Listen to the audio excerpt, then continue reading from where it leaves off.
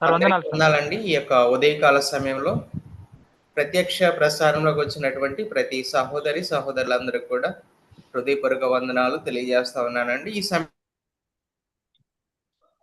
Devotion జరిపించుకుందామండి. ఈరోజు డివోషన్‌లో భాగంగా devotional message ఇవ్వడానికి సిద్ధంగా మన ప్రియ సహోదరులు మనోహర్ గారు సిద్ధంగా ఉన్నారు. ఈ సమయంలో మొదటిగా ఆత్మీయమైనటువంటి పాటల ద్వారా దేవుడిని కనపరుద్దాం. క్రైస్తవ కీర్తన పుస్తకం నుంచి 90వ నెంబర్ కీర్తన ద్వారా దేవుణ్ణి కనపరుద్దామండి. నిండు మనస్సుతో నిన్నే కొలిచేము దేవా అనే కీర్తన ద్వారా దేవుడిని కనపరుద్దాం.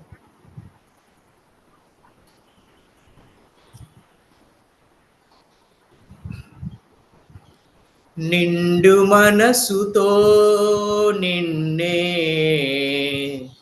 కొలిచేము దేవా, రెండు కనులలో నిన్నే నిలుపుకొంటిమయ్యా, పండు వెన్నెలే మాకు నీ కరుణ కాంతి, నిండు మనసుతో నిన్నే కొలిచేము దేవా, పరిపక్వమైన మా పాపాల నెల్లబాపి, గురిలేని మా బ్రతుకునకు వెలుగు దారి చూపి, పరిపక్వమైన మా పాపాల నెల్లబాపి, గురిలేని మా బ్రతుకునకు వెలుగు దారి చూపి, నీ ప్రేమయే జగతిని మోక్ష రాజ్యమందు నిలిపి, పోషించి సంరక్షించుము మా పాలి దైవమా, నిండు మనసుతో నిన్నే కొలిచేము దేవా, రెండు కనులలో నిన్నే నిలుపుకొంటిమయ్యా, పండు వెన్నెలే మాకు నీ కరుణ కాంతి, నిండు మనసుతో నిన్నే కొలిచేము దేవా, నీ నీతి రాజ్యమును పాటింతుమయ్యా, నీ అడుగు జాడలలోనా పయనింతుమయ్యా, నీ నీతి రాజ్యమును పాటింతుమయ్యా, నీ అడుగు జాడలలోనా పయనింతుమయ్యా, నీ ప్రేమయే జగతిని మోక్ష రాజ్యమందు నిలిపి, పోషించి సంరక్షించుము మా పాలి దైవమా, నిండు మనసుతో నిన్నే కొలిచేము దేవా, రెండు కనులలో నిన్నే నిలుపుకొంటిమయ్యా, పండు వెన్నెలే మాకు నీ కరుణ కాంతి, నిండు మనసుతో నిన్నే కొలిచేము దేవా. అదే విధంగా మరొక కీర్తన ద్వారా దేవుణ్ణి గణపరుద్దామండి. క్రైస్తవ కీర్తన పుస్తకం నుంచి 123వ నెంబర్ కీర్తన. షారోను పొలములో పూసిన పుష్పమ అనే కీర్తన ద్వారా దేవుణ్ణి మహిమపరుద్దామండి. షారెను పొలములో పూసిన పుష్పమా, అగాధలోయలో దాగిన పద్మమా, అగాధలోయలో దాగిన పద్మమా, ప్రియ సంగమా, ప్రియ సంఘమా, ప్రియ సంఘమా, ప్రియ సంఘమా, ఆనంద భరితం నీ హృదయం, నీ ప్రేమా పారము, ఆనంద భరితం నీ హృదయం, నీ ప్రేమా పారము.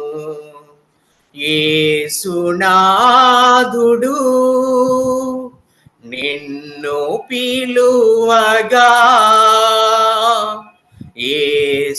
యేసునాథుడు నిన్ను పిలువగా, సిద్ధపడుమా ఓ సంగమా, ఓ సంగమా, ప్రియ సంగమా, ఓ సంగమా, ప్రియ సంగమా, షారెను పొలములో పూసిన పుష్పమా, అగాధలోయలో దాగిన పద్మమా,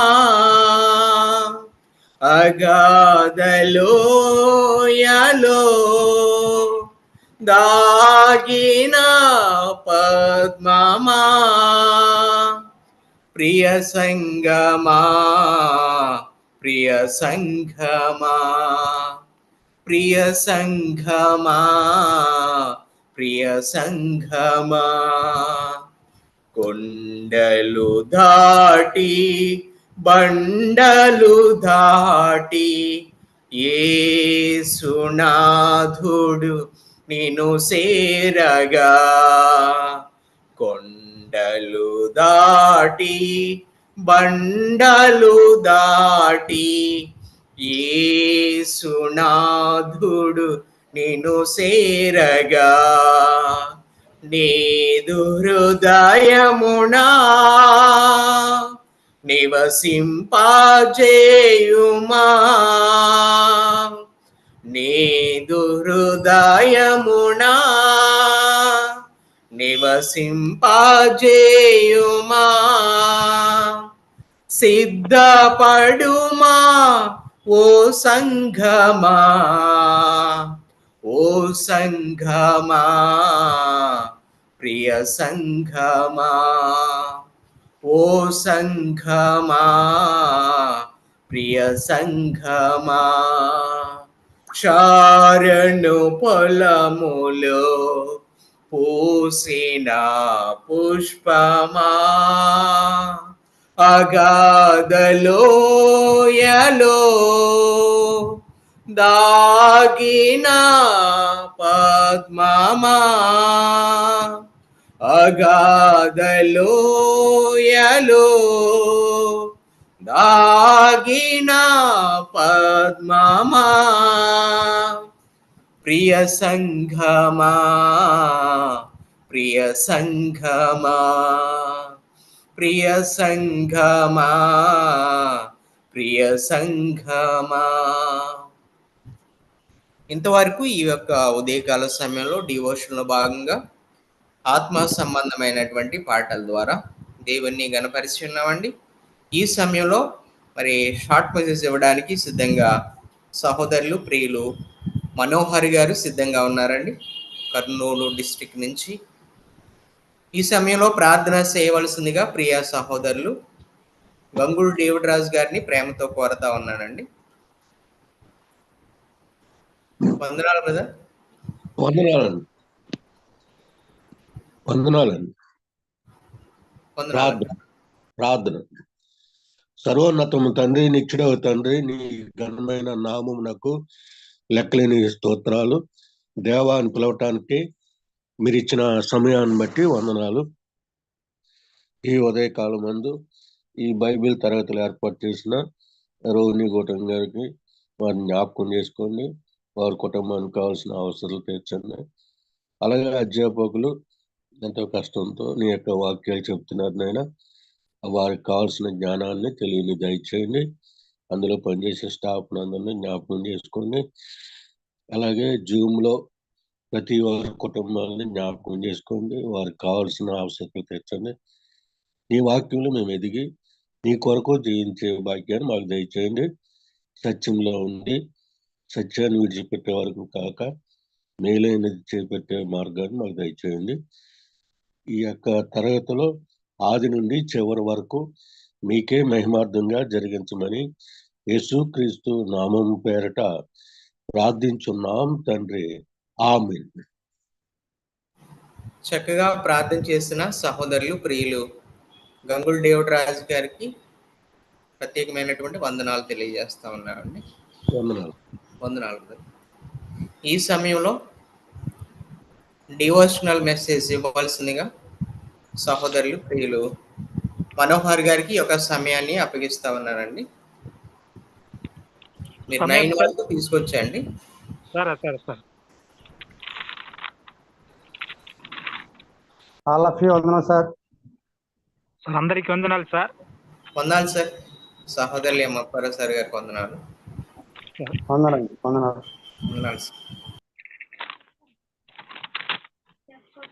సార్ రెడీనా సార్? అవునా సార్. సార్ సార్ స్టార్ట్ చేయండి. మంచిది సార్, చేస్తున్నాం సార్. ఈ సమయాన్ని మరి సమయం ఇచ్చిన యొక్క SSOE యొక్క డైరెక్టర్ గారికి, తర్వాత ఈ యొక్క SSOE యొక్క క్లాసును ప్రారంభించిన యొక్క జరిగించుతున్న యొక్క సత్యనారాయణ గారికి, అలాగే చేరవచ్చిన ప్రతి ఆత్మీయులు క్రీస్తు నా పెట్టి వందనాలు తెలియజేస్తుంటున్నాను. మరి నాకు ఇచ్చిన యొక్క సమయాన్ని బట్టి, దేవుడు నాకు ఇచ్చిన యొక్క జ్ఞానాన్ని బట్టి కొంత వర్తమానమును బయలుపరుస్తుంటాను. దీనికోసం మరి కీర్తనల గ్రంథము ఈ యొక్క ప్రత్యేకమైన అంశము, నీలో నిలిచి ఉండే యొక్క సంతోషం కావాలని యొక్క ప్రత్యేకమైన ఒక అంశం. ఏంటి అంశం యొక్క ఏమిటంటే, నీలో నిలిచి ఉండే యొక్క సంతోషం ఎలా నిలిచి ఉంటున్నది, ఎలా యొక్క సంతోషం కలిగి ఉంటున్న యొక్క ప్రత్యేకమైన యొక్క వర్తమానం మరి ఈ దినములో మనం మీ ముందు ప్రకటించాలని ఆశిస్తున్నాను.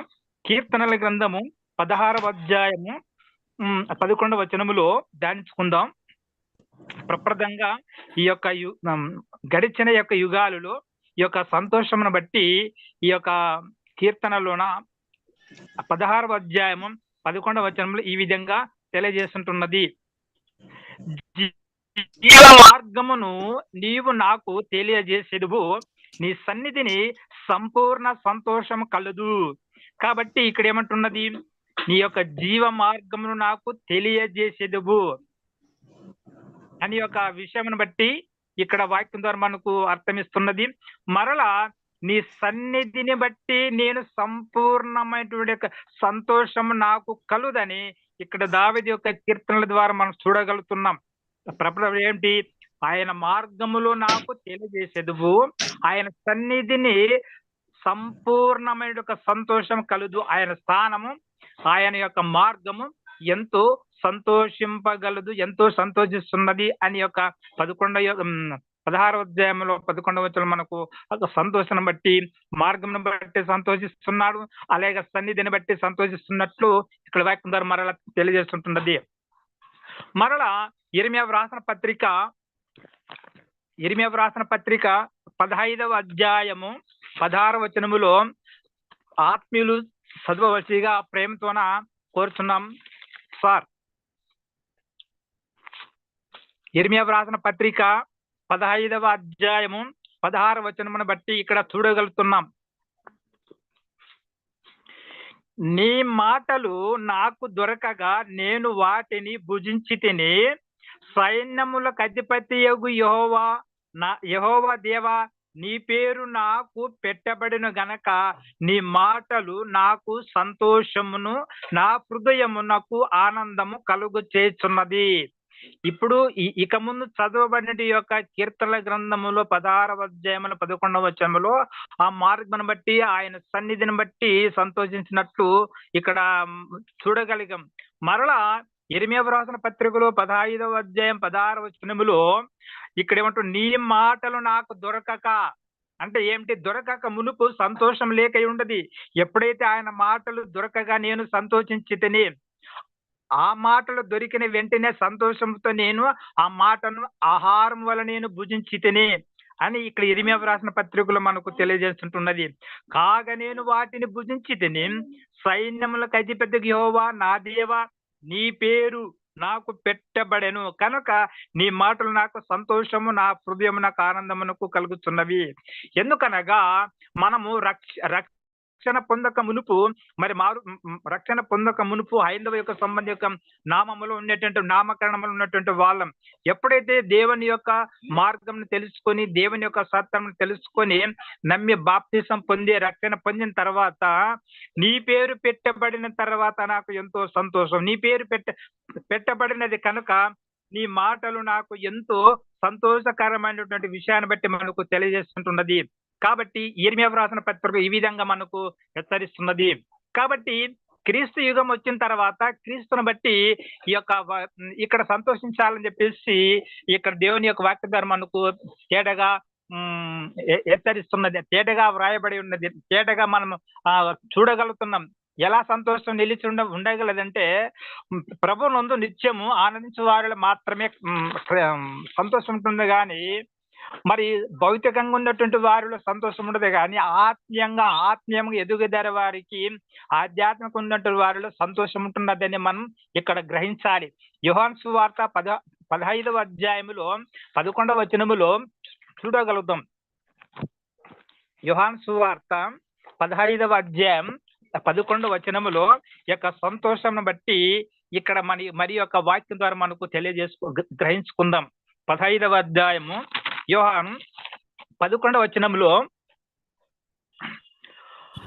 మీ యందు నా సంతోషము ఉండవలని అనియు మీ సంతోషము సంపూర్ణం కావాలని అనియు ఈ సంగతులు మీతో చెప్తున్నానని చెప్పేసి ఇక్కడ యోహానులో మనం చూడగలుగుతున్నాం.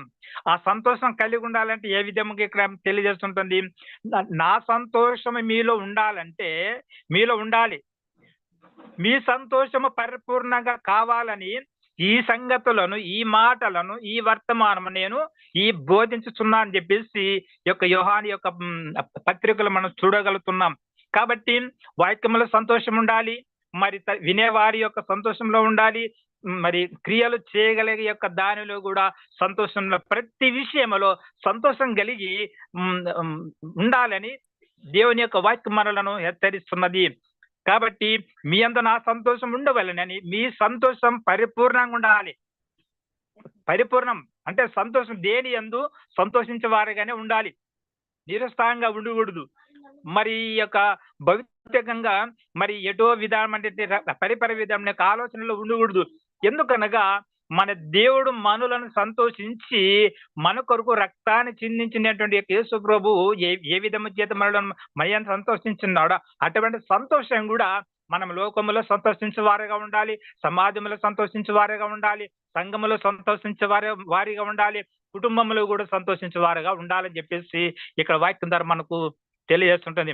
ఇలా నిలిచి ఇలా ఉండగలిగితే మనలో యొక్క సంతోషం అనేది పరిపూర్ణం అనేది ఇక్కడ తెలియజేస్తుంటున్నది. కాబట్టి ఒక డబ్బు దొరికినప్పుడు, ఒక ధనము దొరికినప్పుడు సంతోషించటం కాదు, నిత్యము పరిపూర్ణతలో సంతోషం కలిగి ఉండాలని మనకు వాక్య మనకు హెచ్చరిస్తున్నది. మరలా మరి ఫిలిప్పీయులకు రాసిన పత్రికలో 4వ అధ్యాయము 4లో ఇక్కడ తెలియజేస్తుంటది. ఫిలిప్పీయులకు రాసిన పత్రిక 4వ అధ్యాయము 4 వచనములో,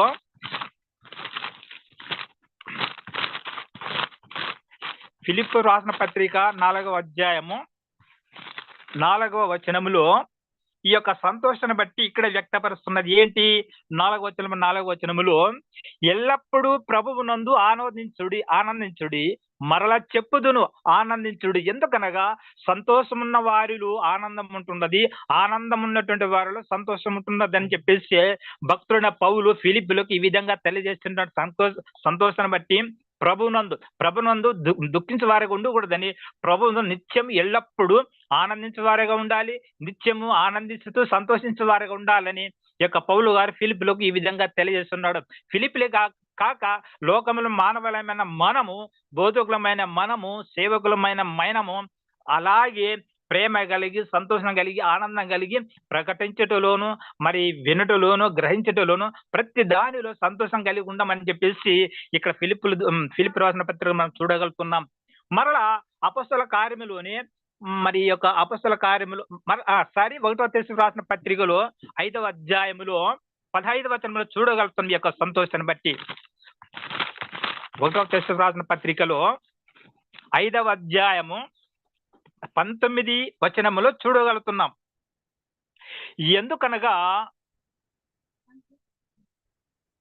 5వ అధ్యాయం 15వ వచనములో, ఎవడను కీడునకు ప్రతి కీడు ఎవరికైనాను చేయకుండా చూసుకొనాలి, మీరు ఒకని ఎడల ఒకడు మనుషులందరి ఎడలను ఎల్లప్పుడూ మేలైన దానిని అనుసరించి నడుచుకొనుడి.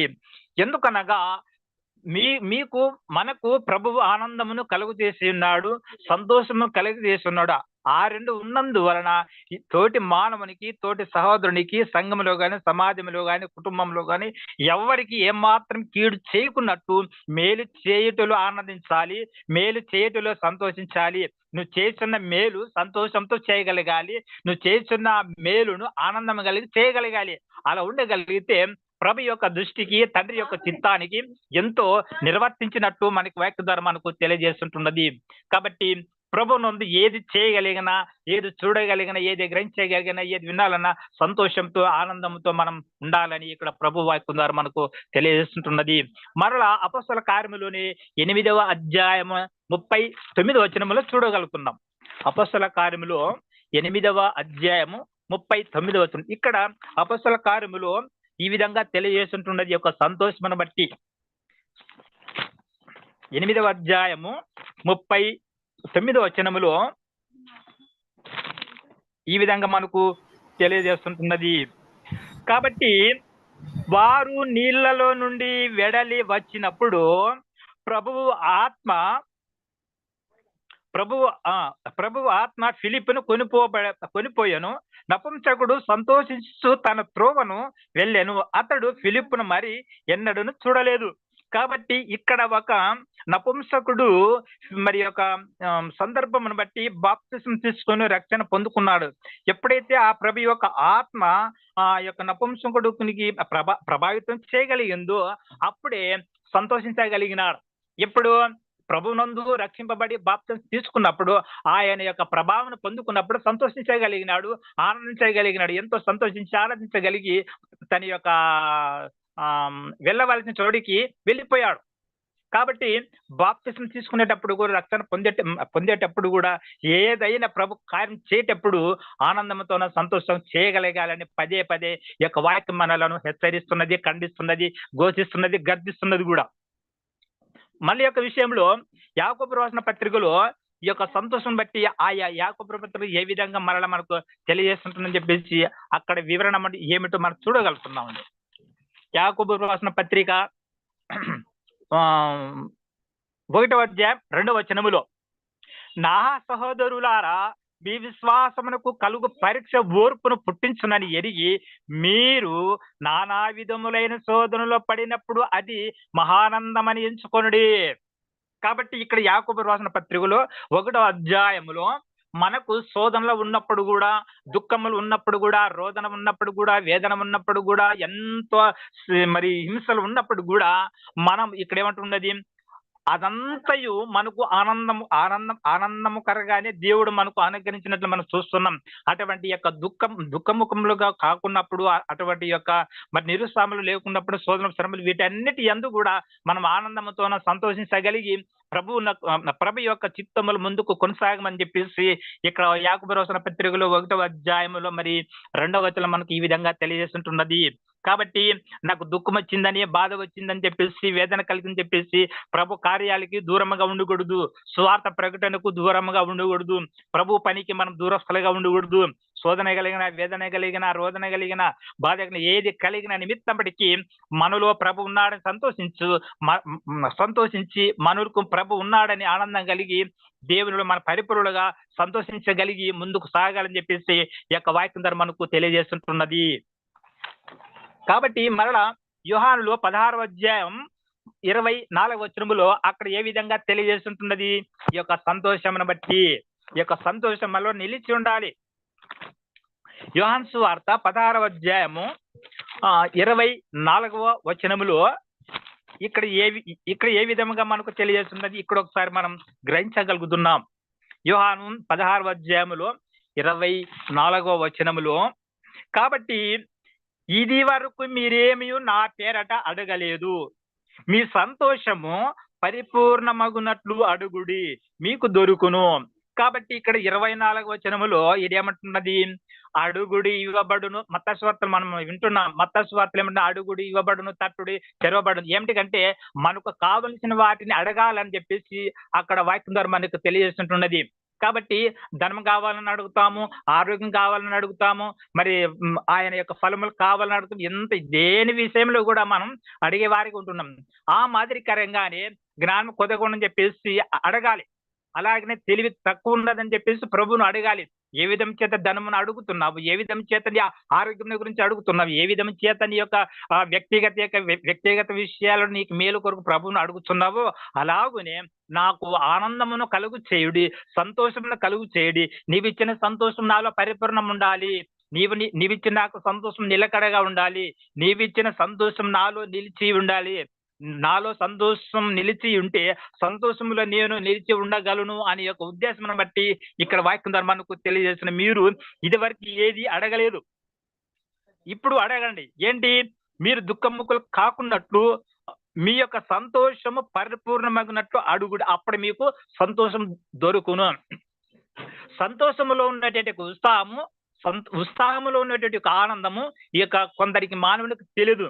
ఎందుకంటే ఈ లోకానుసారంగా భౌతికంగా మరి ధనాపేక్షలతోన వారి యొక్క స్థితిని బట్టి దుఃఖంతోన మరి వేదనతోనూ శ్రమలోనూ సోదరులు పడుతున్నారు. ఒక్కసారి సంతోషంలో ఉన్నటువంటి విలువ అది వాక్యం ఎరిగినటువంటి వారికి, వాక్యం గ్రహించినటువంటి వారికి, క్రీస్తు నామమును రుచి చూచి ఎరిగిన వారికి సంతోషం అని తెలుస్తుంది కానీ ఇతరులకు తెలియదు. కాబట్టి ఇక్కడ ఏమంటున్నది, ఇది వరకు నన్ను ఏమీ అడగలేదు, మీరు అంత ధనాన్ని అడుగుతున్నారు, సంపదని అడుగుతున్నారు, వీటిని అడుగుతున్నారు. కానీ మరి ఈ సమయంలో మీకు సంతోషం కావాలి. ఆ సంతోషమును బట్టి అడుగుడి, అది మీకు ఇవ్వబడును, అది మీకు దొరకబడును. అది ఎక్కడ దొరుకుతుంది? నాలో దొరుకుతుంది సంతోషం, నా మాటలో దొరుకుతుంది ఆనందం అని చెప్పేసి ఇక్కడ యోహాను సువార్తలో 16వ అధ్యాయం 24వ వచనం మనకు తెలియజేస్తుంటున్నది. మరలా అపొస్తలుల కార్యములు 5వ అధ్యాయము 4వ వచనంలోకి వెళ్ళగలుగుతాం. 5వ అధ్యాయము 4వ వచనం యొక్క సంతోషం బట్టి మనలో నిలిచి ఉండాలనే ఉద్దేశం బట్టి ఈ మాటలన్నీ మనకు బయలుపడుతున్నాయి. కాబట్టి అపొస్తలుల కార్యము 5వ అధ్యాయము 41వ వచనములో మనం చూడగలుగుతున్నాం. అపొస్తలుల కార్యము 5వ అధ్యాయంలో 4వ, ఆ నామము కొరకు, అంటే ఎవరి నామము కొరకు? ఆయన నామము కొరకు అవమానం పొందుట ఒక పాత్రులని ఎంచబడినందున వారు సంతోషించు మహా సభ ఎదుట నుండి వెళ్ళిపోయిరి. కాబట్టి కొన్ని సందర్భాల్లో ఆయన నామ నిమిత్తమును బట్టి మనకు దుఃఖం రావచ్చు, ఆయన నామ నిమిత్తమును బట్టి మనం అవమానం పొందవచ్చు. అటువంటి అవమానం పొందినప్పుడు, అటువంటి దుఃఖం వచ్చినప్పుడు, అటువంటి యొక్క బాధలు వచ్చినప్పుడు మనం సంతోషించాలని చెప్పేసి ఇక్కడ మనకు తెలియజేస్తుంటుంది. ఒకవేళ మన యొక్క మరి ఉపమాన రీతులు చెప్పగలగాలంటే ఏదైనా ఒక ప్రాంతానికి వెళతాం, ఆ ప్రాంతానికి వెళ్ళినప్పుడు సువార్త ప్రకటిస్తున్నప్పుడు కొన్ని సంఘటనలు మనకు ఎదురవుతున్నాయి, అవమానం పొందుతున్నాం. అటువంటి అవమానములలో మనం సంతోషించి ఆ యొక్క ప్రాంతాన్ని విడిచి మనం వేరే ఒక స్థానానికి, వేరే ప్రాంతానికి మనం వెళ్ళవలసిన వారుగా ఉండాలి. అక్కడ అవమానం పొందామని చెప్పేసి నిరుత్సాహం కాకూడదు. అక్కడ సంతోషించి ఈ ప్రాంతంగా వేరే ప్రాంతానికి వెళ్ళి మళ్ళీ సువార్తను ప్రకటించండి, సత్య సువార్తను ప్రకటించి క్రీస్తుని యొక్క మరి ఉనికిని వెల్లడి చేయని చెప్పేసి ఇక్కడ వాక్యం ద్వారా మనకు తెలియజేస్తుంటున్నది. నా నామము కొరకు అవమాన పొందుటకు పాత్రని ఎంచబడినందున వారు సంతోషించుచు మహా సభ ఎదుట నుండి వెళ్ళిపోయిరి. నిరుత్సాహం లేదండి. ప్రభు ఎవరైతే క్రీస్తుని ధరించుకొని ఉన్నారు, ఎవరైతే నిజమైనటువంటి క్రైస్తవులు ఉన్నారు, వారి హృదయం, వారి యొక్క మనస్సులు ఎప్పుడు ఆనందిస్తూనే ఉంటున్నారు, ఎప్పుడు సంతోషిస్తూనే ఉంటున్నారు. కాబట్టి అటువంటి సంతోషం దొరకాలంటే ప్రభు యొక్క మాట వినాలి, ప్రభు యొక్క మార్గంలో నడవాలి, ప్రభు యొక్క సన్నిధిలో నిలకడగా ఉండాలి. అలా నిలిచి ఉంటే సంతోషం కూడా నీలో నిలిచి ఉంటుందని చెప్పేసి మనకు ఇప్పుడు ఈ యొక్క వాక్యం ద్వారా మనకు తెలియజేస్తుంటున్నది. మరలా మరి యొక్క పౌలు గారు కొరింథీయులకు ఈ యొక్క సంతోషం బట్టి ఈ విధంగా మన యొక్క విషయంలో సందర్భంలో తెలియజేస్తున్నాడు. 2వ కొరింథీయులకు రాసిన పత్రికలో 1వ అధ్యాయము 24వ వచనములో ఏ విధంగా తెలియజేస్తున్నది? అక్కడేమో మరి శ్రమల యందు, వేదన యందు మరి మహా సొబదట నుండి అవమానం జరిగినా కూడా మనం సంతోషించమని చెప్తున్నది. మరి ఇక్కడ 2వ కొరింథీయులకు రాసిన పత్రికలోన 1వ అధ్యాయములో 24వ వచనములు ఏ విధంగా తెలియజేస్తుంటున్నది? ఇక్కడ మీ విశ్వాసము మీద మేము ప్రభువులమని ఇలాగ చెప్పుడు లేదు, కానీ మీ ఆనందము సహకారులమై ఉన్నాము. విశ్వాసం చేతనే మీరు నిలకడగా ఉన్నారు. ఎందుకనగా విశ్వాసం అనున్నది మనలో నిరీక్షింపబడిన యొక్క నిజ స్వరూపం మనలో ఉన్నది. కాబట్టి ఆనందం ఉన్నది. ఆ ఆనందమే మనకు సహకారం చేయగలిగినది. విశ్వాసం చేతనే మనము నిలకడగా ఉన్నాం. సంతోషాన్ని బట్టి నిలకడగా ఉన్నాము. ఎలా నిలకడగా వచ్చిందంటే ఆయన మాట ఎంతో సత్యమైనది, ఆ బోధ ఎంతో మంచి హితబోధ, మంచి మార్గం అని చెప్పేసి ఆనందంతోనే విని విశ్వసించి ఆయన యందు నువ్వు నిలిచి ఉన్నావు కనుక ఆయన సంతోషము నీకు, ఆయన మాట నీకు సంతోషింపచేసింది. ఆయన నువ్వు నిలకడగా ఉంటే ఆయన సంతోషం నీలో నిలకడగా ఉంటుందని చెప్పేసి ఇక్కడ మనకు 1వ కొరింథీయులకు రాసిన పత్రికలో 2వ కొరింథీయులకు రాసిన పత్రికలో భక్తుడు పౌలు కొరింథీయులకు ఈ విధంగా తెలియజేస్తున్నాడు. కొరింథీయులకు కాకండి, మానవులమైన ప్రతి ప్రపంచ యావత్తులకు తన యొక్క సంతోషం బట్టి వ్యక్తపరుస్తున్నాడు. ఇక్కడ అనేకమైన సందర్భాలలో ఒక్కొరికి ఒక సంఘానికి ఒక విధంగా సంతోషం బట్టి, ఆనందాన్ని బట్టి క్లుప్తంగా ఉపమాన రీతిలో బోధించి అర్థం ఇచ్చినట్టు సంతోషింప చేయగలిగినాడు. మాట ద్వారా సంతోషింప చేయగలిగినాడు, బోధ ద్వారా సంతోషింప చేయగలిగినాడు, ఆయన మార్గంలో నడవగలుగుటలో కూడా సంతోషింప చేయగలిగినాడు. ప్రతి దానిలోనే సంతోషం అని చెప్పేసి ఇక్కడ మనకు వాక్యం ద్వారా తెలియజేస్తుంటున్నది. మరలా యొక్క భక్తుడైన పౌలు గళితులకు రాసిన పత్రిక 2వ అధ్యాయం 20 వచనములు ఇక్కడ ఏ విధంగా మరలా తెలుస్తున్నది ఇక్కడ చూడగలుగుతాం. గళితులకు రాసిన పత్రిక 2వ అధ్యాయము 20 వచనములో, గళితులకు రాసిన పత్రిక 2వ అధ్యాయము 20వ వచనములో ఇక్కడ ఎలా తెలియజేస్తుంది?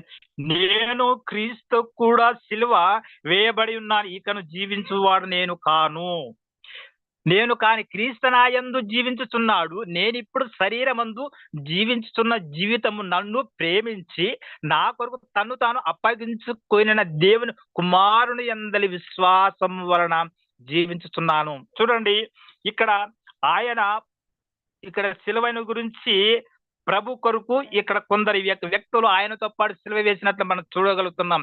నేను కాదు, నా యందు ఆయన ఉన్నాడు, నేను ఆయన యందు నేను ఆనందించగలుగుతున్నాను. ఎందుకనగా ఆనందం అటువంటిది, సంతోషం అటువంటిది కనుక క్రీస్తును అత్తుకొని క్రీస్తునందు సంతోషించేవారుగా ఉండునట్టు ఇక్కడ మనకు వాక్యం ద్వారా మనకు తెలియజేస్తుంటున్నది. మరలా యోహాను సువార్తలోని 17వ అధ్యాయములో 13వ వచనములోకి ఇక్కడ ఏ విధంగా మరలా హెచ్చరిస్తున్నాడంటే, యోహాను సువార్త 17వ అధ్యాయములో 13వ వచనములో ఇక్కడ ఏ విధంగా మరలా సంతోషాన్ని బట్టి బయలుపరుస్తున్నది చూడగలుగుతున్నాం. ఇక్కడ 17వ అధ్యాయము 13వ వచనములో, కాబట్టి ఇప్పుడు నేను నీ యొద్దకు వచ్చుచున్నాను, నా సంతోషము వారి యందు పరిపూర్ణమగునట్లు లోకముందు ఈ మాట చెప్పుచున్నాను అని ఇక్కడ 17వ అధ్యాయములో 13వ వచనములో మనకు తేటగా వ్రాయబడి ఉన్నది. తేటగా మనకు కనబడుతున్నది ఈ సంతోషమును బట్టి. ఎలా? ఇప్పుడు నేను మీ యొద్దకు వచ్చుచున్నాను, నా సంతోషము వారి యందు పరిపూర్ణ కావాలంటే, నా సంతోషం వారి యొక్క హృదయంలో ఆనందం కలగాలంటే, నా సంతోషం వారి యందు పరిపూర్ణంగా ఉండాలంటే లోకమందు ఈ మాట చెప్తున్నాను. ఎప్పుడైతే తండ్రి యొక్క కుమారుని పంపి ఉన్నాడో ఆయన బోధలో సంతోషం గురించి ఇక్కడ ఏమంటున్నది, నేను మీ యొద్దకు వచ్చి ఈ సంతోషాన్ని బట్టి నీకు వివరణాత్మకంగా మనకు ఈ యొక్క పరిశుద్ధ గ్రంథంలో ఈ వాక్యాన్ని ఇక్కడ బయలుపరిచినాడు. సంతోషం వారి యందు పరిపూర్ణంగా ఉండాలంటే లోకమందు ఈ మాట చెప్తున్నా, లోకులకు ఈ మాట చెప్తున్నాడు. ఇక్కడ ఏమంటున్నది, ప్రపంచ మానవాళ్ళందరికీ సంతోషం బట్టి ఈ విధంగా తెలియజేస్తున్నాడు. ఏది సంతోషమని నేను సంతోషించండి అని చెప్పడం లేదు. నీవిన్న సంతోషం నీ హృదయంలో పరిపూర్ణం ఉండాలి, నీ మనసులో పరిపూర్ణం ఉండాలి, నీ ఆత్మలో పరిపూర్ణత ఉండాలి. అలా ఉండగలిగితే నువ్వు ఎల్లప్పుడూ ప్రభువు నందు ఆనందించగలవు, ఎల్లప్పుడూ సంతోషించగలవు అని చెప్పేసి మనకు వాక్యం మనకు తెలియజేస్తుంటున్నది. కాబట్టి క్రైస్తవులు అనబడినటువంటి వారము ఎప్పుడు మనం నిరుత్సాహంగా ఉండకూడదు.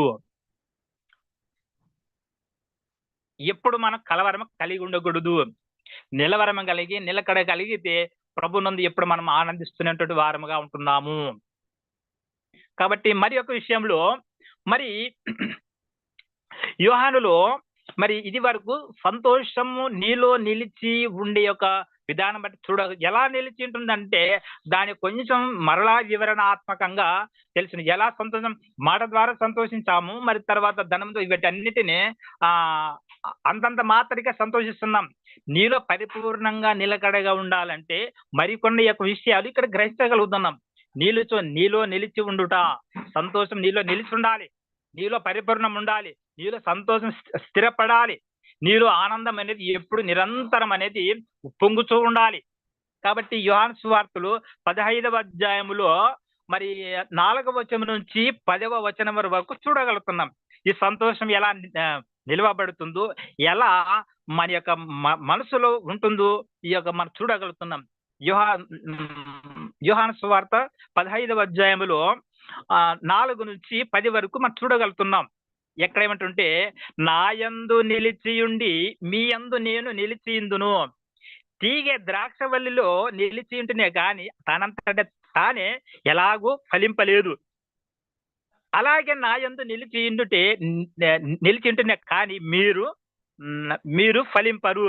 కాబట్టి ఈ యొక్క ద్రాక్ష తీగవల్లి ఏ విధం చేత నిలిచి ఉండి ఫలిస్తాదునో ఆ విధము చేత సంతోషములో మనం నిలకడగా ఉంటే ఆ సంతోషం ఈ యొక్క ద్రాక్షవల్లి యొక్క ఏ విధం చేత నిలిచి ఉండి ఫలింపజేసిందో ఆ విధముగానే మనం నిలిచి ఉంటే ప్రభు యొక్క ఫలితమును పొందుకోగలం.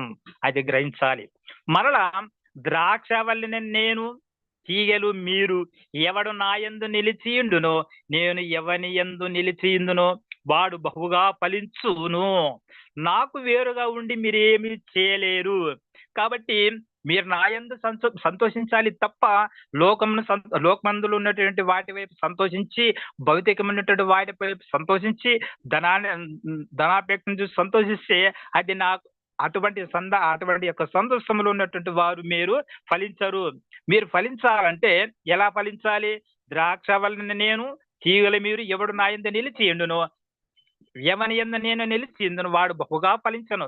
సంతోషము కలిగిన ఈ యొక్క ద్రాక్ష వల్లి ఏ విధముగా నిలిచి ఉన్నదో సంతోషం కూడా మన హృదయంలో అలాగే నిలిచుంటుంది, అలాగే ఆనందము కూడా మనకు ఉంటుంది.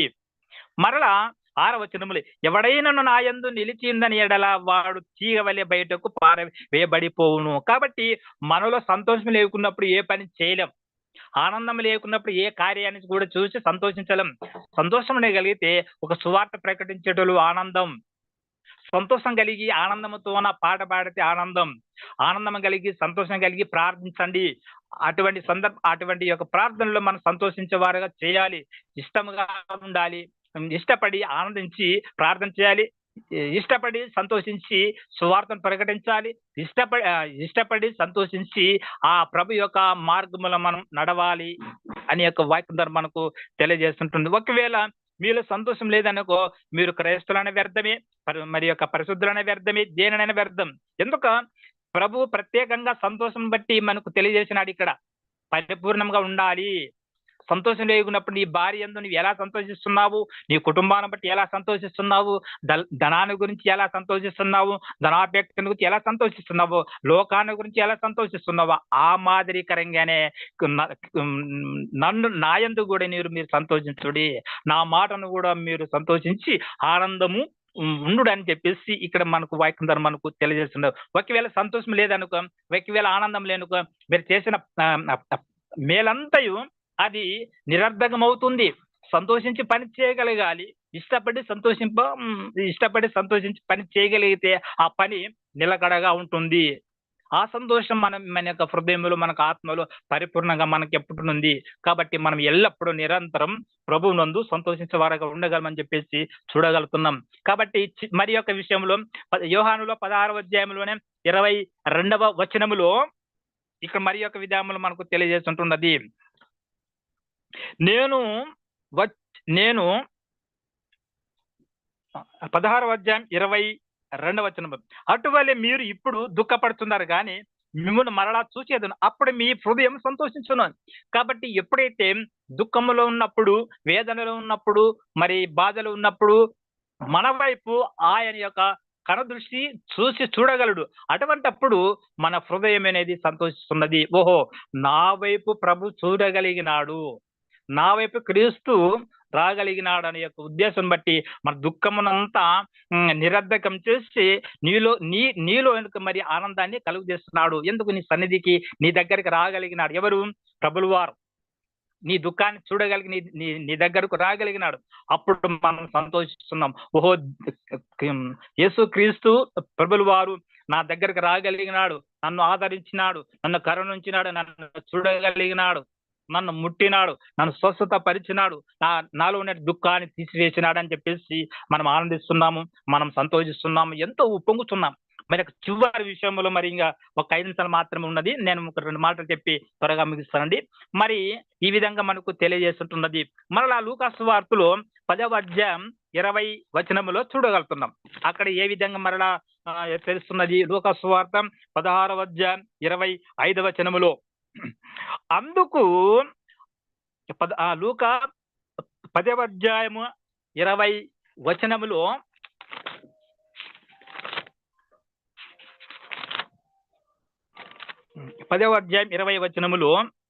ఇక్కడ అయినను దయ్యములు మీకు లోబడుతున్నవని సంతోషింపక మీ పేరులు పరలోకమందు వ్రాయబడి ఉన్నవని సంతోషించుడని వారితో చెప్పాను.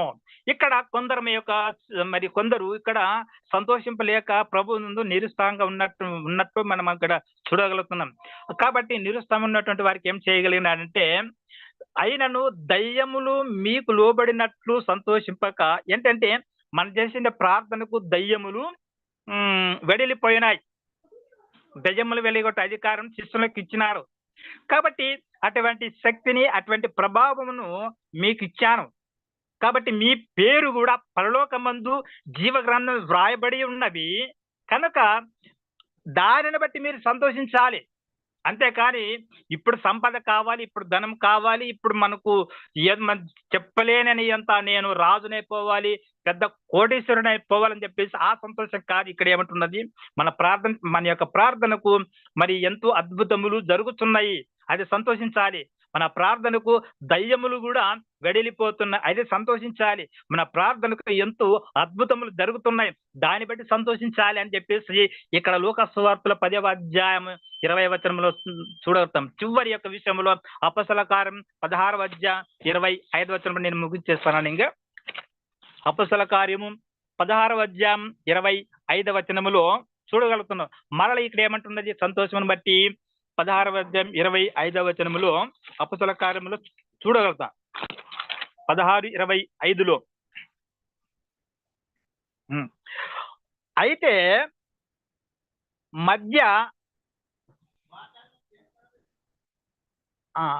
మధ్యరాత్రి వేళ పౌలును శీలియను దేవునికి ప్రార్థించుచు కీర్తనలు పాడుచుండిరి, ఖైదీలు వినుచుండిరి. అకస్మాత్తుగా మహా భూకంపం కలిగను, చెరసాల పునాదులు అదిరేను. వెంటనే తలుపులను తెరుచుకొని అందరి బంధకములు ఊడెను. కాబట్టి ఇక్కడ అద్భుతం ద్వారా మనం చూస్తున్నది. ఆనాడు మరి పౌలు గారు చెరసాలలో ఉన్నప్పుడు, బందికాండ ఉన్నప్పుడు, మరి ఉన్నప్పుడు ఆ జైల్లో ఉన్నప్పుడు, ఆ చెరసాలు ఉన్నప్పుడు వారు జైల్లో వేసిన దుఃఖంగా ఉండలేడు. ఆనాడు పౌలు ఎంతో మరి సంతోషం కలిగి ఆనందంతోన మరి కీర్తనలు పాడుతున్నారు. కీర్తనలు పాడుతున్నప్పుడు ఆ యొక్క శక్తిని బట్టి, ఆ యొక్క ప్రభావం బట్టి, ఆ యొక్క దర్శనం బట్టి చెరసాల యొక్క మరి ఇక్కడ మరి బ్రద్దలైనట్టు మనం చూడగలుగుతున్నాం. వాటన్నిటిని చూసి మరి ఇక్కడ ఆనందించగలిగినారు. కాబట్టి మన సంతోషాన్ని బట్టి ఇటువంటి యొక్క మహా అద్భుతములు జరుగుతున్నాయి. కాబట్టి ఇంకా ఈ సంతోషం బట్టి చాలా చాలా చాలా మరి యొక్క మర్మంతో కూడిన విషయాలు ఉన్నాయి. మరి ఇచ్చిన సమయాన్ని బట్టి కొంతవరకు నేను ధ్యానించాను. ఇందులో మార్పులు చేర్పులు తప్పిదములు ఉన్న ఎడల మరి పెద్దలు క్షమించవలసిందిగా క్రీస్తునామం పేరిట వారికి ప్రేమపూర్వకంగా వందనాలు తెలియజేస్తుంటున్నాను. ఈ సమయం ఇచ్చిన మరి యొక్క సత్యనారాయణ గారికి, మరి ఇక్కడ ఉన్నటువంటి యొక్క మరి అధ్యాపకులకు, SSOE యొక్క మరి రోని యొక్క డైరెక్టర్ గారికి క్రీస్తునామం పేరిట ప్రత్యేకంగా ప్రేమపూర్వకంగా సంతోషించి నేను వందనాలు తెలియజేస్తుంటాను. ఎందుకనగా ఆ సంతోషం నాకు ఈ రోజు ప్రభు మాటలు ప్రకటించాలనే ఉద్దేశం బట్టి. థ్యాంక్స్ అండి. వందనాలు సార్. వందనాలు సార్. మనోహర్ గారు వందనాలు. వందనాలండి. వందనాలు, చాలా చక్కగా చెప్పారు. చాలా సంతోషం. వందనాలు. సత్యనారాయణ గారు వస్తారండి, ఒక్క నిమిషం.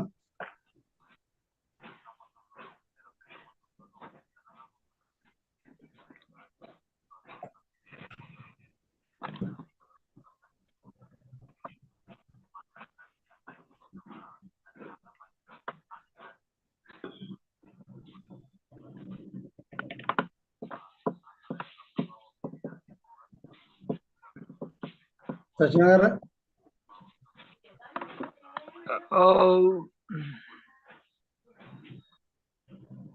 సత్యనారాయణ గారు ఆన్లైన్ మరి క్లాస్లో వింటున్నారు. సరే, మనం ఫాలో అవుదామండి. సత్యనారాయణ గారు చక్కగా మరి ఎంతవరకు మరి ఆన్లైన్ క్లాస్ నిర్వహిస్తున్నారు, వారికి ప్రత్యేక వందనాలు. అలాగే మనోహర్ గారు కూడా ప్రత్యేక వందనాలండి.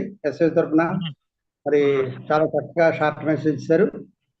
మరి చక్కగా విన్నటువంటి వారందరికీ కూడా సహోదరులు శ్రీను గారు, రామదేవి గారు, పుష్ప గారు, అలాగే గమ్ముడి గారు, లక్ష్మీ సునన్న గారు, అందరికీ ప్రత్యేక వందనాలండి.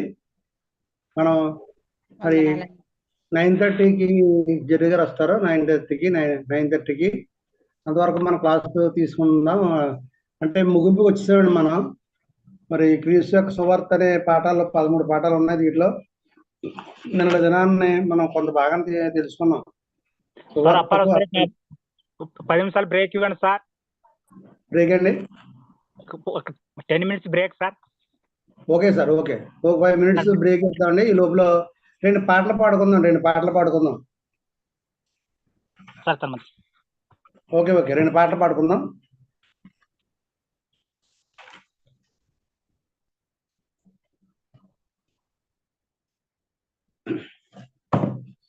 క్రైస్తవ కీర్తన పుస్తకాల నుండి మనం పాటలు పాడుకుందాం. ఈ లోపల పాట అనంతరం నేను క్లాస్ తీసుకుంటాను. ఒక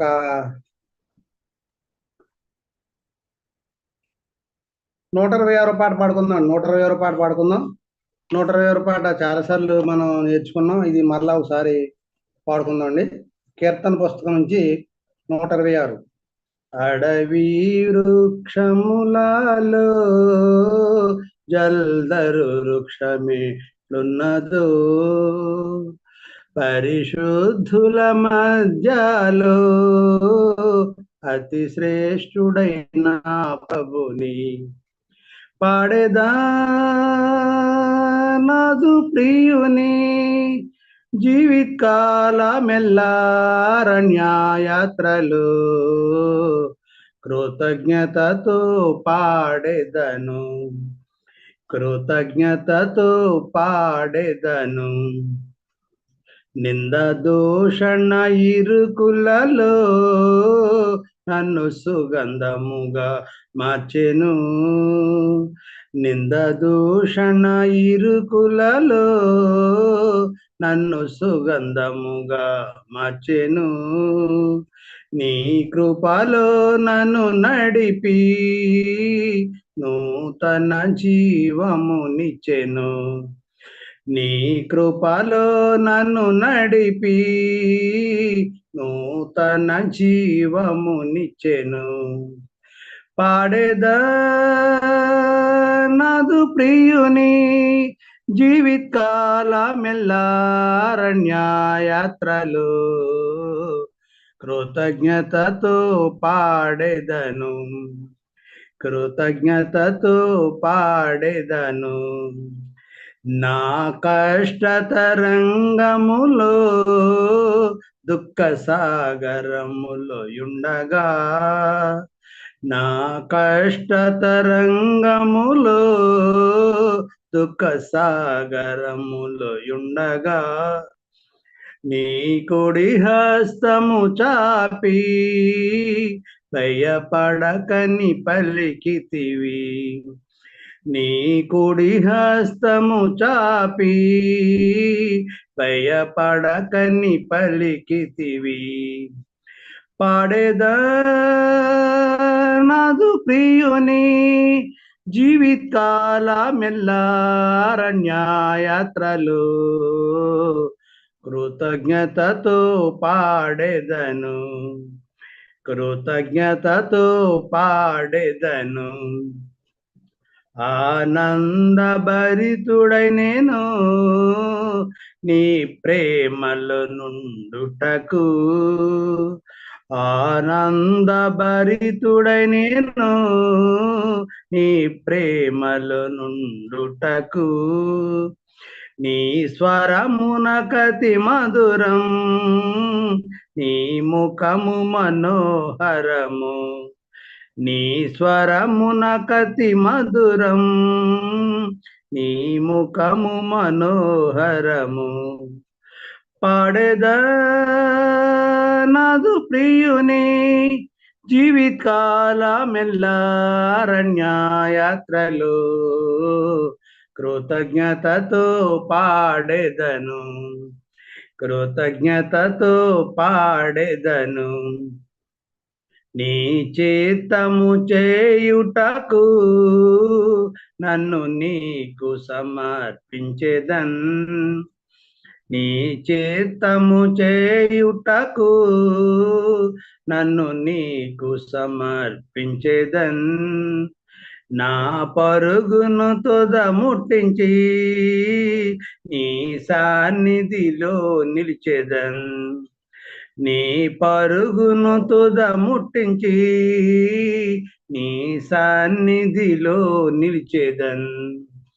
పాడేదా నాదు ప్రియుని జీవితకాలమెల్లారణ్యయాత్రలు కృతజ్ఞతతో పాడేదను, కృతజ్ఞతతో పాడేదను. అలాగే రెండవ పాటగా మనం రెండవ పాట పాడుకుందాం. కీర్తన పుస్తకం నుంచి 90వ పాట పాడుకుందామండి. 91వ పాట 91. కలుగునుగాక దేవునికి మహిమ, కలుగునుగాక, కలుగునున్నతమైన ఘన స్థలము లందున నిలకు సమాధానం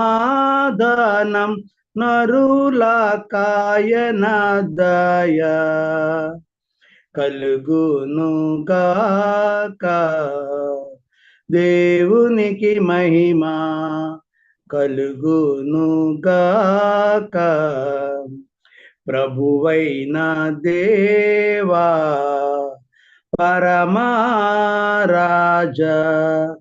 సర్వ పరిపాల పరిపూర్ణ శక్తి గల పరమ జనక నిన్ను మహిని స్తుతించుచు మరి పొగడుచున్నాము.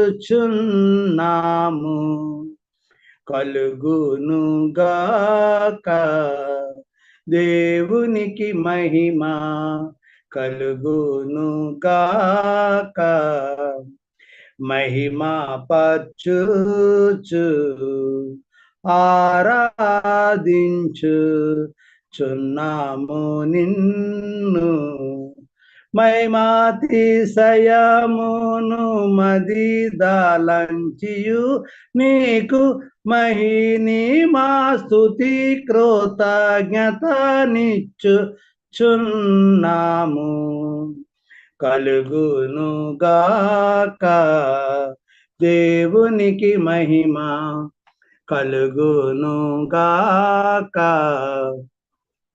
ఏక కుమార యేసు ప్రభువా యెహోవా తనయ లోక పాపము మోయు ఏక దేవుని గొర్రె పిల్ల మమ్మును కనికరించుము చల్లగా. కలుగునుగాక దేవునికి మహిమ కలుగునుగాక. పరిశుద్ధుడావు ప్రభుడవు నీవు ప్రభువైన క్రీస్తు పరిశుద్ధాత్మతో తండ్రి అయిన దేవుని యందు పరిపూర్ణ మహిమతో ప్రబలుచున్నామామేన్. కలుగునుగాక దేవునికి మహిమ కలుగునుగాక.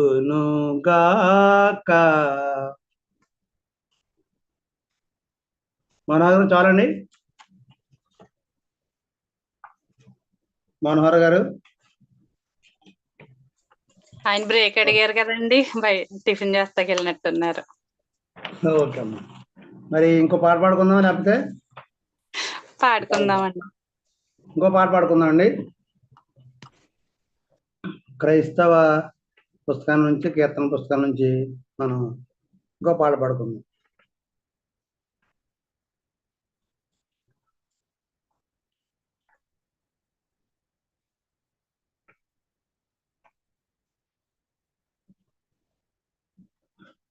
24వ పాట పాడుకుందాం అండి. యేసు పరిశుద్ధ నామమునకు ఎప్పుడు అధిక స్తోత్రమే. యేసు పరిశుద్ధ నామమునకు ఎప్పుడు అధిక స్తోత్రమే. ఏహ పరమున మేలైన నామము శక్తి కలిగినట్టి నామది. ఏహ పరమున మేలైన నామము శక్తి కలిగినట్టి నామది. పరిశుద్ధులు స్తుతించు నామది. పరిశుద్ధులు స్తుతించు నామది. యేసు పరిశుద్ధ నామమునకు ఎప్పుడు అధిక స్తోత్రమే. సైతాను పాతాళమును జయించు వీరత్వము గల నామది. సైతాను పాతాళమును జయించు వీరత్వము గల నామది. జయముందెదము ఈ నామము, జయముందెదము ఈ నామమున.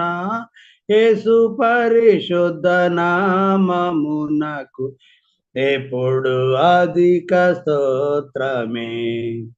నాశించు పాపుల రక్షించు లోకమున కీర్తించిన నామది. నాశించు పాపుల రక్షించలోకమున కేతించిన నామమాది పరలోకమును చేర్చునామాది పరలోకమును చేర్చునామాది యేసు పరిశుద్ధ నామమునకు ఎప్పుడు అధిక స్తోత్రమే. ఉత్తమ భక్తులు పొగడి స్తుతించు ఉన్నత దేవుని నామమది. ఉత్తమ భక్తులు పొగడి స్తుతించు ఉన్నత దేవుని నామమది. లోకమంతా ప్రకాశించే నామా లోకమంతా ప్రకాశించే నామమది. యేసు పరిశుద్ధ నామమునకు ఎప్పుడు అధిక స్తోత్రమే. శోధన గదల కష్ట సమయాన ఓదార్చినాడు పునమది. శోధన గదల కష్ట సమయాన ఓదార్చినాడు పునమది. ఆటంకము తీసివేయునామా ఆటంకము తీసివేయునామా యేసు పరిశుద్ధ నామమున ఎప్పుడు అధిక స్తోత్రమే. ఇంతవరకు మరి చక్కగా గీతం పడుతున్నాం. ఈ సమయంలో మరి మోహన్ గారు వస్తారు. చివరిగా ఒక పావుగంట ఉందండి. పావుగంటలో మనం ఈ యొక్క కార్యక్రమాన్ని ముగించుకుందాం. నిన్నటి దినాన్ని అయితే మనం సువార్తకు అభ్యంతరాల గురించి చూసాం. సువార్తకు అభ్యంతరాలు అనే పాఠం మనం చక్కగా మరి చివరిగా నేర్చుకుంటున్నాం. నిన్నటి దినాన్ని మనం అబద్ధ బోధించేవారు దాన్ని ప్రోత్సహించేవారు సువార్తకు ఎక్కువ అభ్యంతరం చేస్తారని మనం నేర్చుకున్నాం. అబద్ధ బోధకులు దాన్ని ప్రోత్సహించేవారు, అబద్ధ బోధకుల్ని ప్రోత్సహించేవారు సువార్తకు ఎక్కువ అభ్యంతరం కలగజేస్తారని మనం నిన్నటి దినాన్ని నేర్చుకున్నాం. అంటే మనం మరి మత్స్యశాఖల వారు అబద్ధ బోధకులు అని మనం ఉంచినట్లయితే వాళ్ళు చెప్పేటువంటి సువార్తకి మరి ప్రోత్సహిస్తారు. మరి లోకంలో ఈ యొక్క టీవీలో కానీ రేడియోలో కానీ అనేక ప్రాంతాల్లో మరి అబద్ధ బోధకులు బయలుపడుతున్నాయి. అబద్ధ బోధకుల్ని మరి ప్రోత్సహిస్తారు. అలా ప్రోత్సహించడం వల్ల మరి దేవుని యొక్క సువార్తకు అభ్యంతరం కలుగుతుంది. దేవుని యొక్క సువార్తకు సత్యాన్ని చెప్పకుండా అసత్యాన్ని చెప్తూ ఉంటారు. దాన్ని మనం గమనించుకోవాలండి. అలాగే రెండవదిగా మనం నిన్నటి దినాన్ని చూసాం. మనం సంఘ కూడికలకు హాజరు కానప్పుడు సువార్తకు అభ్యంతరకరంగా తయారవుతాము. మనం అయితే మరి మన సంఘ కూడికలకి మరి కృతజ్ఞత కూడిక కానీ లేకపోతే మరి బుధవారం నాడు కూడికలు కానీ ఇలాంటి కూడికలు మనం మరి ఆదివారం మరి సమాజంగా కూడి దేవుని ఆరాధించడం కానీ ఇలాంటి పనులు మనకు దూరంగా ఉన్నట్లయితే మనం సువార్తకు అభ్యంతరకరంగా అవుతాం. అంటే సువార్త చెప్పేవాడు వినడానికైనా వెళ్ళినట్లయితే మనలో విశ్వాసం పెరుగుతుంది. విశ్వాసం పెరగడం వల్ల మరి సువార్త ఎక్కువగా ఉండే విశ్వాసం పెరిగి మనం మరి దేవునిలో ఉంటాం. దేవుని వాగ్దానాలకి మరి లోబడి ఉంటాం. ఆయన చెప్పిన మార్గంలో అనుసరిస్తాం. మరి మన కుటుంబాలు కూడా చక్కగా మరి ఈ యొక్క సువార్త ఎప్పుడైతే వింటారో మరి మన పిల్లలు అభివృద్ధి చెందుతారు. అలాగే భార్య భర్తలు కూడా అభివృద్ధి చెందుతారు. అలాగే మనం సువార్త వినాలండి. భార్య భర్తలు వినాలా, పిల్లలను కూడా సండే స్కూల్ పంపించాలా. సండే స్కూల్ అయిన తర్వాత చిన్నపిల్ల అయితే మరి పెద్దవారు అయితే చర్చికి తీసుకురావాలా. అందరూ కూడా కుటుంబంలో ఉన్నటువంటి అందరూ కూడా సువార్త వినాలి. సువార్త విన్నట్లయితే మరి ఆయన ఆజ్ఞలు లోబడి మన కుటుంబాలు వర్ధిల్లుతాయి. దాని ద్వారా మనం మరి ఆశ్చర్యకార్యాలు మన గృహాల్లో జరుగుతూ ఉంటాయి. అంతే సువార్త ఎప్పుడు మనం లోబడి ఉండాలండి. అలా లోబడినట్లయితే సువార్తకి అభ్యంతరకరం అవుతాం. అలాగే మరి ఇంకా మూడవదిగా మనం చూసినట్లయితే క్రైస్తవ జీవితంలో మనం పెరగక ఉన్నప్పుడు సువార్తకు అభ్యంతరకరంగా ఉందాము. క్రైస్తవ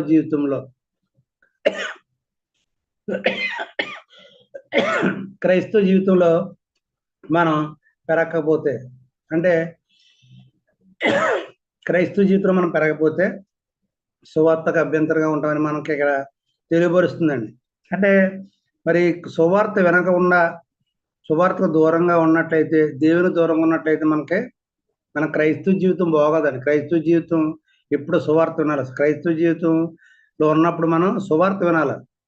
వాటికి విరుద్ధంగా ఉన్నట్లయితే మరి సువార్తకు అభ్యంతరం కనుక మనం ఉంటామని మనకి ఇక్కడ తెలియపరుస్తుంది. అలాగే ఇంకా మనం చూసినట్లయితే మనం జీవించవలసిన రీతిగా జీవించకపోవడం వల్ల కూడా ప్రభు పనికి అభ్యంతరంగా ఉంటాం. ప్రభు పనికి అభ్యంతరంగా ఉన్నామంటే మనం సువార్త ఎప్పుడైతే వినకుండా ఉంటామో మరి ప్రభు పనికి అభ్యంతరంగా ఉంటాం. అంటే మరి సహాయం చేయడం, కానుకలు ఇవ్వడం ఇలాంటివి మనకి మరి రావండి. ఎప్పుడైతే సువార్త వింటామో మనం చర్చికి వెళ్ళి సువార్త వినడం వల్ల మరి అక్కడ బోధకులు చెప్పిన సువార్త మనం మరి క్షుణ్ణంగా విన్నట్లయితే మనం మరి దేవునికి కానుకలు ఇవ్వడం కాదు, దేవునికి మరి దేవుని పనులు చేయడం కాదు, అనేక పనులు మనం చేస్తూ ఉంటాం. అంటే సువార్తకి అభ్యంతరంగా ఉండడం ఎప్పుడైతే మరి మన జీవితం జీవించవలసిన రీతిగా, అంటే మనం జీవించవలసిన రీతిగా మనం జీవించవలసిన రీతిగా ఉన్నట్టయితే సువార్తకు అభ్యంతరంగా ఉన్నాం. అంటే సువార్తకు అభ్యంతరంగా ఉండాలంటే మరి అభ్యంతరంగా ఉండకుండా దేవునికి దగ్గరగా ఉండి దేవుని యొక్క ఆజ్ఞలు జీవించినట్లయితే సువార్తకు అభ్యంతరకరంగా ఉండమని మనకి ఇక్కడ తెలియపరుస్తుంది. అలాగే మరి ఐదవది క్రైస్తవులుగా మన బాధ్యతల విధులను విస్మరించినప్పుడు మనం దేవునికి పనికి అభ్యంతరం అవుతాము. దేవుని పనికి అంటే దేవుని ఆజ్ఞలు లోబడి, దేవుని యొక్క ఆజ్ఞలు లోబడి మనం ప్రతి ఆదివారం కూడా దేవుని మందిరానికి వెళ్ళి ఆరాధించకపోయినట్లయితే మరి ఆ విధులు బాధ్యతలను మనం విస్మరిస్తాం. అంటే మనం ఈ రోజు సండే అనుకోండి, సండే రోజు కూడా ఆరాధనకి వెళ్ళకపోతే మరి అక్కడ సువార్తను అభ్యంతరంగా ఉంటాం. అంటే మనం ప్రతి ఆదివారం కూడా దేవుడిని ఆరాధించడానికి వెళ్ళినప్పుడు మరి ఈశ్వరు ఒకే ఒక మాట చెప్పారు, ఇది నా రక్తము, ఇది నా శరీరము అది అనేది మనకు అక్కడ కనబడుతుంది. ప్రభుత్వ భోజనంలో మనం అవి కూడా మనం తీసుకుని మరి ఆయన్ని జ్ఞాపం చేసుకుంటాం. మరి సాదృశ్యమైన రొట్టెని తీసుకుంటాం, సాదృశ్యమైన ద్రాక్షను తీసుకుంటాం. అలాంటి పనులు మనం చేయకుండా ఉన్నట్లయితే మనం సువార్తకు అభ్యంతరంగా మనం తయారవుతాం. అలా ఉండకూడదు, సువార్తకు అభ్యంతరంగా ఉండకూడదు అని మనకి ఇక్కడ నేర్చుకుంటున్నామండి. అలాగే మనం మరి సంపాదనలో కొంత ప్రభుకు ఇయ్యకూడినందున సువార్తకు అభ్యంతరం కలుగజేస్తాం. చూసారా, మరి ప్రభుత్వ భోజనంలో మనం కానుకలు ఇస్తూ ఉంటాం. చివరిగా ఆరాధనలో కానుకలు ఇస్తాం. కానుకలు ఇచ్చేటప్పుడు మరి ఆ కానుకలు ఇవ్వకుండా ఉన్నట్లయితే మనం సువార్తకు అభ్యంతరంగా అయిపోతాం. అంచేత మనం మరి సంఘ కార్యకలాపములకు, బేదలకు, అనాథలకు సాయం చేయుటకు, సువార్త ప్రకటించుటకు సంఘం తన సభ్యులు ఇచ్చు కానుకలపై ఆధారపడును. మనం ఎక్కువగా కానుకలు ఇస్తేనే మరి ఈ సంఘంలో ఈ యొక్క కార్యక్రమాలన్నీ జరుగుతుండే. కార్యక్రమం బేదలకు, అనాథలకు సహాయం చేయడం, అలాగే సువార్త ప్రకటించుటకు సంఘము తన సభ్యులు ఇచ్చు కానుకలపై ఆధారపడును. మనం ఎప్పుడైతే ఎక్కువ కానుకలు ఇస్తామో మనం మరి క్రొత్త నిబంధన ప్రకారంగా మనం వర్ధిల్లిన కొలిది కానుకలు ఇవ్వాలండి. వర్ధిల్లిన కొలిది కానుకలు ఇచ్చినట్లయితే ఆ కానుకలు మరి సువార్త వ్యాప్తి కొరకు వినియోగించబడుతుంది. అంటే కరపత్రాల ద్వారాగా, రేడియో ద్వారాగా, టీవీ ద్వారాగా, అనేక ఛానళ్ళ ద్వారా కూడా సువార్త ప్రకటించబడాలంటే మరి మనం కానుకలు ఎక్కువగా ఇస్తూ ఉండాలి. ఆ కానుకలు ఇచ్చిన వల్ల ఆ కానుకలు మన దేవుని పనికి ఉపయోగపడుతుంది. కాబట్టి మనం మరి కానుకలు ఇవ్వాలా. మన సంపాదనలో కొంత ప్రభుకి ఇచ్చినందున సువార్తకు అభ్యంతరం కలుగుతుంది. మన సంపాదన మనం నెలలో ఎంత అమౌంట్ వచ్చిందంటే ఆ అమౌంట్లో కొంత కొద్ది గొప్ప మనకి వర్ధిన కొలిది మన కానుకలు ఇవ్వాలా. అలాంటివి ఇవ్వకపోతే మరి సువార్తకు అభ్యంతరం జరుగుతుంది అనేది మనకి ఇక్కడ కనబడుతుంది. ఓసారి మరి 1 కొరింథీ 16:2 ఒకసారి చూద్దాం. ఒకసారి 1 కొరింథీ 16:2 మనోహర్ గారు వచ్చారా? 1 కొరింథీ 16:2 చూద్దామండి.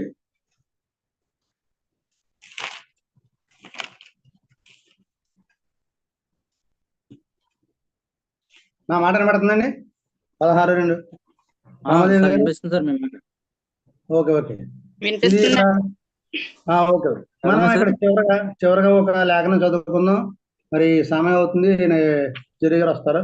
1 కొరింథీ 16:2 ఒకసారి చదువుకుందాం. 1 కొరింథీ 16:2 చదువుతారా శ్రీ గారు? చదువుతున్నాను సార్. Okay okay. నేను వచ్చినప్పుడు చందా పోగు చేయకుండా ప్రతి ఆదివారంన మీలో ప్రతి వాడును తాను వర్ధిల్లిన కొలది తన యొద్ద కొంత సొమ్ము నిల్వ చేయవలెను. చాలండి. ఇక్కడ అపోస్తలుడైన పౌలు గారు మనకి గలతీయులకి ఈ విధంగా చెప్తున్నాడు, సంఘములకు నియమించిన ప్రకారం మీరు చేయండి.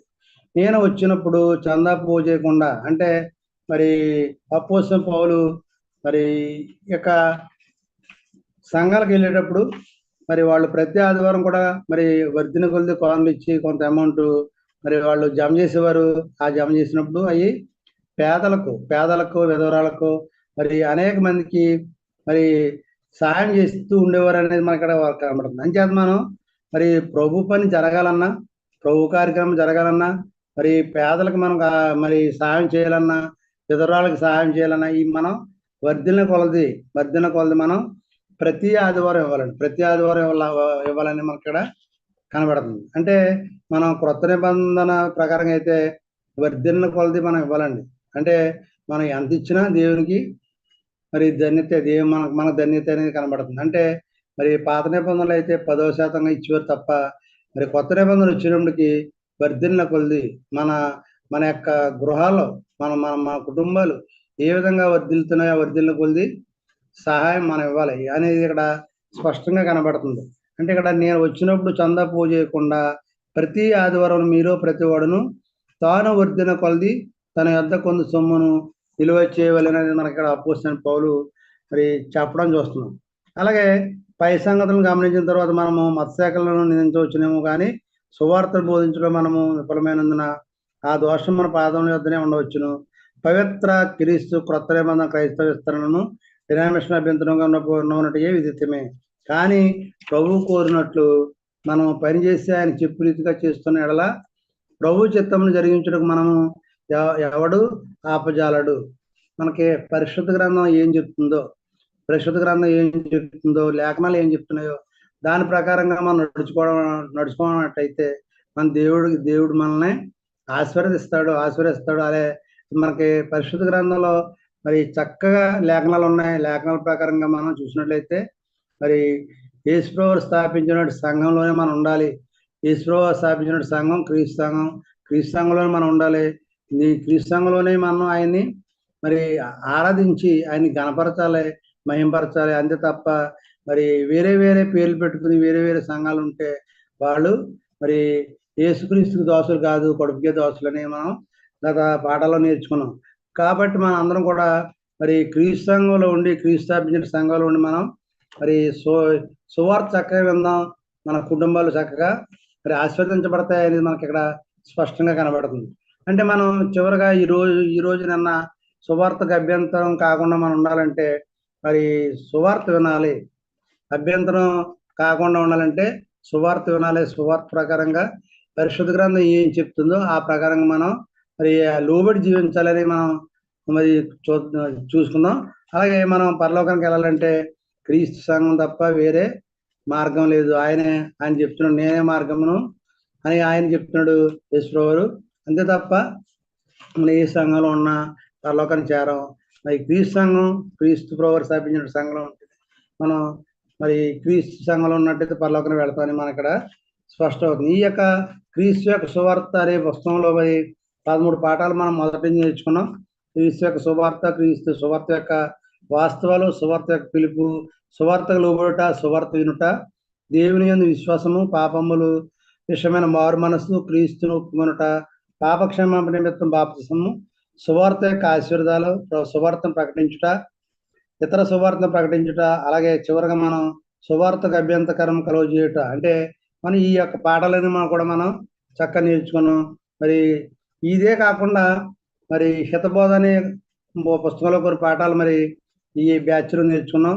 ఈ బ్యాచ్లో మరి హితబోధ మీద, ఈ క్రీస్తు యొక్క సువార్త మీద కొన్ని మరి ప్రశ్నలు ఉంటాయి. మీకు ప్రశ్నలు మీరు చక్కగా రాయండి. మరి సమయం అయింది కాబట్టి మన జర్రి గారు, జోరునిగూడెం గారు సిద్ధంగా ఉన్నారు. వాళ్ళకి ఈ సమయాన్ని అప్పచెప్తున్నాను. అందరికీ వందనాలు, చక్కగా విన్నందుకు మీ అందరికీ వందనాలు. మళ్ళా మరి టోనీ గారు ఈ క్లాస్ తీసుకుంటారు. ఇప్పుడు జర్రి గారు ఇంగ్లీష్లో చెప్పకుండా చెప్తారు. అందరికీ వందనాలండి. వందనాలు సార్. అప్పారావు గారికి చాలా వందనాలు. Jerry, good evening, and also Ramadev Garkini, David Raj Garkini, Pushpa Garki. Well, as I said, good evening. My Hello. daughter is here. And then coffee also. Yeah. So, వందనాలండి. వందనాలండి డేవిడ్ రాజు గారికి వందనాలు, పుష్ప గారికి, లక్ష్మి గారికి, ధనలక్ష్మి గారికి, శ్రీని గారికి, భరణి గారికి కూడా వందనాలు. So we are finishing up the chapter 19 of Revelation. Yes. Just give me 1 second as I situate No myself. problem.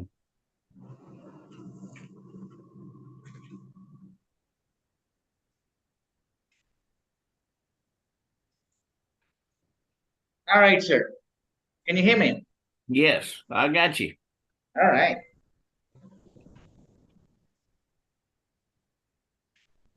So we should finish tomorrow night. That's what I'm figuring on. Okay. All right. No problem. I cannot be here. I cannot come tomorrow because I got another appointment, and so we will try to. Maybe we can start tomorrow by 8 o'clock our time. Okay. And, because the translator I have asked for, he's actually now in Australia, so he's happy to do that. Okay. So we can perhaps meet tomorrow at 8 o'clock, the first hour, and you can take as much time you want and finish it up. Okay. I'm hoping to get through at least part of 21 tonight. All right. And so we'll just have basically 22 tomorrow then. Right. That's fine. That's fine. Let's go. Okay.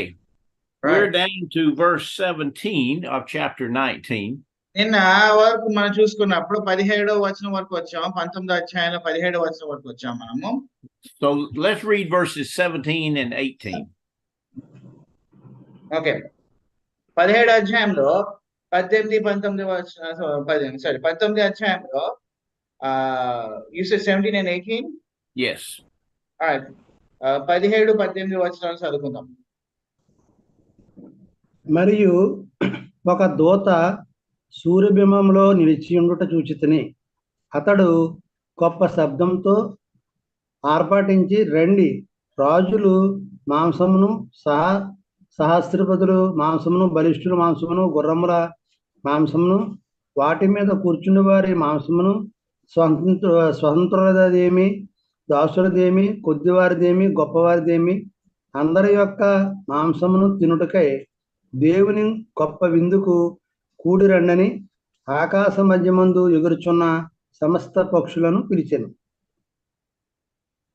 Okay, in these verses, we come to looks like the final judgment. ఈ వచనాల్లో చూస్తా ఉంటే ఇది అంతిమంగా ఆఖరిగా తీర్పుదనంలా కనబడతా ఉంటది. John sees an angel standing in the sun where everybody could see him. అయితే యోహాన్ అయితే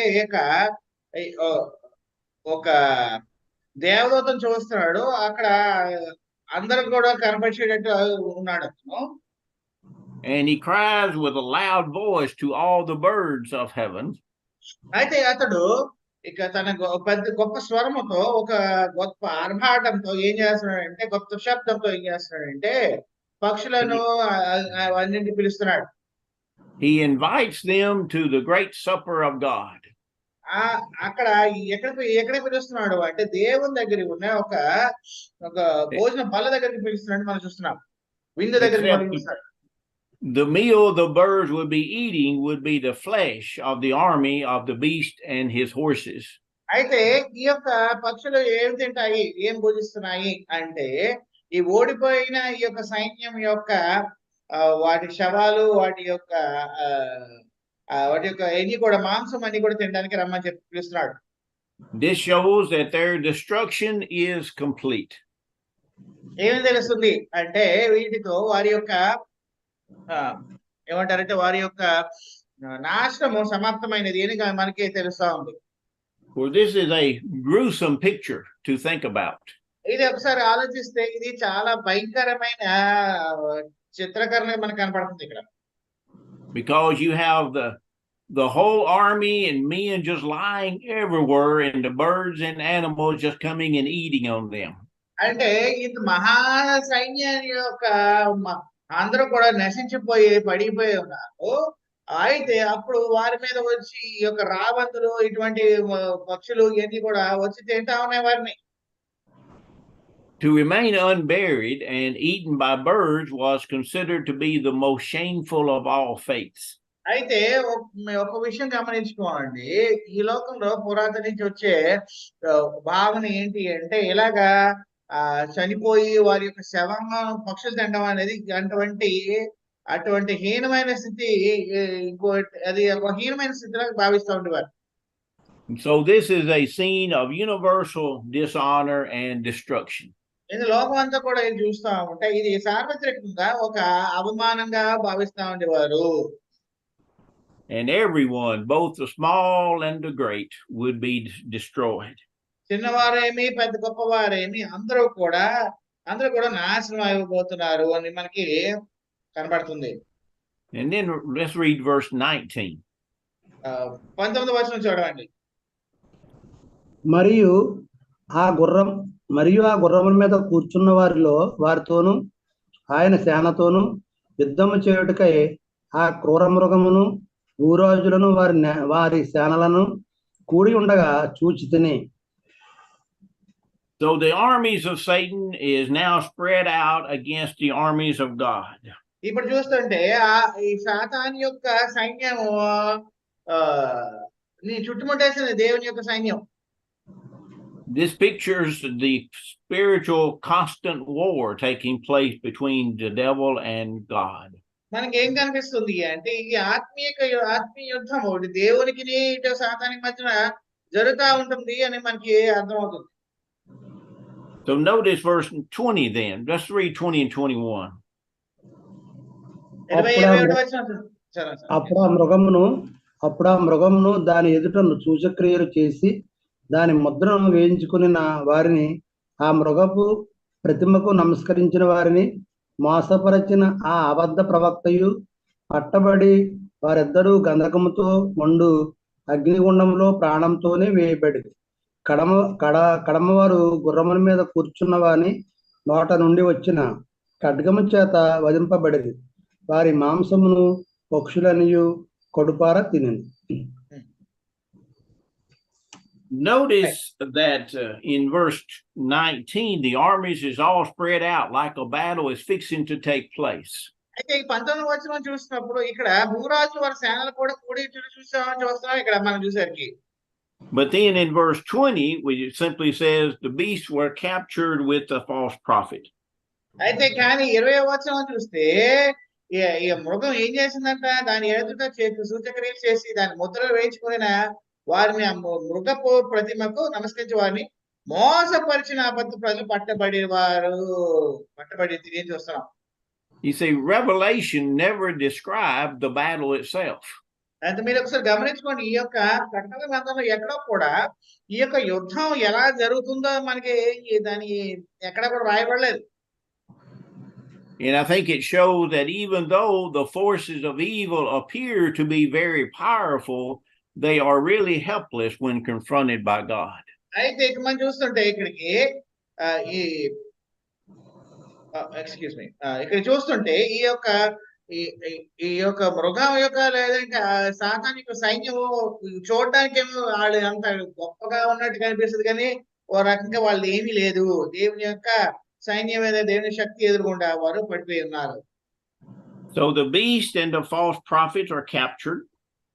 ఆ యొక్క ఏమంటారు, ఆ యొక్క క్రూరముఖము దానితో పాటు ఉన్న వారు కూడా ఈ అబద్ధ ప్రవక్తలు వాళ్ళందరూ కూడా పట్టుబడ్డారు. These two, along with those that worship the mark of the beast, would cast alive into the lake of fire. వీళ్ళందరూ కూడా ఏం చేశారంటే అగ్ని గంధకంలో పాడైపోతున్నారు అని కూడా మనకి అర్థమవుతుంది. So brimstone is pictured here. It's a yellow sulfurous substance which burns readily. అయితే ఇక్కడ ఈ మంటలో చూసినప్పుడు ఆ ఎర్రగా మండుతున్నట్టు కూడా మనకి అర్థమవుతా ఉంది. Of course, it also smells very bad. అది చాలా ఆ కాలితే చాలా ఏమంటారు కంపు కొడుతుంది, ఓ రకంగా దుర్వాసన వస్తుంది. So, but it's an appropriate place for all that is sinful or wicked. అది ఈ పాపం చేస్తున్న వారు వీళ్ళందరూ కూడా అది ఏమంటున్నారంటే ఆ ప్రాంతమే వాళ్ళకి సరైన ప్రాంతం. It represents complete defeat and judgment by God. ఇది ఇది మనకేంటి అలంకరణగా చెప్పబడింది అంటే దేవుడే ఇది వీటందరి మీద జయించబోతున్నాడు అని, సర్వాధికారి అయిన దేవుడు వీరందరి మీద జయించబోతున్నాడు అని మనకి స్పష్టంగా ఇక్కడ తెలుస్తాం. Notice that they are not killed, but they are cast alive into the lake. ఒకసారి గుర్తుపెట్టుకోండి, వారు ఏంటంటే వారిని చంపేయలేదు, వారిని వధించబడలేదు. వాళ్ళు ఏం చేశారంటే వారిని సజీవంగానే అటువంటి అగ్నిగంధంలో పడివేశారు వారిని. And the armies then are slain with the sword that comes from the mouth of Christ. అయితే చూడండి, కడమ వారు గుర్రమ మీద కూర్చున్న వాని నోట నుండి వచ్చిన ఖడ్గమ చేత వధింపబడిరి అని చూస్తున్నాడు, చెప్తున్నాడు. Okay, any comments on chapter 19? విషయంలో ఇది మనకి ఇక్కడి నుంచి ముందుకెళ్ళక ముందు మీకు ఏమైనా ప్రశ్నలు ఉంటే ఇప్పుడు అడగండి.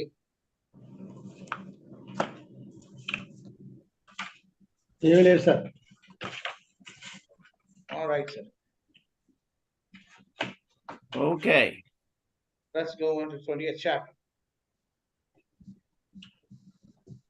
Chapter 20 then, especially the first part, is a difficult part, but it's also well known and often misused. అయితే 20వ అధ్యాయంలో కూడా చూస్తుంటే ఇది కూడా కొంచెం అర్థం చేసుకోవడానికి కొంచెం కష్టమైంది. ఇది పైగా మనకి దీన్ని చూసి చాలా రకరకాలుగా ఉన్నదని మనం తెలుసుకుంటాం. Many people will turn to this chapter and try to prove the premillennial doctrine. అయితే ఈ 1000 ఏళ్ల పాలన ఉంటది అని చెప్పడానికి చాలా మంది ఈ అధ్యాయానికి వస్తారు. And many of the commentators will understand these verses to be referring to a literal earthly 1,000-year reign of Christ. ఈ మతశాఖలో ఉన్నవారు, వ్యాసకులు, వాళ్ళందరూ కూడా ఇది దేవుడు ఇదిగో వచ్చేస్తున్నాడు, ఇక్కడ 1000 ఏళ్ల పాలన చేసేస్తాడు, యెరూషలేములో ఏంటి దేవాలయము, యెరూషలేములో సింహాసనం కట్టేసుకుంటాడు అని చెప్తా ఉంటారు. But there are several things missing from this chapter that is necessary for that doctrine. అయితే అటువంటి బోధ నిజం అవడానికి, దేవుని దగ్గర నుంచి వచ్చింది అని చెప్పడానికి ఈ అధ్యాయంలో వాళ్ళు చెప్తున్న సంగతులు చాలావి లేవు ఇందులో. All of those things have to be supplied from other places in the Bible. అయితే అవన్నీ ఎక్కడి నుంచి రావాలంటే బైబిల్ వేరే ప్రాంతాల నుంచి రావాల్సి ఉంటది. Obviously, a completely different context. కానీ చూస్తే అది కూడా ఎక్కడి నుంచి వస్తుంది అంటే వాళ్ళు ఎక్కడో ఏదో మాట చెప్పబడి ఉంటే దాన్ని కట్ చేసి ఇక్కడ పెట్టేసుకుని ఇది అది అని చెప్పేస్తారు. అది చాలా తప్పు. And so what that doctrine basically does, it just mixes passages from several different books and puts it all together. I call it masala doctrine. Okay. Yeah, that's how we do it. Right. ఇప్పుడు ఒక వంట చేస్తున్నట్టు ఎక్కడెక్కడ సంగతులన్నీ కూడా cut చేసి ఈ పొయ్యిలో వేసేస్తున్నట్టు ఈ యొక్క 1000 ఏళ్ల పాలన యొక్క బోధ కూడా ఏంటి సందర్భంగా వేరే చోట చెప్పబడినవి అన్ని కూడా కొంచెం తెచ్చుకుని ఏమండి అది దీంతో సరిపోయిందా లేదా లేదు, ఈ వారికి ఏదో భ్రమలో ఉండి వారు ఇలా చేసేసి ఇది నిజమని చెప్తున్నారు. So let's notice just some of the things that's missing from this chapter. ఈ యొక్క అధ్యాయంలో ఏంటి 1000 ఏళ్ల పాలనకు నిజమే అయితే ఉండవలసిన సంగతులు ఏంటో కానీ ఇక్కడ లేని సంగతులు ఏంటో మనం మాట్లాడుకుందాం. One thing is a reign on the earth. ఒకటి ఏంటి అంటే మొట్టమొదటి ఈ లోకం మీద రాజ్యం వేలాల్సింది అన్న మాట ఇక్కడ లేదు. This chapter mentions a reign of Christ, but nothing about reigning on the earth. అయితే ఈ యొక్క అధ్యాయము దేవుని యొక్క లేదా క్రీస్తు యొక్క ఆ, రాజ్యం గురించి మాట్లాడింది కానీ లేదంటే ఆ, ఆ, రాజ సింహాసనం గురించి మాట్లాడింది కానీ అది భూమి మీదనే ఎక్కడ లేదు. It says nothing about Christ sitting on David's throne. అది యేసుక్రీస్తు వారు దేవుని దావీదు యొక్క సింహాసనం మీద కూర్చుంటాడు అని అది ఎక్కడ లేదు. It says nothing about the city of Jerusalem in Palestine. యెరూషలేము లేదా పాలస్తీనా ప్రాంతాల గురించి ఎక్కడ ఏమీ కూడా చెప్పబడలేదు. It said nothing about Christ being on the earth. Say it again. It said nothing about Christ being on the earth. క్రీస్తు వీళ్ళు భూమి మీద వస్తాడు అన్న మాట ఎక్కడ కనపడదు. It doesn't even mention the second coming of Christ. ఇంకా ఇంకో విషయం ఏంటి తెలుసా, క్రీస్తు యేసు వారి యొక్క రెండో రాకడ గురించి అసలు ప్రస్తావన ఈ అధ్యాయంలో లేదు. This is the only place where the phrase 1,000 years is found. ఇంకా చెప్పాలంటే 1000 ఏళ్ళు అన్న మాట ఈ అధ్యాయంలోనే కనపడుతుంది, బైబిల్లో ఇంకెక్కడ కనపడదు. And of course, 1,000 years is not literally 1,000 years. 1000 ఏళ్ళు అంటే అది అక్షరాల 1000 ఏళ్ళు కాదు కానీ it seemed to be referring to the present Christian age.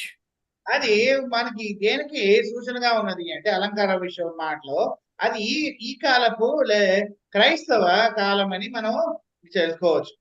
And symbolically then it simply means completeness. అది అలంకరణ రూపంలో మనకి ఏం కనిపిస్తుంది అంటే ఇది పరిపూర్ణమైనది అని మనం గమనించుకోవాలి. So let's read verses 1 and 2. మొదటి 2 వచనాలు చూద్దాం. మరియు పెద్ద సంఖ్యలను చేత పట్టుకొని అగాధం యొక్క తాళపు చెవి గల యొక్క దేవదూత పరలోకం నుండి దిగువచ్చుడు చూచితిని. అతడు ఆది సర్పమును అనగా అపవాదియు సాతానును అను ఆ ఘట సర్పమును పట్టుకొని 1000 సంవత్సరములు వారిని బంధించి అగాధంలో పడవేసి ఆ 1000 సంవత్సరములు గడిచే వరకు ఇక జనములను మోసపరచుకున్నట్లు అగాధం నుండి మూసి దానికి ముద్ర వేసాను. అటు పిమ్మట వాడు కొంచెము కాలము విడిచిపెట్టబడవలెను. There are 3 great enemies of Christ and the church mentioned in this book. ఇందులో మనం చూస్తే ఈ యొక్క గ్రంథాలను చూస్తే యేసుక్రీస్తు వారికి సంఘానికి శత్రువులుగా 3 ఉన్నారు, గొప్ప శక్తులుగా 3 ఉన్నారు. There's the dragon, the beast, and the false prophet. ఏంటి అంటే మనం చూస్తున్నప్పుడు ఆ క్రూరముఖము, మృగము, ఇంకోటి ఏంటి అంటే ఘట సర్పము, క్రూరముఖము, మూడవది ఏంటి అంటే అబద్ధ ప్రవక్తలు. In chapter 19, we saw that the beast and the false prophet were destroyed. 19వ అధ్యాయంలో చూసినప్పుడు అక్కడ మనకి ఎవరు కనిపించారు అంటే అక్కడ ఆ యొక్క క్రూరముఖము కూడా తర్వాత క్రూరముఖంతో పాటు ఆ యొక్క అబద్ధ ప్రవక్త కూడా నాశనమైనట్టు మనం చూస్తాం. In this chapter, then, we see the destruction of the dragon or Satan himself. ఈ అధ్యాయంలో మనం చూస్తున్నప్పుడు అక్కడ ఆ యొక్క ఘట సర్పాన్ని కూడా ఇక్కడ నాశనం అయిపోతున్నట్టు మనం చూస్తున్నాం. And that's the main theme of this chapter is the overthrow of Satan. ఈ అధ్యాయం యొక్క మూల సంగతి ఏంటి అంటే ఈ యొక్క సాతానుడు కూలద్రోయబోతున్నాడు అన్నది మనం గుర్తుపెట్టుకోవాలి. This is not a separate battle from what you find described in chapter 19. 19వ అధ్యాయం నుంచి చెప్పబడినది వేరే యుద్ధం కాదు. ఇది ఆ 19వ అధ్యాయంలో చెప్పబడిన యుద్ధమే. But probably just different ways of looking at basically the same final contest. ఇంకా ఒకటే మాట వేరే విధంగా చెప్పబడుతుంది. అది ఏంటి అంటే అంతిమ యుద్ధం యొక్క సందర్భము, దాని యొక్క అది ఎలా జరగబోతుందో మనకి ఇక్కడ అలంకరణ రూపంలో మనం చెప్తున్నాడు. So again, John sees an angel coming down from heaven. ఇక్కడ కూడా యోహాను ఒక దూత పరలోకం నుంచి వచ్చి చూస్తున్నాడు. He is holding the key to the bottomless pit or abyss. అతడు అగాధము యొక్క తాళపు చెవులు పట్టుకుని ఉన్నాడు. The bottomless pit, of course, is the place that is presently occupied by those unprepared to meet God. అయితే ఈ యొక్క ఇందులో ఎవరున్నారు అంటే ఇప్పుడు ప్రస్తుతానికి ఎవరైతే ఈ లోకంలో జీవించి ఉన్నప్పుడు దేవుని వైపు తిరగలేదో వారందరూ చెబుతూ అక్కడే ఉన్నారు అనే సంగతి మనకి గమనించుకోవచ్చు. Now, obviously, this is spiritual or symbolic. ఇది మనం ఆలోచిస్తే ఇది ఆత్మీయ భాషలో మాట్లాడుతాడు ఇక్కడ. Satan is a spirit, therefore you cannot shackle a spirit with a literal chain. అయితే మనం కూడా గుర్తుపెట్టుకోండి, సాతాను కూడా ఒక ఆత్మ లాంటి వాడే కాబట్టి అతన్ని కూడా దాన్ని కూడా ఏంటి ఒక తాళతోటి లేదంటే వీటి బంధించిన దాన్ని. So you see at the very beginning that the ridiculousness of making the 1,000 years a literal time period. ఇక్కడ మొదటి 2 వచనం నుంచి చూస్తే ఈ సంఖ్యలు ఇవన్నీ కనిపించినప్పుడు మనకి ఇది మనం ఏంటి గమనించుకోవాలంటే ఇదొక అక్షరాల 1000 సంవత్సరాలు అన్నది మనకి ఇక్కడ చెప్పడం అనేది దురదృష్టశాతం. Because you have the dragon, which is obviously symbolic. ఇక్కడ మనం చూస్తే ఇక్కడ ఆది సర్పం ఏంటి అని చెప్పుకున్నామంటే అది సాతాను అని చెప్పుకున్నాం. అది కూడా మనం చూస్తే దాన్ని అనగా అపవాది అని చెప్తున్నాడు అక్కడ. దాని యొక్క అలంకార రూపంలో చెప్తున్నాడు కానీ అది అక్షరాల సర్పం కాదు. You have the bottomless pit being symbolic. అలాగే ఈ యొక్క అగాధ ఏమంటే చూస్తున్నారు మీరు, అగాధమును కూడా ఏంటి అంటే అది కూడా మనకి అలంకార రూపంలో చెప్తున్నాడు దీన్ని. You have the key and the chain, which is obviously figures of speech. మనకి అలాగే తాళపు చెవులు అలాగే 10 సంఖ్యలు అని అంటున్నప్పుడు దీన్ని కూడా ఇది కూడా ఏంటి అంటే ఇది కూడా మనకి అలంకార రూపంలో చెప్తున్నాడనే మనం తెలుసుకోవచ్చు. So by what reason then do you think the 1,000 years would be literal? మనం ఇదంతా చూసి ఇది 1000 పాలన అక్షరాలు చెప్తుంది అన్నది మనకి ఏమైనా ఎలాగనుకుంటాం? Notice that it is the angel coming down from heaven who binds Satan himself. అయితే ఇక్కడ గమనించండి, ఇక్కడ ఈ యొక్క పరలోకం నుండి దిగువచ్చుడు చూస్తున్నాడు ఇతను దేవదూత. అతడు ఏం చేశాడు? ఆది సర్పాన్ని సాతానుని గట్టు పట్టుకుని ఉన్నాడు, చేత్తో పట్టుకున్నాడు చూస్తున్నాడు. మనం చూసారా? This may indicate the relative unimportance of Satan. దాని అర్థం ఏంటి? ఈ యొక్క సాతానుడు బొత్తిగా పనికి మాలిన వాడు. In other words, it does not take God to destroy Satan, only his messenger. That's a good point. అంటే దేవుడే సాతానుని వచ్చి నేరుగా ఓడించాల్సిన పని లేదు, దేవుని యొక్క దూతలే దాన్ని ఓడించేస్తున్నారు. అర్థమైందండి point? So Satan is bound in the sense he now has no control over God's people. దీనికి మనకు ఇంకేం అర్థమవుతుంది అంటే సాతానుడు ఎటువంటి శక్తి లేదు, అతడు దేవుని ప్రజలను ఏమీ చేయలేడు. So Satan is known by 3 names here: serpent, the devil, or Satan. చూసారా, సాతానుకి ఇక్కడ 3 పేర్లు కనపడుతున్నాయి. ఒకటి అంటే సర్పము, ఆది సర్పం కనపడుతుంది, తర్వాత అపవాది అని కనపడుతుంది, సాతానుడు కూడా మనకి ఎక్కడ కనపడుతుంది. So Satan is now bound completely. ఈ యొక్క సర్పము ఏంటి అంటే చూస్తుంటే సాతానుడు ఏంటి సంఖ్యలతో బందీ అయి ఉన్నాడు. Okay, did we read verse 3? No sir, just read. Okay, let's read 3 then. Okay, 3వ వచనం చదవండి సార్. 3వ వచనం చదివేసానా? Oh yeah, చదివేసారా? Okay, he said he already read it. Okay, so the devil is put into the bottomless pit and shut up. ఇక్కడ చూడండి, 1000 సంవత్సరాలు 3వ వచనం చూసినప్పుడు ఆ 1000 సంవత్సరాలు కూడా ఈ యొక్క సాతానుడు ఆ అగాధములో పడవేపోయి అక్కడి మూసేసరి చూస్తున్నాం. He is sealed, so there's no way he can escape. అక్కడ చూడండి, అది మూసి దానికి ముద్ర వేసాను అని చెప్తున్నాడు. అంటే అది సాతాను తప్పించుకోలేడు. And it said that he is now bound, so he cannot deceive the nations anymore. అతడు ఏం చేయబడ్డాడు అంటే అతడు ముద్ర వేయబడ్డాడు, అతడు అగాధంలో పడవేయబడ్డాడు, ఇంక బయటికి రాలేడు, అతడు దేశాలని లేదా జనములను పాడు చేయలేడు. Now, many people ridicule the idea that Satan is now bound because obviously it seems like he does a lot. అయితే చాలా మంది ఏమంటారంటే చూసి సాతాను బందీగా ఉన్నావేంటే, ఇదిగో ఇంత పాపం ఇంత నష్టం జరుగుతూ ఉంది కదా, ఈ సాతానుడు ఏంటి అని అంటారు. అలాగే ఉన్నావేంటి, అదే అంత జోక్ చేస్తున్నారా మీరు అని అంటారు. But bound does not necessarily mean he is unable to function or to do anything. అయితే ఇతడు బందీగా ఉన్నాడు అంటే ఇతడు చేయలేని పరిస్థితిలో ఉన్నాడు అన్నది కాదు.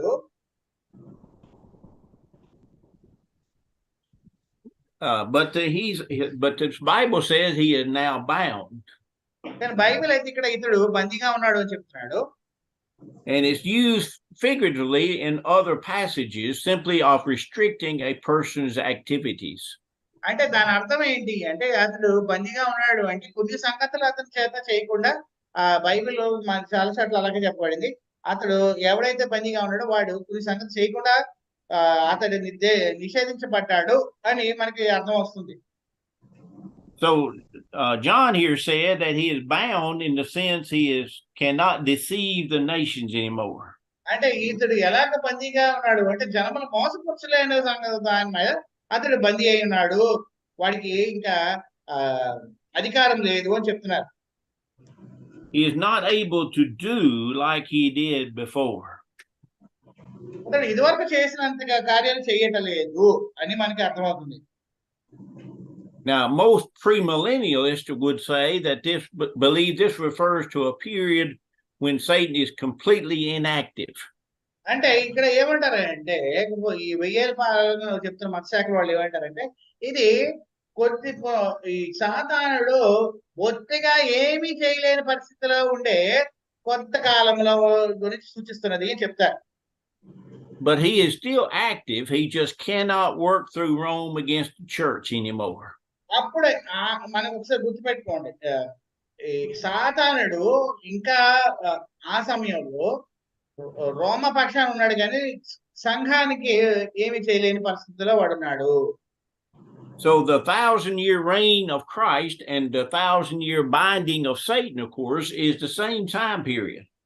అది మనం ఒకసారి గమనించుకుంటే యేసు ప్రభు వారి యొక్క 1000 ఏళ్ల పాలన తర్వాత ఈ యొక్క సాతానుడి యొక్క బందీ రెండు కూడా రెండు వేరు వేరు కాలాలు కాదు, రెండు ఒకటే కాలం.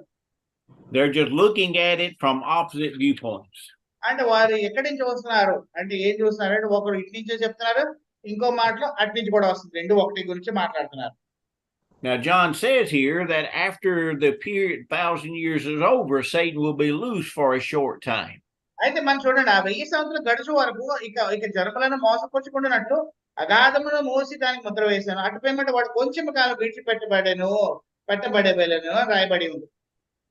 Now why that would be true, we have no idea.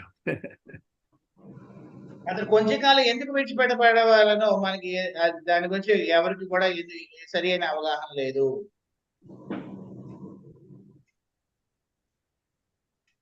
Okay, so what is this 1000-year reign then? అయితే మీరు అడగాలి, ఈ 1000 ఏళ్ల పాలన ఏంటి అని. Obviously there are several different viewpoints. అందులో కూడా చాలా మంది రకరకాలుగా మాట్లాడుతున్నారు. Some would believe in a literal 1000-year reign after the second coming of Christ, when he sets up an earthly kingdom. కొంతమంది అంటే ఏమంటారంటే, యేసు ప్రభు రెండో రాకడ వచ్చినప్పుడు ఆయన ఈ భూలోకంలో ఆయన రాజ్యాన్ని ఏలబోతున్నాడు, అప్పుడు 1000 ఏళ్ల పాలించబోతున్నాడు అంటారు. Obviously that's a very popular one, even though I would not agree with that. అయితే నేను దాన్ని ఏకీభవించను, కానీ ఈ లోకంలో ఎక్కువగా మాట్లాడేది దాని గురించే అలాంటిదే అని. Some believe it refers to the Christian dispensation, in other words, the time period we're now living in. కొంతమంది ఏమంటారంటే, ఇదిగో క్రీస్తు స్వార్థ కాలం అంటే ఇప్పుడు క్రైస్తవుల కాలం అంటే ఉంటున్నారు, అంటే ఇప్పుడు మనం ఉన్నామే అదే అంటారు.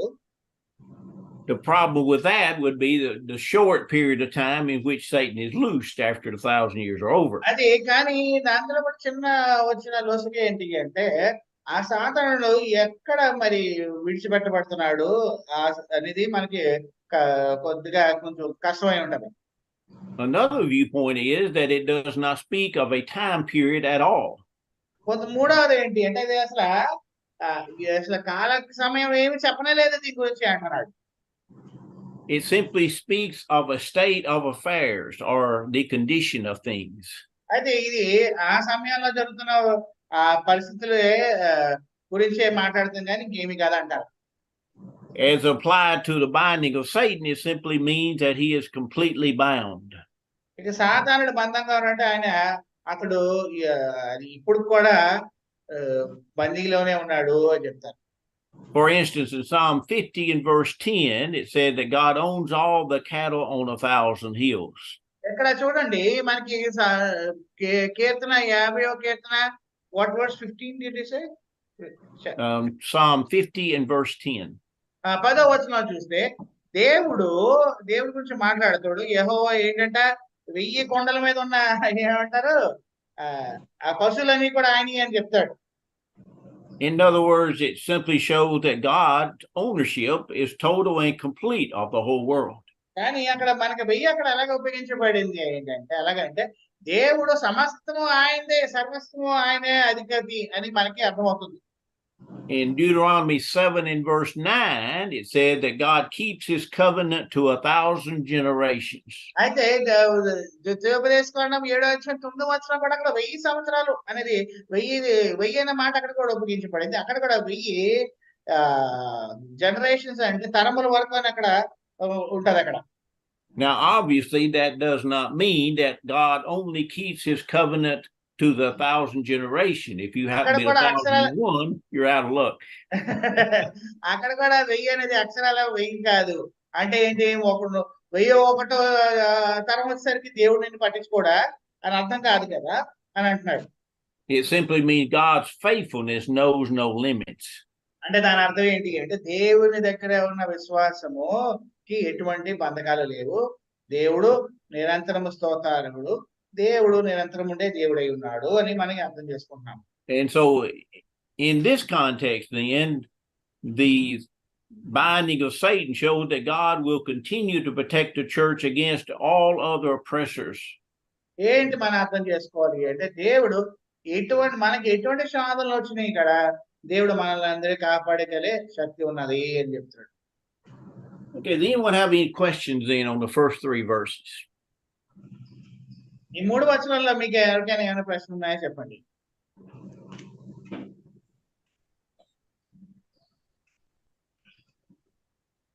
Okay, let's continue. All right, let's read verse 4.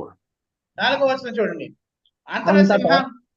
అంతటి సింహాసనములను చూచితిని, వాటి మీద ఆసీనులై ఉండు వారికి విమర్శ చేయుటకు అధికారం ఇయ్యబడెను. మరియు క్రూర మృగముకైనను దాని ప్రతిమకైనను నమస్కారం చేయక తమ నొసల యందు గాని చేతుల యందు గాని దాని ముద్ర వేయించుకోని వారిని యేసు విషయమై తామిచ్చిన సాక్ష్యము నిమిత్తమును దేవుని వాక్యము నిమిత్తమును శిరఛేదనం చేయబడిన వారి ఆత్మలను చూచుతాయి. వారు బ్రతికిన వారై 1000 సంవత్సరములు క్రీస్తుతో కూడా రాజ్యం చేసిరి. Okay, in this verse we find that the martyrs, then those that were killed, are given authority to execute judgment. అయితే విశ్వాస నిమిత్తము మృతిపోయిన వారికి ఇక్కడ అధికారం ఇవ్వబడినట్టు మనకి ఇక్కడ స్పష్టంగా ఈ వచనాల్లో తెలుస్తుంది. Now here again, if the 1,000 years is literal, then you would think the people sitting on these thrones would be literal. అంటే ఏదో ఒకవేళ 1000 సంవత్సరాలు అక్షరాల 1000 సంవత్సరాలు అయితే ఈ సింహాసనం మీద కూర్చున్న వారు కూడా ఈ సింహాసనం కూడా అక్షరాల సింహాసనం ఉంటది. That would mean then only those that were beheaded would be sitting on thrones. అంటే దాని అర్థం ఏంటి? ఎవరైతే శిరఛేదనం చేయబడ్డారో వాళ్ళే కూర్చుంటారు ఆ సింహాసనం మీద. Jesus told his 12 apostles, Matthew 19:28, that they would set up on the 12 thrones, judging the 12 tribes of Israel. అయితే మత్తయి సువార్త 19:28 అక్కడ యేసుప్రభు వారు ఆ 12 మంది శిష్యులకు మీరు ఆ సింహాసనం మీద కూర్చుంటారు అని చెప్తున్నాడు కదా. కూర్చుని ఏం చేస్తాడంట? 12 గోత్రాల వరకు తీర్పు తీర్చుదురు అని చెప్తున్నాడు అక్కడ. Well, Christ is now reigning.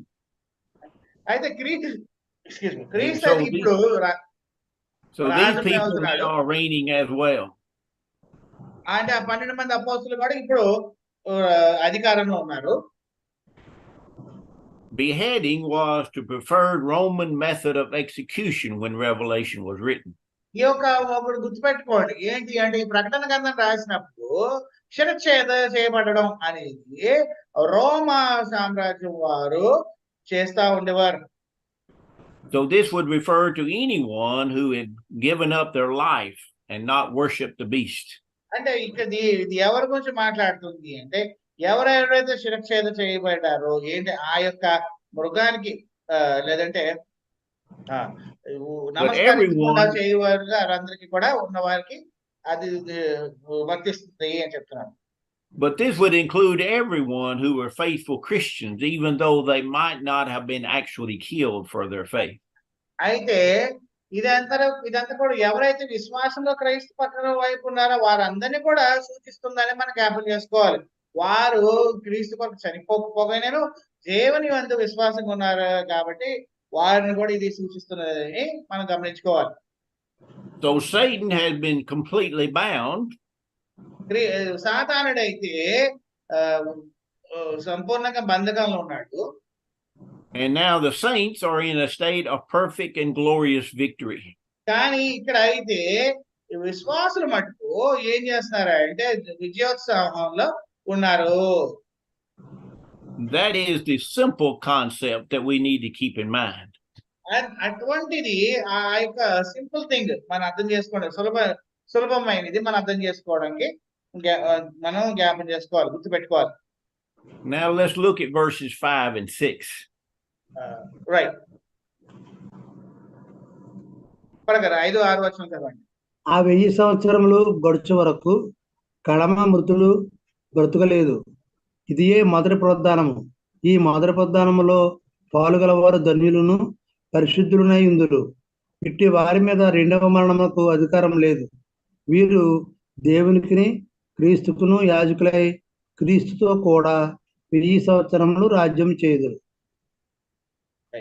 In verse 5 we have mention of the first resurrection. ఇక్కడ 5వ వచనంలో మొదటి పునరుద్ధానం గురించి మనకి చెప్పబడి ఉన్నది. Again we have a difference of opinion over what the first resurrection is. ఈ మొదటి పునరుద్ధానం అంటే ఏంటో చాలా మంది రకరకాల వింత బోధలు చేస్తున్నారు. Some people think that the first resurrection is the victory of Christianity over the Roman Empire.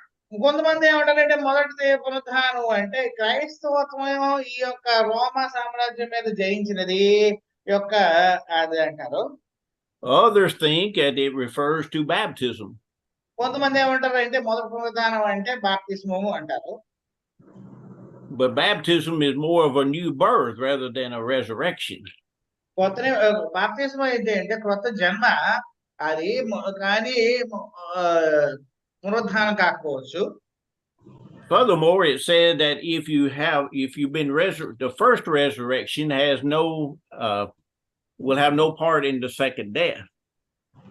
ఇంకా మనం చూస్తుంటే ఆ మొదటి పునరుద్ధానము పాల్గొన్న ధన్యులు పరిశుద్ధులైన అని చెప్తున్నాడు ఇక్కడ.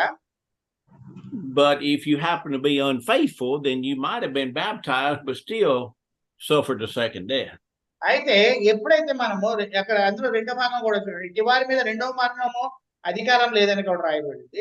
కానీ మొదటి పునరుద్ధానం అయిన తర్వాత విశ్వాసంలో ఉండకపోతే ఏమవుతుందండి? అలాగూ మరణం అవుతావు. So to be honest, I'm not sure what the first resurrection is a reference to. అందుకే కొంచెం నాకు ఈ మొదటి పునరుద్ధానం ఏంటో మరి ఇలా చూస్తే కొంచెం నాకు కూడా కష్టంగానే ఉంది అర్థం చేసుకోవడానికి. Does anyone have any comments on that? ఇంకెవరికైనా ప్రశ్నలు కానీ దీని గురించి ఏమైనా ఉంటే చెప్పండి. Well, about the first and second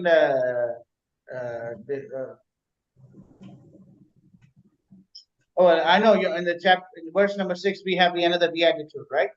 Right. Yes. Right. So the first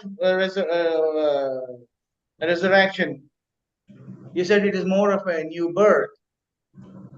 That's a new concept I never heard before. Well, I said the baptism is more of a new birth rather than a baptism. Baptism is a new birth. Yes, exactly. Yeah. Oh, yeah.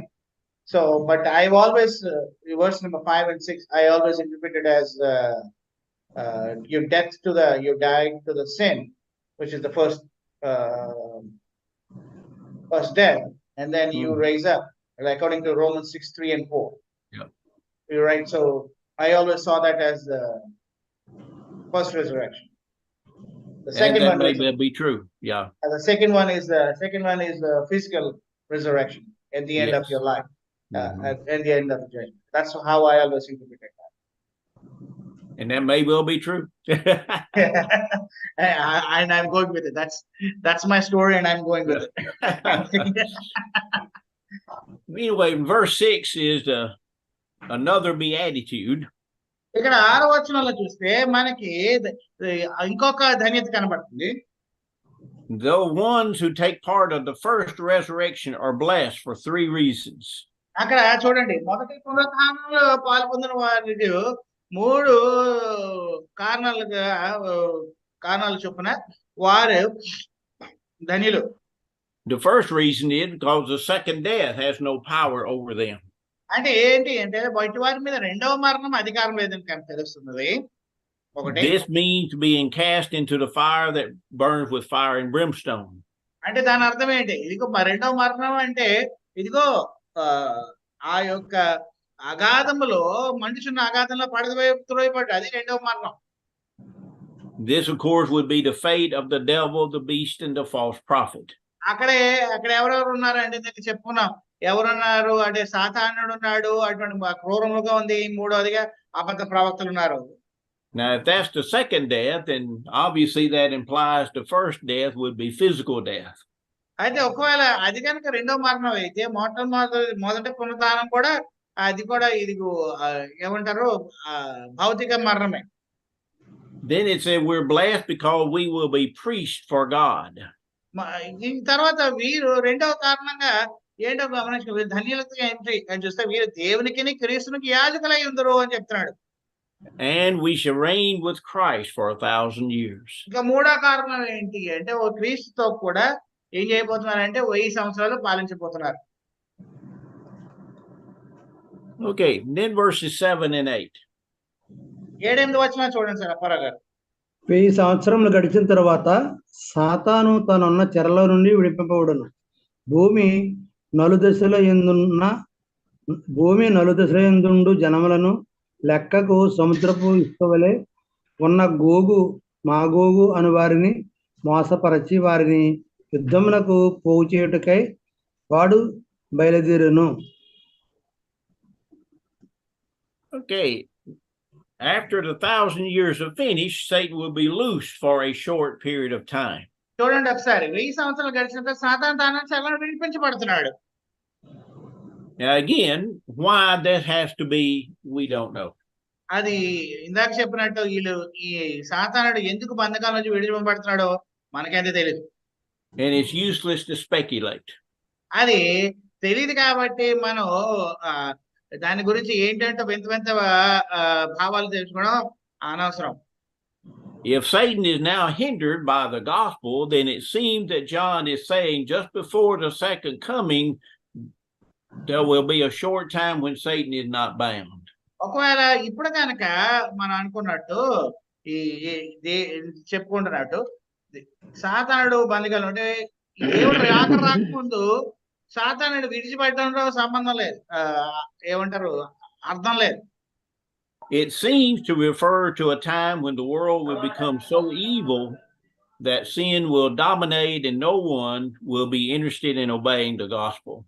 ఇక్కడ ఒకటి ఓ రకంగా ఏం చెప్పబడుతున్నది అని ఆలోచిస్తూ ఉంటే పాపం లోకమంతా ఉండిపోతుంది, ఎవరు కూడా ఈ దేవుని యొక్క మాట వినడానికి ఇష్టం లేదు అన్నట్టుగా మాట్లాడుతున్నట్టు మనకి ఇక్కడ కనిపిస్తుంది. That was the situation just before the flood. ఒకసారి ఆలోచించుకుంటే ఆది కాండంలో ఈ నోవాహు సమయంలో ఏమడుతుంది, జలప్రలయం రాకముందు మనుషులు కూడా అలాగే ఉండేవారు. In Matthew 24, you remember Christ said that's the way it will be, just like it was in the days of Noah. మత్తయి 24వ అధ్యాయంలో కూడా అలాగే చెప్తున్నాడు, నోవా దినములో లాగే ఉండును అని చెప్తున్నాడు. But there's another possibility. ఇంకో సంగతి కూడా మనకి ఉంది, గమనించుకోండి. As we said, the 1,000 years may simply be a concept that Satan is now completely bound. ఈ 1000 సంవత్సరాలు అనేది ఏంటంటే జస్ట్ ఒక సింపుల్ గా చెప్పాలి అంటే ఒక భావన ఏంటంటే ఈ యొక్క సాతాను బంధకంలో ఉన్నట్టే మనం అనుకోవచ్చు. That means that the short time when he's loosed would be a concept as well. అలాగంటే అతడు వదిలిపెట్టినప్పుడు కూడా వదిలిపెట్టిన ఒక భావన మట్టికే, ఆ సమయం కూడా ఒక భావన మట్టికి, ఇందాక చెప్పినప్పుడు బంధకంలో ఉన్నది ఒక భావన అన్నట్టే వదిలిపెట్టడం కూడా ఒక భావనే, అలంకరణ రూపంలో మాట్లాడుతున్నాడు అని అనుకోవచ్చు. Thus, it may simply refer to a time when Satan's release is limited and relatively insignificant. ఇందాక చెప్పుకున్నట్టు అతడు బంధకంలో ఎవరు బంధించారంటే అతడు ఏది పనికి మళ్ళీ వాడు ఎవరు ఆ యొక్క దేవదూత పట్టుకునే అన్నాడు కదా, అలాగే ఇతను విడిచిపెట్టినప్పుడు కూడా ఇది వీడి పనికి మళ్ళీ వాడి చేతిలో ఎటువంటి శక్తి ఉండదు. Or there may be occasions when Satan's limitations are limited. అలాగే సాతాను ఏమేమి చేయగలడో అదంతా కూడా అతడికి చేయడానికి అధికారం లేదు అనేది అతడికి అని కూడా మనం అనుకోవచ్చు. Okay, then verse 8, we're talking about the Gog and Magog is mentioned. ఇంకా చూడండి, అక్కడ గాగు మాగోగుని గురించి కూడా మాట్లాడుతున్నాడు. He will gather all the nations of the earth together for one final battle. చూసారు, అక్కడ భూమి నివాసులు భూమి నెల దిశలు అందరూ జనములు లెక్క. There'll be so many people, they're like the sand of the seashore. వాళ్ళు ఎలాగున్నారంటే లెక్కకు సముద్రపు ఇసుకరైన వాళ్ళే ఉన్నారు అని చెప్తున్నాడు చూడండి 8వ వచనంలో. And they'll come from the four corners of the earth. వాళ్ళు ఎక్కడి నుంచి వస్తున్నారు? భూమి నలు దిశల నుంచి వస్తున్నట్టు కనపడుతున్నారు. This simply emphasizes the universal nature. అంటే ఏంటి అంటే వీళ్ళందరూ కూడా ఈ భూలోకం అంతటి నుంచి వస్తున్నారనే సంగతి ఇంకా చెప్తున్నారు కానీ ఇంకేమీ కాదు. Now, Gog and Magog is mentioned in the Old Testament. గాగు Magog మనకి పాత నిబంధనలో కూడా గోగు మేఘాగు కూడా పాత నిబంధనలో చెప్పబడి ఉన్నారు. Magog was one of the sons of Japheth in Genesis 10:2. ఆది కాండం 10వ అధ్యాయం 2వ వచనంలో మనకి ఇక్కడ చూస్తూ ఉంటే అక్కడ ఇక్కడ మనకు కనపడుతున్నారు, గోగు కనపడుతుంది. In Ezekiel 38 in verse 2, Gog is mentioned as the chief prince who leads the invasion against Israel. ఇక్కడ ఏం చేశారు అంటే ఇశ్రాయేలు మీద తిరుగుబాటు మీద చేసిన వారు ప్రధానులుగా కనపడుతున్నారు. And Magog is a territory located in the uttermost parts of the earth, according to Ezekiel 38:6. Ezekiel 38వ అధ్యాయము 6వ వచనం చూసినప్పుడు అక్కడ కూడా వీళ్ళు అక్కడ కనపడుతున్నారు. So this seems to be the background for this passage here. మనం ఆలోచిస్తా ఉంటే ఇక్కడ చెప్పబడిన వాక్యాలలో ఈ గోగు మేఘాగుని ఎలా ప్రస్తావించడం జరిగినట్టు కనిపిస్తుంది. This is not a literal battle. ఇది మనం ముందే చెప్పుకున్నాము, ఇది అక్షరాల జరిగిపోతున్న భౌతిక యుద్ధం కాదు. And these two are not literal kings of some great nation. వీళ్ళిద్దరూ కూడా ఏదో గొప్ప రాజ్యానికి, ఈ లోకంలో ఉన్న రాజ్యానికి రాజులు కాదు. They simply symbolically represent all the people who oppose God. ఇది అలంకరణలుగా దేవునిని ఎవరైతే ఎదిరిస్తున్నారో వారిని సూచిస్తూ చెప్తున్నది. And now read verses 9 and 10. ఇక్కడ 9-10 వచనాలు చూడండి. వారు భూమి అందంతటా వ్యాపించి పరిశుద్ధుల శిబిరమును ప్రియమైన పట్టణమును ముట్టడి వేయగా పరలోకములో నుండి అగ్ని దిగవచ్చి వారిని దహించాను. వారిని మోసపరిచిన అపవాది అగ్నిగంధకములుగా ఉండములో పడవేయబడెను. అచ్చట ఆ క్రూరముఖమును అబద్ధ ప్రవక్తయు ఉన్నారు. వారు యుగములు రాత్రింబగళ్ళు బాధింపబడుదురు. So in this vision, we have the armies coming completely surrounding the city of the saints. ఇక్కడ చూస్తుంటే ఏం కనపడుతుంది అంటే ఒక గొప్ప సైన్యం వస్తుంది. ఆ యొక్క పట్టణాలన్నీ కూడా కప్పిపోస్తున్నట్టు మనకు కనపడుతుంది. Of course, in the vision, that would represent Jerusalem. ఇక్కడ గొప్ప పట్టణం అంటే మనకి యొక్క ఏమంటారు దర్శనంలో అది ఏంటిది అని ఆలోచిస్తే అది యెరూషలేము అయి ఉంటది చెప్తున్నాం. But fire comes down out of heaven and completely destroys them. అయితే అక్కడ ఏం జరుగుతున్నది అంటే ఆకాశం నుండి ఒక అగ్ని వచ్చి ఏం చేస్తుందండి అందరిని కూడా పాడు చేసినట్టు చూస్తున్నాం. You see, the defeat takes place without the followers of God doing anything at all. అసలు మనం ఒకసారి గుర్తుపెట్టుకోండి, ఈ దేవుని యొక్క ప్రజలు ఏం చేయకుండానే ఇక్కడ అంతా కూడా నాశనం అయిపోయింది.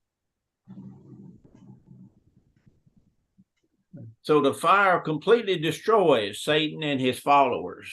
ఇక్కడ ఈ యొక్క అగ్ని ఏం చేస్తుంది అంటే అపవాదిని తర్వాత అపవాదితో కూడిన అబద్ధ ప్రవక్తలు అందరూ కూడా వారిని నాశనం చేసేసింది.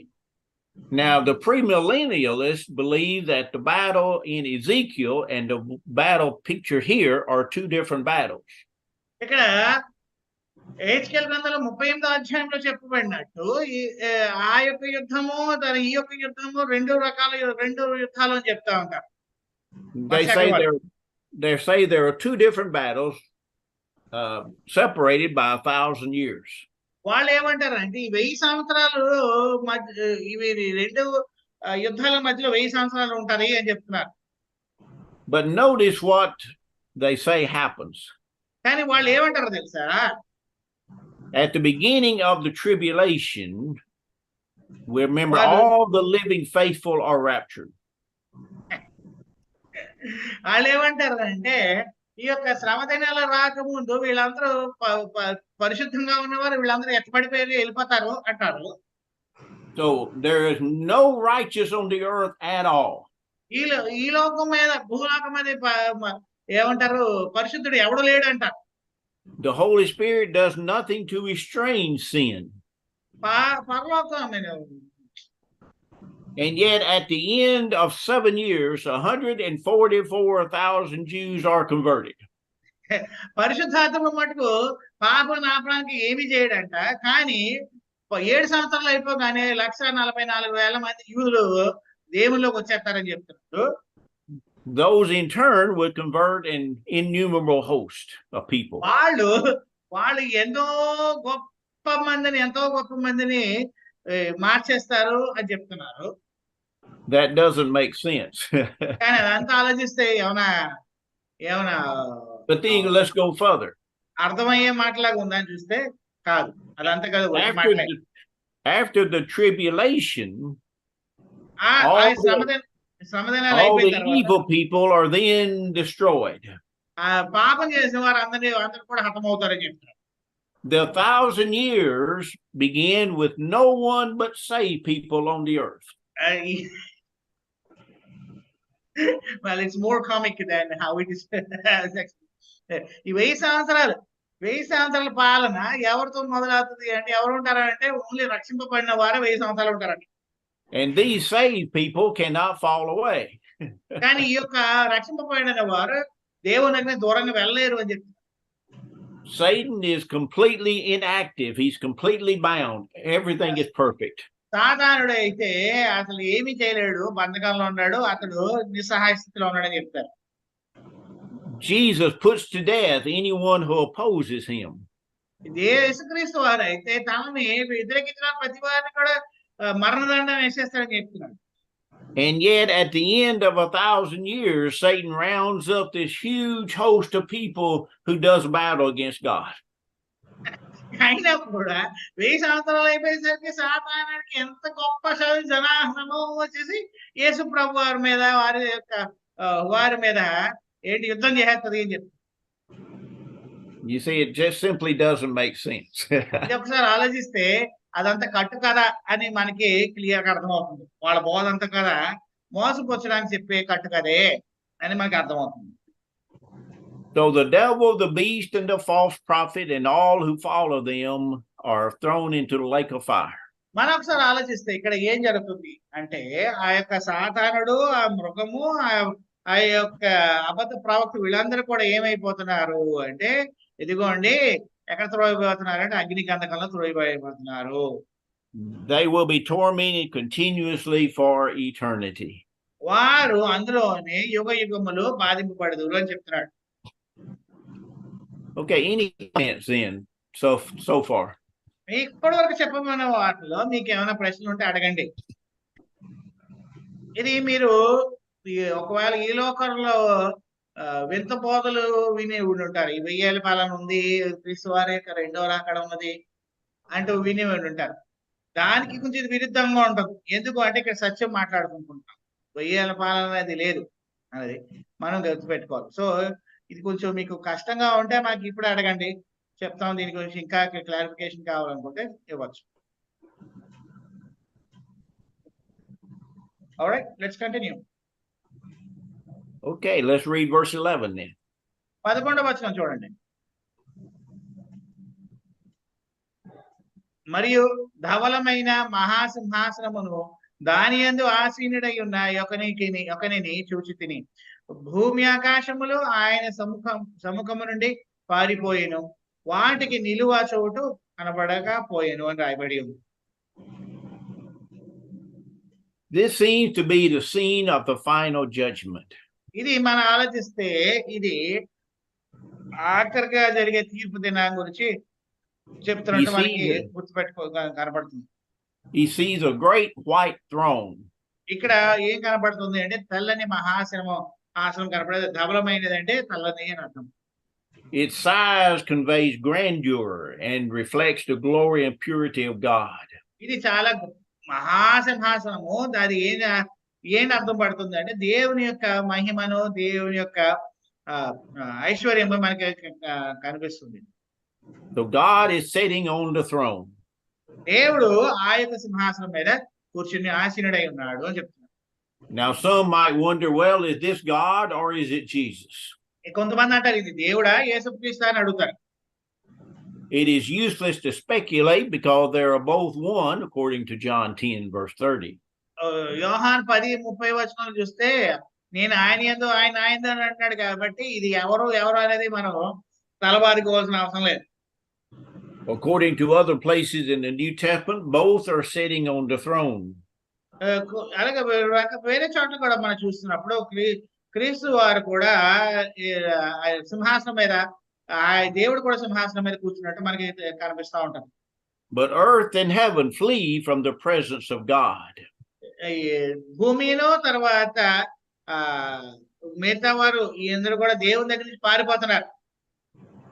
This seems to indicate they are afraid of God's judgment, but of course there's no place to hide.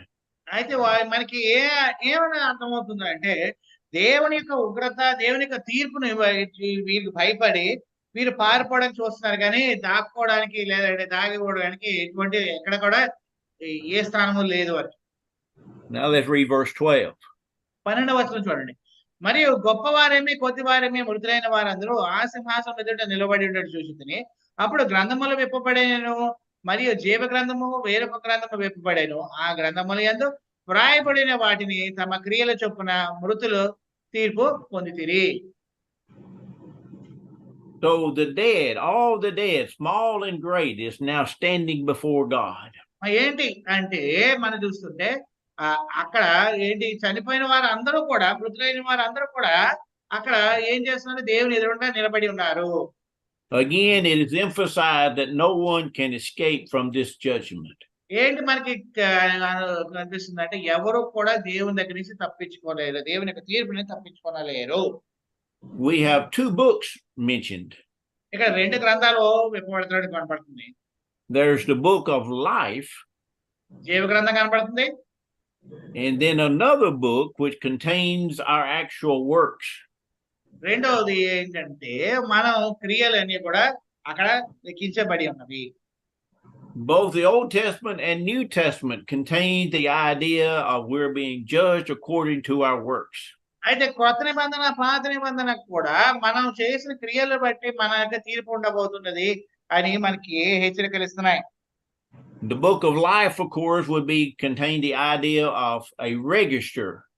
అయితే ఇక్కడ జీవ గ్రంథము అంటే ఒక రిజిస్టర్ లాంటి పుస్తకం లాంటిది. It was said the Romans had a practice of enrolling the citizens of the city in a master list. అయితే రోమిలకి ఇటువంటి గ్రంథం ఒకటి ఉండేది. వాళ్ళు వాడిది ఉన్న ప్రజలను ఆ గ్రంథంలో వాళ్ళ పేర్లు రాసుకుంటూ వాళ్ళకు ఒక బుక్ ని అలా maintain చేస్తుండేవారు. You might remember that this book is mentioned earlier in Revelation 3 and verse 5. ప్రకటన గ్రంథం 3:5 కూడా దీని గురించి మనకి ఇంతకుముందు చెప్పబడి ఉంది.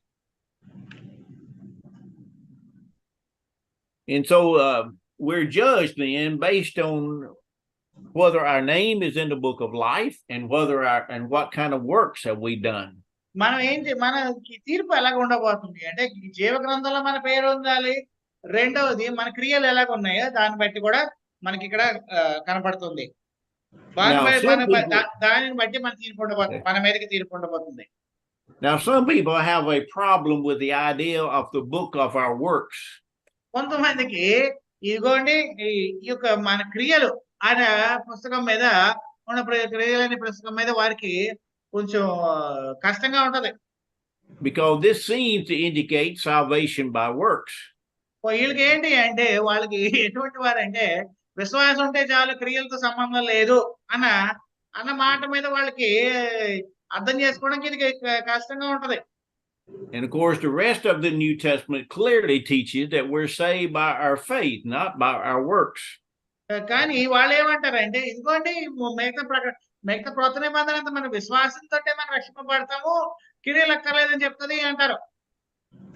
But this is not salvation by works, but works as simply the evidence of our relationship with God.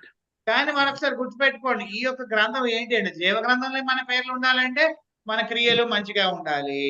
ఇది మన క్రియలు ఈ క్రియలు చేశాం కాబట్టి ఈ మన పేరు జీవ గ్రంథంలో ఉండాలని ఇక్కడ రాయబడతారని మనం గమనించుకుంటున్నాం. We're saved by faith, but faith without works is dead. కానీ మన విశ్వాసంతో రక్షింపబడతాం అనేది నిజమే. కానీ ఏంటి మనం యాకోబు పత్రికలో చదువుకున్నాం, విశ్వాసం క్రియ లేని విశ్వాసం ఏంటండి? మృతము అని చెప్తుంది. Now look at verse 13. 13వ వచనం చూడండి.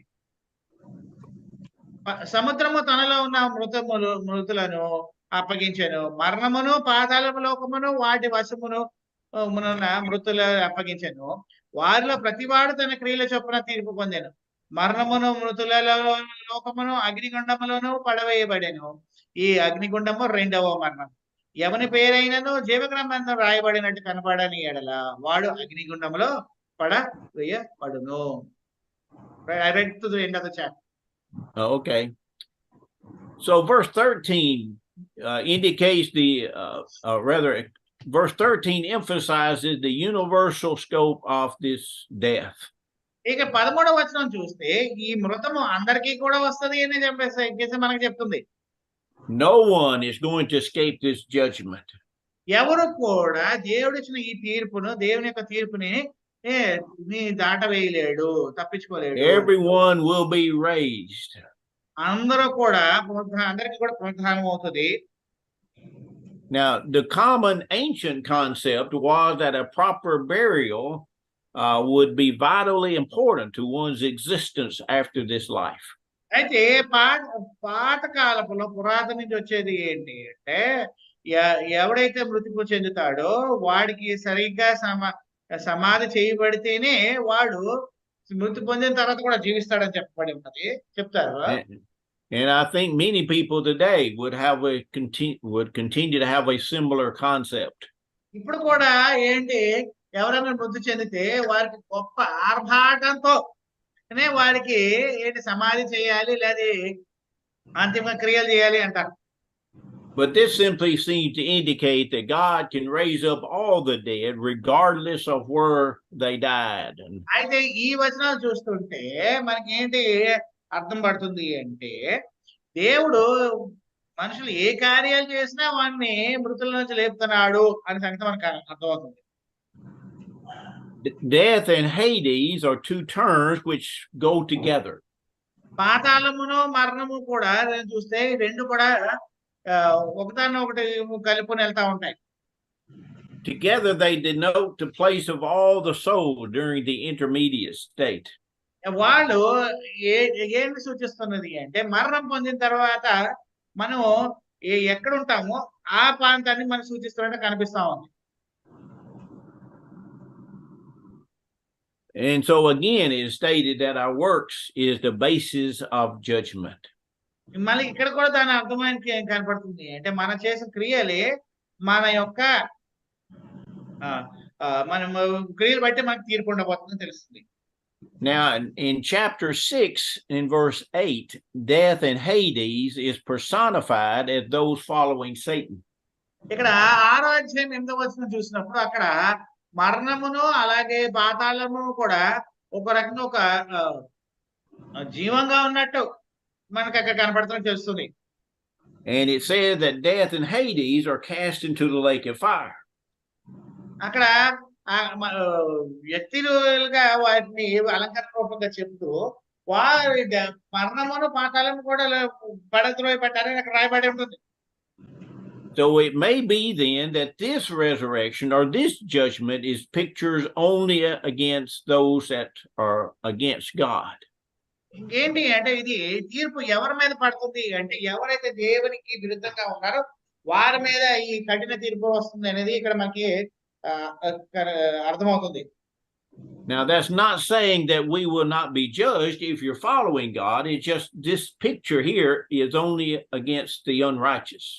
ఇది దీని అర్థం ఏంటి అంటే మనకు దేవుని వైపు తీరుతుంటే మనకే తీర్పు ఉండదు అని అది కాదు, కానీ దేవునికి విరుద్ధంగా ఉన్న వారిని గురించే ఇక్కడ చెప్పబడినట్టు మనకి కనబడుతుంది. The lake of fire is again the second death. ఇక్కడ చూడండి రెండవ మరణం అనేది ఏంటో, అగ్నిగుండము అనేది ఏంటో మనకి రెండవ మరణం అని చెప్పబడుతుంది. Which is an eternal separation from God. ఇది దేవుని దగ్గర నుంచి నిత్యము నిరంతరము దేవుని దగ్గర నుంచి దూరంగా వెళ్ళిపోవడం అంటే నిత్యముగా ఉండేది నిత్య నరకము అనే సంగతి మనకు స్పష్టంగా తెలుస్తుంది. And this place was prepared for the devil and his angels. ఇది ఏంటి మనం ఆలోచిస్తున్నప్పుడు ఈ యొక్క ప్రాంతము సాతానుకును దాని అనుచరులకు సిద్ధపరచబడిన ప్రాంతము. Okay, any comments on chapter 20? 20వ అధ్యాయంలో మీకు ఏమైనా ప్రశ్నలు ఉన్నాయా చెప్పండి.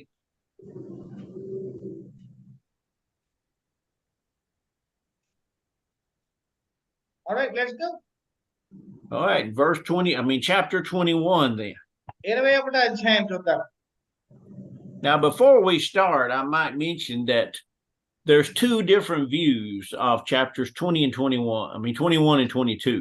మనకి ఈ అధ్యాయాలు మొదలు పెట్టక ముందు మీకు ముందే చెప్తున్నాను, ఈ లోకంలో 21వ అధ్యాయం 22వ అధ్యాయముల మీద ఈ రెండు రకాల భావాలు కలిగిన వారు ఉన్నారు. Some think that this would be a picture of heaven. కొంతమంది ఏమో ఇది పరలోకానికి సూచిస్తున్నది అని చెప్తున్నారు. Others think it's a picture of the church and as it exists now. కొంతమంది ఏమంటారంటే ఏం చెప్తున్నాడంటే కొంతమంది ఏమంటారు ఇది పరలోకంలో అంటారు, ఇంకోటి ఇప్పుడు జరుగుతున్నది అని చెప్తారు. I think that's a possibility, but I believe that it's better to look at it as a picture of heaven. ఇక్కడ ఏంటని చూస్తుంటే ఇది పరలోకాన్ని సూచిస్తుందేమో అని మనం గమనించుకోవచ్చు. So that is what I'm going to view it as. ఇది పరలోకం సూచిస్తుంది అనేది నేను కూడా భావిస్తున్నాను. Although there may be a few times when I say that I'll mention the other viewpoint. అప్పుడప్పుడు కూడా ఒకవేళ వస్తే రెండో మాట కూడా ఏంటో చెప్తాను మీకు. But I accept the view that this was a reference to heaven. కానీ నేనే ఇది పరలోకంలో ఉన్న సంగతులు అని మటుకు నేను భావిస్తున్నాను. Do you agree with that? మీకు ఓకేనా? ఇది పరలోకాన్ని సూచిస్తుంది అనేది మీకు ఓకేనా అని అడుగుతున్నారు. I think we are okay with that. Okay. Let's see. All right, then. Let's look first at verse 1 then. మొదటి వచనం చూడండి. Hang on 1 second. I got called in.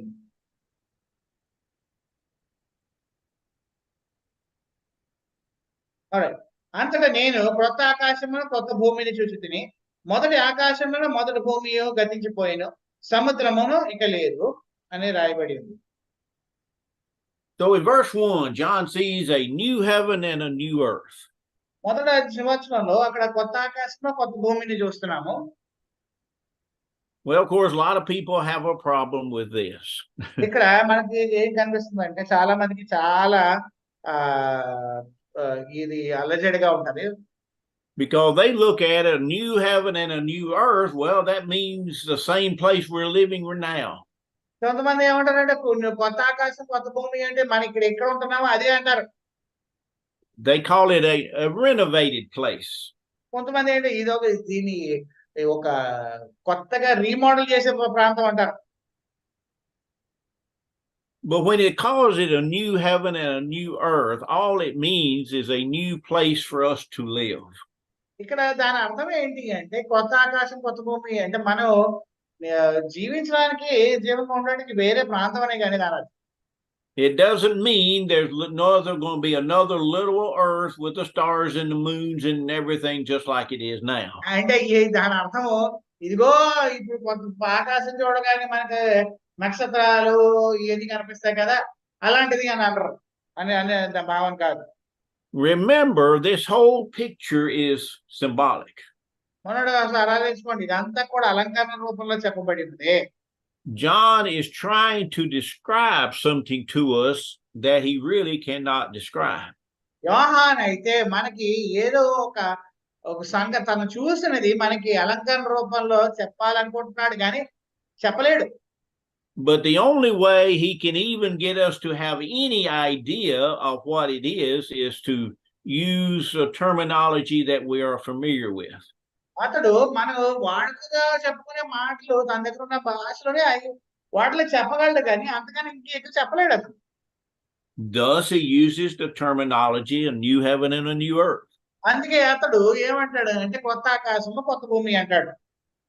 It will be a new dwelling place, a final dwelling place for all those who have followed Christ. అది మనము ఏమంటున్నారు అంటే అది మనము ఉండబోయే కొత్త ప్రాంతం అయి ఉంటది అంతేగాని అంతగానే ఏమీ కాదు. This is necessary because the old has passed away. ఏమంటారంటే ఇది ఎందుకంటే ఇది పాతది గతించిపోయింది కాబట్టి కొత్తది అవసరం మనకి. 2 Peter chapter 3 says the physical earth is going to be destroyed. 2 పేతురు 3వ అధ్యాయంలో అది ఏమంటాడంటే ఈ యొక్క భూమి అంతా కూడా పంచభూతం లైన్ అయిపోతాయని రాయబడి ఉంటుంది మనకు. And it says in this new earth there's going to be no more sea. ఇక్కడ తర్వాత ఏమంటాడంటే అక్కడ ఎటువంటి కొత్త ఏమంటారు కొత్త సముద్రం ఉండదని చెప్తున్నాడు. Now in Revelation the sea was symbolic of the masses of people who are not Christians. ఏంటి అంటే ఇక్కడ క్రైస్తవులు కాని వారందరూ ఎంతో మంది అక్కడ కనబడుతున్నారు అక్కడ. So this may indicate that the new earth is going to be quite different from this earth. ఇక్కడ ఏంటి అని చూస్తుంటే ఈ కొత్త ఆకాశ కొత్త భూమి ఎవరికి ఈ యొక్క పాత దానికన్నా కొత్తగా ఉంటుంది. అది This earth is 3/4 water. ఈ యొక్క భూమి ఏంటి అంటే 3/4 నీళ్ళతో నిండి ఉన్నది. But being symbolic, it simply means that in this new earth there's going to be no more evil. అంటే ఇది అలంకరణ రూపంలో చెప్పబడింది కాబట్టి దాని అర్థం ఏంటి అంటే కొత్త భూమి ఉంటదని అర్థం దానికి. If it's going to be a new earth like a paradise during the rain, ఈ యొక్క పాలనలో ఒక పరలోకం లాంటి లేదండి పరదేశం లాంటి ఇంకొక కొత్త ప్రాంతం అయితే how can we live where there is no water? అయితే మనం నీళ్లు లేకుండా ఎలా ఉండగలుగుతాం? Now, the Jehovah's Witnesses interpret this figuratively. యెహోవా సాక్షులు అయితే దీన్ని అలంకరణ అంటూ మాట్లాడతారు. They say the new heavens refer to a new rulership over the earth. ఈ క్రొత్త ఆకాశం అంటే భూమి మీద పాలించు ఇక క్రొత్త సామ్రాజ్యం అని మాట్లాడతారు. In other words, the heavens it's talking about are the man-made governments that rule the earth now. అంటే ఏమంటాడు ఇది ఆకాశం అంటే ఈ భూరాజులుగా ఉన్నారు కదా వారు అన్ని సూచిస్తున్నదని చెప్తారు ఇక్కడ. All of them will pass away. వీళ్ళందరూ కూడా గతించిపోతారని చెప్తున్నాడు. And they will be replaced by God's new heavenly government. వాళ్ళందరూ కూడా దేవుని యొక్క పరలోక రాజ్యం తోటి ఏమంటారు. Thus, this new earth refers to a new group or society of people. ఇక్కడ క్రొత్త ఆకాశము అంటే క్రొత్త జనాంగము అని అర్థం అని చెప్తున్నారు. Now, the word for new here denotes newness of quality. ఇక్కడ క్రొత్త ఆకాశము క్రొత్త భూమి అంటే ఏంటంటే క్రొత్తదనాన్ని సూచిస్తున్నదని మనం గమనించుకోవాలి. Or it is new as opposed to that which is worn out. అంటే క్రొత్తది అంటే అక్కడ అంటే ఇంకొకటి పాత అయిపోయింది అని అర్థం. క్రొత్తది అనగానే ఇంకో వేరేది ఇంకేదో పాతది అయినది అని అర్థం.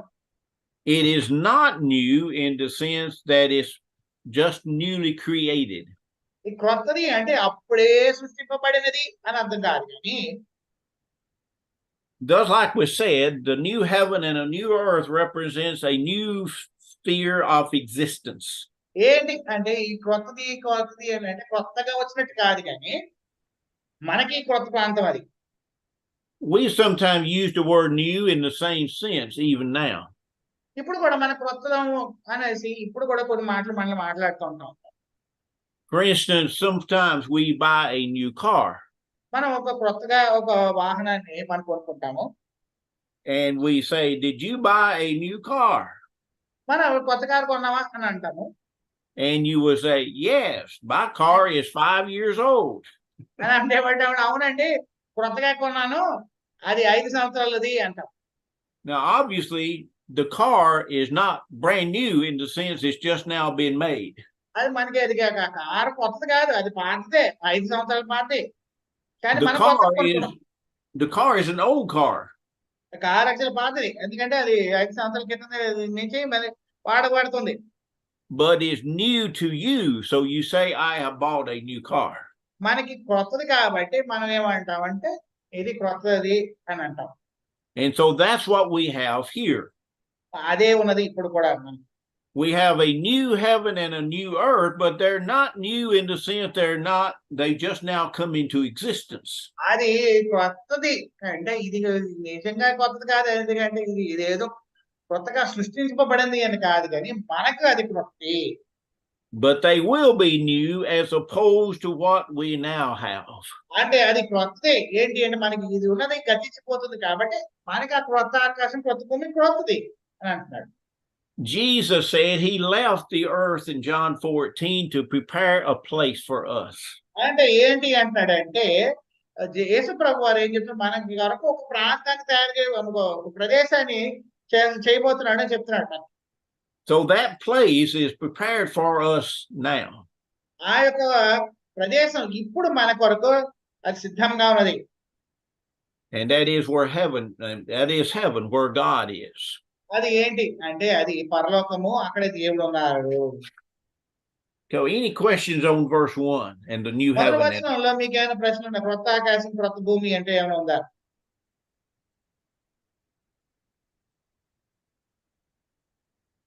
Okay, let's read verse 2 then. 2వ వచనం చూడండి. మరియు నేను నూతనమైన యెరూషలేము అను ఆ పరిశుద్ధ పట్టణములో తన భర్త కొరకు అలంకరింపబడిన పెండ్లి కుమార్తె వలె సిద్ధపడి పరలోకమందున్న దేవుని వద్ద నుండి దిగి వచ్చుట చూసి తిని అని రాయబడి ఉంది. So now John sees a new city coming out of heaven. ఇక్కడ చూస్తుంటే యోహాను అక్కడ ఏం కనపడుతుంది అంటే యోహాను అక్కడ కొత్త ప్రాంతాన్ని చూస్తున్నాం.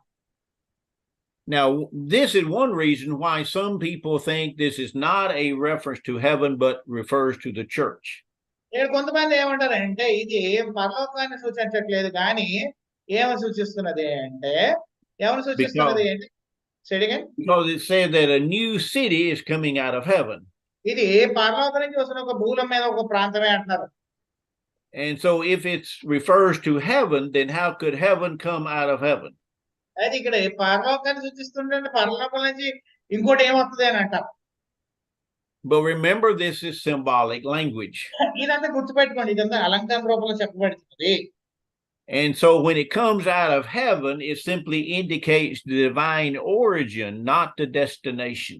ఇది పరలోకం నుంచి వస్తుంది అంటే దాని యొక్క అధికారము దేవుని దగ్గర నుంచి వస్తున్నది అని అర్థమే కానీ ఇంకేమి కాదు. In 2 Peter 3:13, Peter said the church looks for a new heaven and a new earth. 2 పేతురు 3:13లో సంఘము కూడా ఒక కొత్త ఆకాశం కొత్త భూమిని ఎదురు చూస్తున్నదని రాయబడి ఉంటుంది. So that indicates that the new heaven is not the church, but something the church looks forward to. అది ఏంటి, దాని అర్థం ఏంటి అంటే ఈ కొత్త ఆకాశం కొత్త భూమి అంటే కాదు కానీ సంఘాలని దానిని ఎదురు చూస్తుందని దాని మనకు అర్థం. So in this new earth is a new Jerusalem or holy city.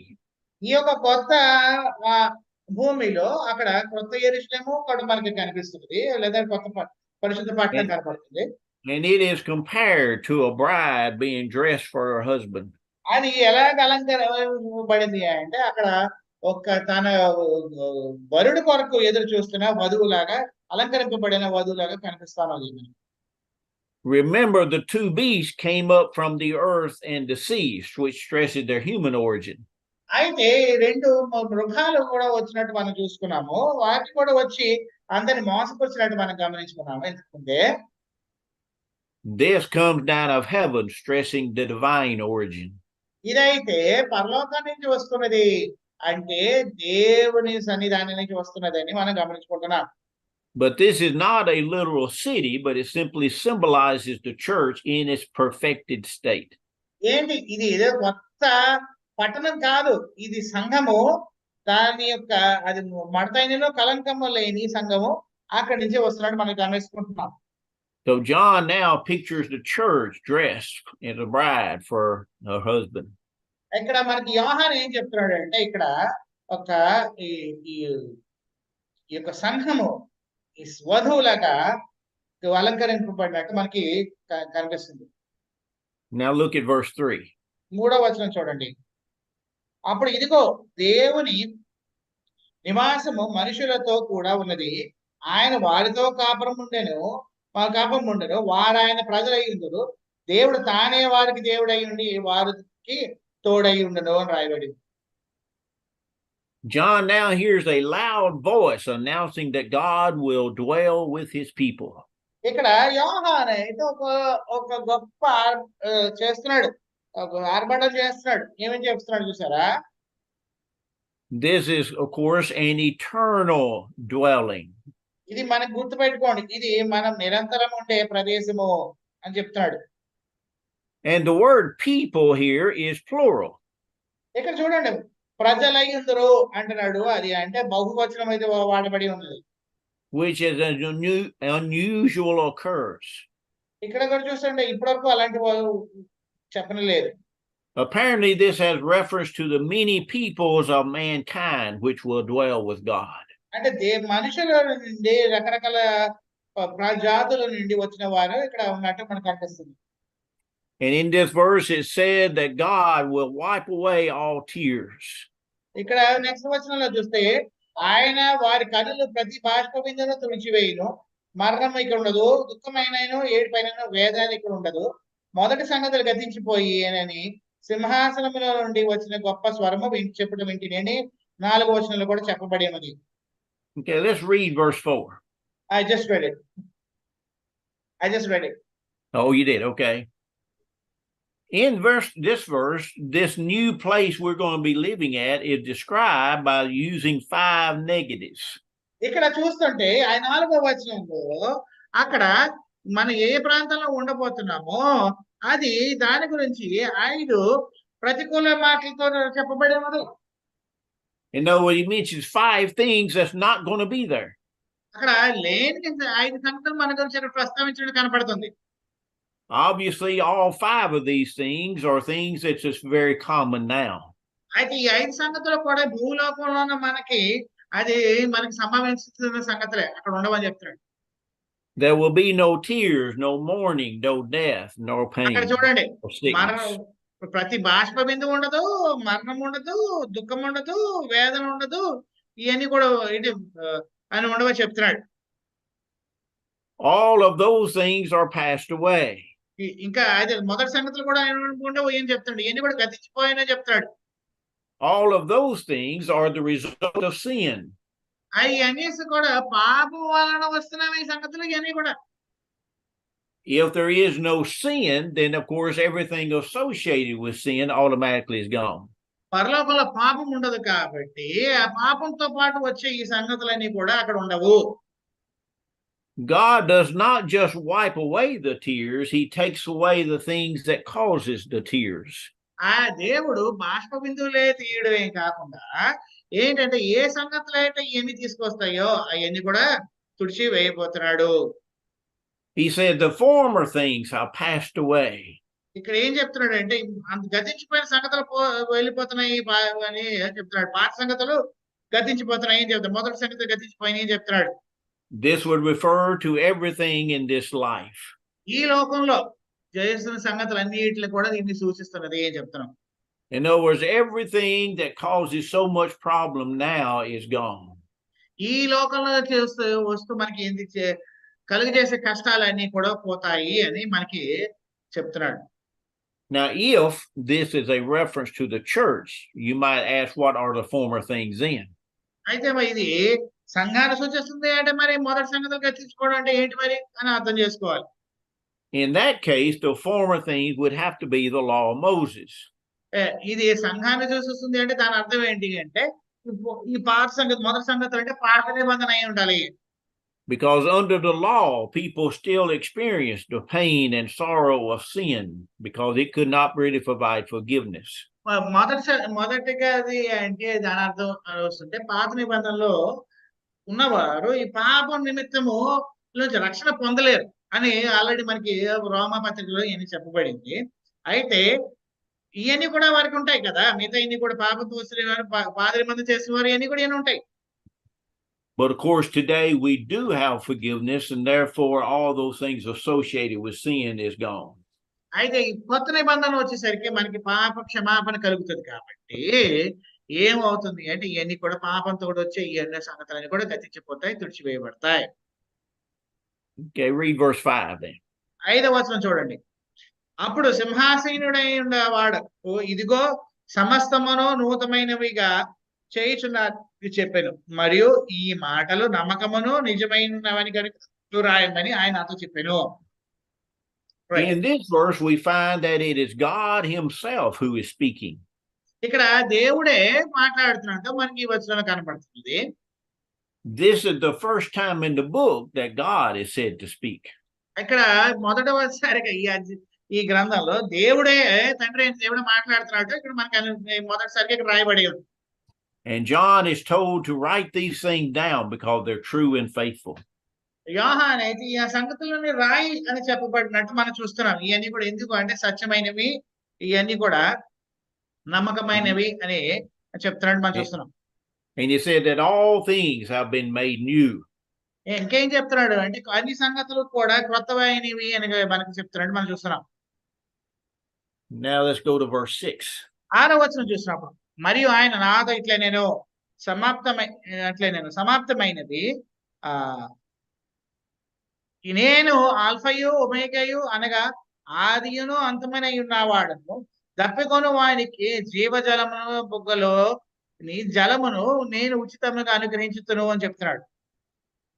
Okay, did you just read verse 6? Yeah, should I read 7 too? No, just hold off. Okay. So in verse 6 starts out by simply saying it is done. 6వ వచనం ఏమని అంటుంది ఏంటంటే ఇదేంతో మొదలవుతుంది, ఇదిగో సమాప్తమైంది అని చెప్తాడు. సమాప్తమైనవి ఏం చెప్తాడు? There can be no doubt about the eternal abode of the faithful.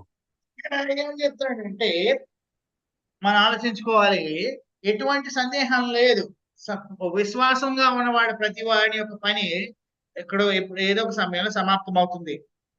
You know, there's always been a problem with the believer for thinking, how can God make all this? అయితే విశ్వాసం ఉన్నవాడికి ఎప్పుడో ఏదో సంక్షోభం ఇదంతా కూడా దేవుడు ఇవన్నీ కూడా ఎలా చేసేస్తాడు. But this should reassure us because God is the Alpha, the Omega, beginning and end. మనకి అయితే మన యొక్క విశ్వాసం బలపరచుకోవడానికి ఇక్కడ ఒక మాట చెప్పబడింది, ఏంటి? దేవుడే ఆల్ఫాయు ఒమేగాయు ఉన్నాడని.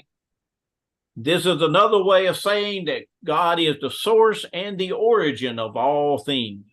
ఇంకేం చెప్తున్నాడు అంటే, ఏం చెప్తున్నాడు గమనించుకోండి, దేవుడే అన్నిటికన్నా మూలకర్త అనే సంగతి కూడా మనకి అర్థమవుతుంది. He gives water to all who thirst. దప్పికొన్న వారందరికీ జీవజమ్మలు ఇస్తున్నాడు అని చెప్తున్నాడు. Of course, this is a figurative sense. ఇది అలంకార రూపంలో చెప్పబడింది. You remember that Jesus told the woman at the Samaritan well, he's going to give her the living water. ఇక్కడ గుర్తుపెట్టుకోండి, సమరయ స్త్రీకి కూడా యేసు ప్రభు అదే చెప్పారు. ఏమని చెప్పారు? జీవజలంలో నేను ఇస్తాను అని చెప్తున్నాడు కదా ఆయన. And all of this is without cost. ఇదంతా కూడా ఒక మూలం చెల్లించకుండా రాలేదు. Okay, read verses 7 and 8 then. 7వ వచనం చూసినప్పుడు, జయించువాడు వాడిని స్వతంత్రించుకొనును, నేను అతనికి దేవుడై ఉందునను, అతడు నాకు కుమారుడై ఉందుడు. పిరికివారును, అవిశ్వాసులను, అసహ్యులను, నరహంతకులను, వ్యభిచారులను, మాంత్రికులను, విగ్రహార్థికులను, అబద్ధికులను అందరూ అగ్నిగంధములో మండు గుండములో పొందుదురు. ఇది 2వ మరణము అని చెప్తున్నాడు. Okay, the all things here simply refers to the blessings of eternity God had prepared for his people. ఇక్కడ జయించేవాడు వీటన్నిటిని స్వతంత్రించుకుంటాడు అని ఆలోచిస్తున్నప్పుడు 7వ వచనంలో ఇక్కడ అన్నిటిని అని అంటే ఏంటంట, దేవుడిచ్చినవి అన్నిటిని చెప్తున్నాడు. And anyone who overcomes will have those blessings. ఇంకా మనం చూస్తే వీటన్నిటిని జయించేవాడు అనే మాట కూడా ఉంది. అవన్నీ కూడా జయించేవాడు అన్నిటిని కూడా స్వతంత్రించుకుంటాడు. This phrase is mentioned 7 times in all the letters to the 7 churches. గుర్తుపెట్టుకోండి, ఈ మాట ఇందాక మొదటి నుంచి మొదలు పెట్టుకున్న మొదటి అధ్యాయం నుంచి మొదలు పెట్టుకుంటే మనకి అక్కడ 7 సంఘాలకు రాసిన వాటిలో 7 సంఘాలకు కూడా ఈ మాట చెప్పబడి. We will inherit because we are God's children. మనం స్వతంత్రించుకుంటాం, ఎందుకు అంటే మనం దేవుని కుమారులై ఉన్నాం కాబట్టి. The joys are free, but there must be a commitment to God. ఆయన ఇచ్చినవన్నీ కూడా మనకి స్వతంత్రముగా ఉచితంగా వస్తుంది, కానీ మనము దాని కొరకు కొంత వెల వెచ్చించాలి. అంటే ఎటువంటి వెల అంటే, we have to be committed enough to overcome. మనం ఎటువంటి వెల ఏంటంటే దేవునికి మనకు లోబడి ఉండాల్సిందే ఇది సంగతి. అదే Then in మనకి verse 8 he mentions a few people who will not overcome. 8వ వచనములో అయితే చూస్తే కొంతమంది గురించి మాట్లాడింది, ఈ సంగతులు జయించలేని వారి గురించి మాట్లాడబడింది. The first ones are the fearful or the cowardly. మొదటగా చెప్పింది అంటే పిరికివారు అనే సంగతి మాట్లాడబడింది చెప్పండి. These are the ones who choose personal safety over faithfulness to God. వీళ్ళు పిరికివారు అంటే ఏంటి? దేవుని మీద నమ్మకం లేదు, కానీ తమ గురించి ఎలాగా దాక్కుని ఉండాలో నేను సువార్త ప్రకటన చేయకుండా ఎవరిని ఇది సువార్త చెప్పే ధైర్యం లేదు వారికి. This fear comes from a lack of genuine commitment. ఈ పిరికితనం ఎందుకు వస్తుంది అంటే దేవునికి సంపూర్ణంగా లోబడలేనందుకు వస్తున్నది. Now, this is not talking about those times when all of us are afraid, because we're all afraid from time to time. మనం అప్పుడప్పుడు మనకి భయం వేస్తూ ఉంటది, అటువంటి భయం గురించి మాట్లాడలేదు ఇక్కడ. We all make mistakes. We all have times when we do not speak when we should, maybe. మనం చాలా తప్పులు చేస్తూ ఉంటాం, ఎప్పుడప్పుడు మాట్లాడాల్సి ఉంటుంది, అప్పుడు మాట్లాడకుండా ఉంటాం చాలా సార్లు. Remember that where there is where there is repentance, there is forgiveness. గుర్తుపెట్టుకోండి, ఎక్కడైతే మనం మారుమనసు పొందుతామో ఎక్కడైతే మారుమనసు పొందుతామో అక్కడ పాప క్షమాపణ ఉంటది. The point is that a choice must be made. మనకి ఇక్కడ చెప్పబడిన మూల సంగతి ఏంటి అంటే, మనము ఒక ఉడంబడిక చేసుకోవాలి, దేవునికి ఉండాలని మారు మనసు పొంది మనం అటువంటి మన కోరికతో మనసు పెట్టి చేయాలి. We have to live differently. మనము దేవుని వైపు ఉండాలనేది ఒక ఎంపిక చేసుకోవాలి. The unbeliever would include those who have denied their faith. ఈ యొక్క అవిశ్వాసులు అయితే ఎవరు అంటే రెండవ సంగతి చూస్తే అవిశ్వాసులు కనపడుతున్నారు. అవిశ్వాసులు అంటే తమ యొక్క విశ్వాసాన్ని విడిచిపెట్టిన వారు అని కూడా అర్థం వస్తుంది. The abominable are those who participated in the unholy ritual of emperor worship and other things. అసహ్యులు అంటే దేవునిని వదిలేసి ఇటు విగ్రహాలకునో లేదంటే వేరే సంగతులు ఆరాధించిన వారు అని కూడా వస్తుంది. Then there are sorcerers and idolaters.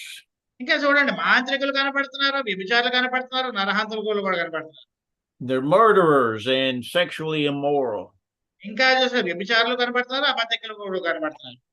Now notice the last one is all liars. ఆఖరికి ఎవరు కనపడుతున్నారంటే చూస్తారా, అబద్ధికులు అందరూ అంటున్నాడు. In today's world, there is so much lying going on. ఈ లోకంలో ఏముందండి, ఎంతో మంది చాలా చక్కగా అబద్ధాలు ఆడేస్తున్నారు. It is so prevalent that everyone almost expects people to lie. అది ఎంతగా ఉంది అంటే ఇప్పుడు అందరూ కూడా ఎక్స్పెక్ట్ చేస్తున్నారు అబద్ధాలు ఆడతారు అనేది. As a matter of fact, I've read some people say that we have to learn to lie in order to get along in this world. ఇంకా ఎక్కువ చోట ఎక్కడో చదివారు ఏంటంటే, మనం అబద్ధాలు ఆడటం నేర్చుకోవాలి, ఈ లోకంలో బతకాలి అంటే అబద్ధాలు ఆడటం నేర్చుకోవాలనే సంగతి రాయబడినట్టు ఎక్కడ గమనించాను. In other words, they're saying if you don't lie, you're going to be mistreated and you're going to have a hard life. అంటే ఏమంటారంటే, నువ్వు అబద్ధం ఆడకపోతే నువ్వు చాలా దోషం ఎదుర్కోవాల్సి ఉంటది అని చెప్తున్నట్టు ఉంటది. Well, that's not far wrong. అది అంతా కూడా తప్పేం కాదు, ఈ లోకంలో చెప్తున్న విషయాలు చూస్తుంటాను. Sometimes people will take advantage of you if you do not lie. మనం అబద్ధం ఆడకపోతే చాలా మంది మనల్ని దాన్ని దూషిస్తారు. But here it points out that if we are liars, then we cannot inherit this eternal life. ఇక్కడ ఏం చెప్తాడంటే, మనం ఒకవేళ ఇక్కడ ఏం చెప్తున్నాడంటే, మనం అబద్ధికలం అయ్యామా, మనం ఏం కోల్పోతామంటే నిత్యత్వాన్ని కోల్పోతాం. Okay, any comments here? ఇక్కడ ఒక చెప్పబడిన అట్లా మీకు ఏమైనా ప్రశ్నలు ఉన్నాయా, ఇంకేమైనా మీరేమైనా చెప్పాలనుకుంటున్నారా? చెప్పండి. All right, okay. Do we want to keep going a little longer then? Yes, sir. We can keep going a little longer. Okay. We are at number 9, and we have to go until 27. Okay. Okay. Let's read verse 9 then. 9వ వచనం చూడండి. అంతటా ఆ కడపటి 7 తెగుళ్ళు నిండిన 7 పాత్రలను పట్టుకొని ఉన్న 7 దేవదూతలలో ఒకడు వచ్చి, ఇటు రమ్ము, పెండ్లి కుమార్తెను అనగా గొర్రెపిల్ల యొక్క భార్యను నీవు చూసు ఆత్మవశుడు అయిన నన్ను ఎత్తైన గొప్ప పర్వతం మీదకి కొనుక్కోపోయి యెరూషలేము అను పరిశుద్ధ పట్టణము దేవమున మహిమ గలదే పరలోకమందున దేవుని యొద్ద నుండి దిగి వచ్చుట నాకు చూపాను. Now earlier the harlot was pictured as a great city. ఇక్కడ చూడండి, ఇక్కడ ఈ యొక్క వ్యభిచారమైన స్త్రీని ఒక మహాపట్నంగా అక్కడ చెప్పండి చూస్తున్నాం.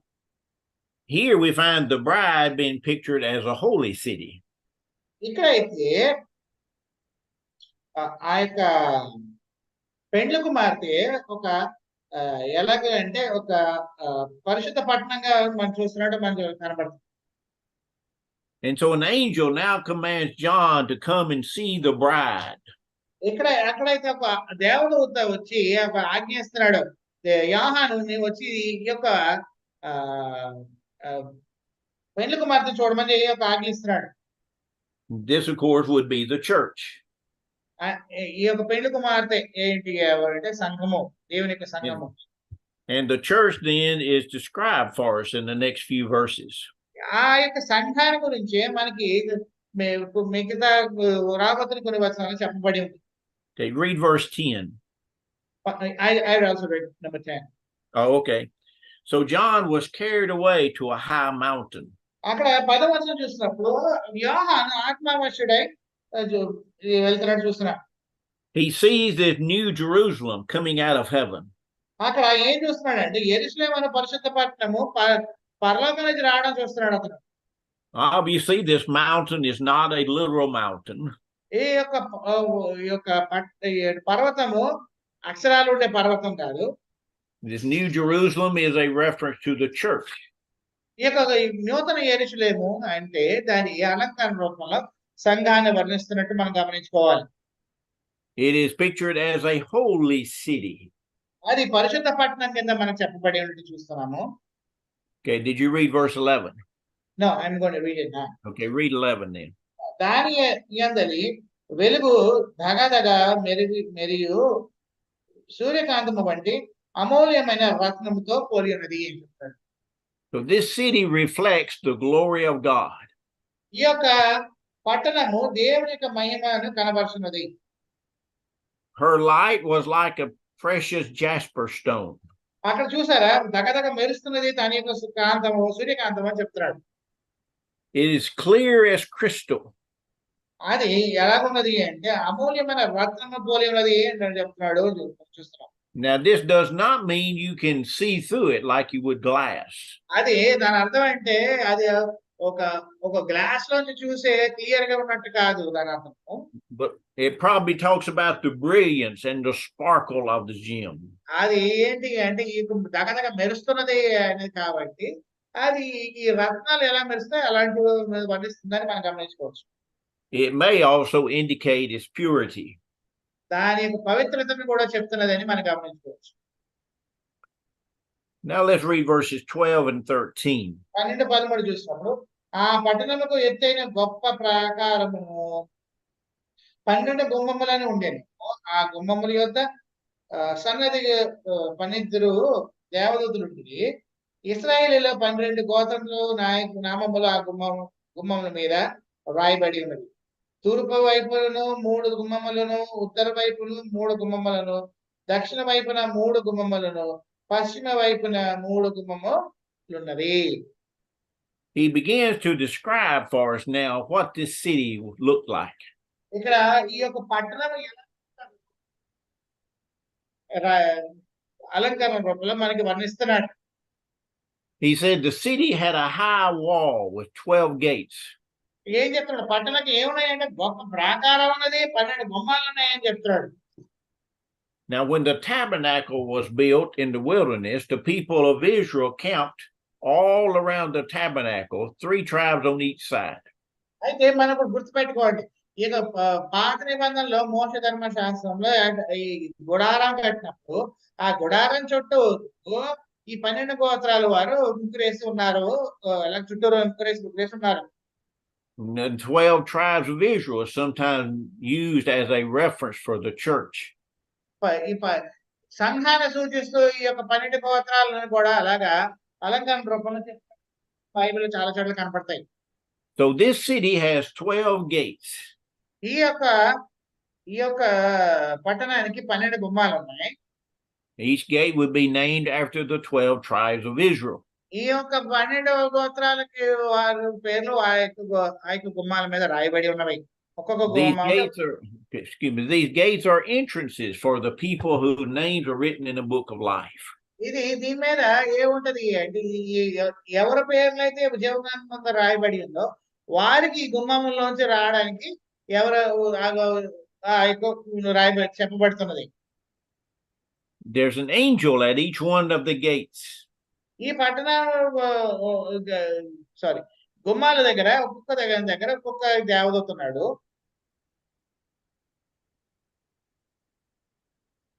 The 12 gates this does not indicate that there are many ways to get to heaven, because Jesus is the only way.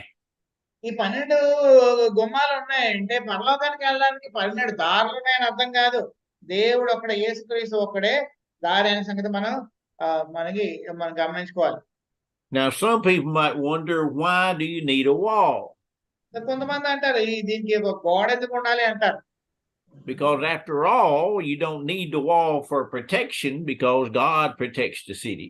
మనం అనుకోవచ్చు ఈ యొక్క గోడలు ఎందుకు కావాలి, ఇది దేవుడే కదా కాపాడుతున్నాడు, దీంతో ఎందుకు అవసరం ఏంటి అంటారు. The wall is simply part of a description of an ideal city in the ancient world. అయితే ఈ యొక్క గోడ అనేది ప్రాకారము ఏంటి అంటే నేను ఆలోచిస్తే ఆ కాలంలో ఆ కాలంలో పట్టణానికి ప్రతి గొప్ప గొప్ప పట్టణాలకి ప్రాకారాలు ఉండేవి అన్నమాట. You in India cannot relate to this better than we can in the US. మనం ఈ భారతదేశంలో ఉన్న మనము దీని గురించి చెప్పగలుగుతాం. మనం ఎక్కడైనా పురాతన చారిత్రాత్మకమైన సినిమాలు చూపిస్తే వాటన్ని కూడా ఇలాగ ప్రాకారాలు కడుతున్నట్టు మనకి కనపడుతూ ఉంటుంది. You all want a wall around your house. మన అందరు గృహాలన్నింటినీ కూడా ఒక్కొక్క ఏమంటారు వేసుకుంటాం, ప్రాకారాలు వేసుకుంటాం, గోడలు వేసుకుంటాం. Generally speaking, we do not have walls around our places. మా అమెరికాలో అయితే మా ఇళ్ళ దగ్గరికి మాకు ఇవి ఉండవు, ఈ ప్రాకారాలు ఉండవు, గోడలు ఉండవు. Some will have a fence maybe around the back part of the house just for privacy. కొంతమంది అయితే వారు ఇంటి వెనకాల భాగానికి ఒక చిన్న పెట్టుకోవడం లాంటివి కట్టుకుంటారు. ఎందుకు అంటే వాళ్ళు ఏదో కావాలనుకుని వాళ్ళు ఏమంటారు వాళ్ళ ప్రైవసీ వాళ్ళకి కావాలనుకుంటారు కాబట్టి వాళ్ళు. But we do not use walls for protection as you do. భారతదేశంలో ఉన్నట్టు మేము ప్రతి వారు కూడా గోడలు అయితే కట్టుకోరు. But the wall in this city, of course, indicates perfect protection. ఇక్కడ ప్రాకారం అటుకో ఏంటి సూచిస్తున్నది అంటే దేవుని యొక్క రక్షణ, సంపూర్ణ రక్షణ సూచిస్తున్నది. The church was built upon the foundation of the 12 apostles.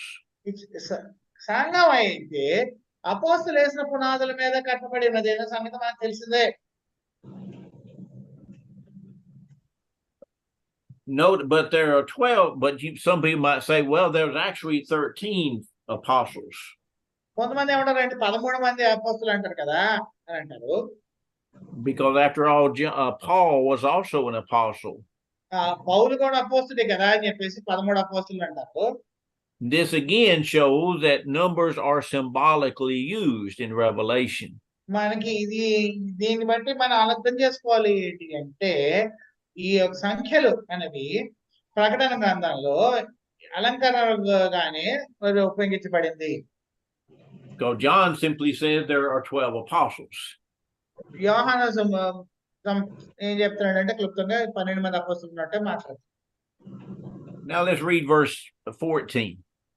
14వ వచనం చూస్తే ఆ పట్టణపు ప్రాకారము 12 పునాదులు గలది, ఆ పునాదుల పైన గొర్రెపిల్ల యొక్క 12 అపోస్తలులు 12 మంది పేర్లు కనబడుచున్నవి అని చెప్తున్నాడు. And go on to verse 15. We kind of already talked about 14. 15వ వచనం చూస్తే ఆ పట్టణమును దాని గుమ్మములను ప్రాకారమును కొలుచుటకై నాతో మాట్లాడువాడు వాని వద్ద బంగారము కొలకర్ర ఉండెను. Okay, in 15 we have the measurements of the city. 15వ వచనంలో ప్రాకారంలో కొలడానికి ఒక కొలకర్ర ఉన్నట్టు కనబడుతుంది. An angel measures the city with a golden reed or rod. అక్కడ ఒక దేవదూత వచ్చి ఈ యొక్క బంగారం కొలకర్రతో అక్కడ చేసినట్టు మనం చూస్తున్నాం. Now, some people have said that this reed was a measurement which would be slightly longer than 10 feet, which would be 15 kilometers? Oh, okay. Oh, no, not that much. Excuse me. 15 feet. I'm not sure how it corresponds. Let me see quick. Okay. కొంతమంది ఈ కొలకరకి ఇంత పొడుగుంటది అని ఏదో సంఖ్య ఇవ్వడానికి ప్రయత్నించారని చెప్తున్నారు.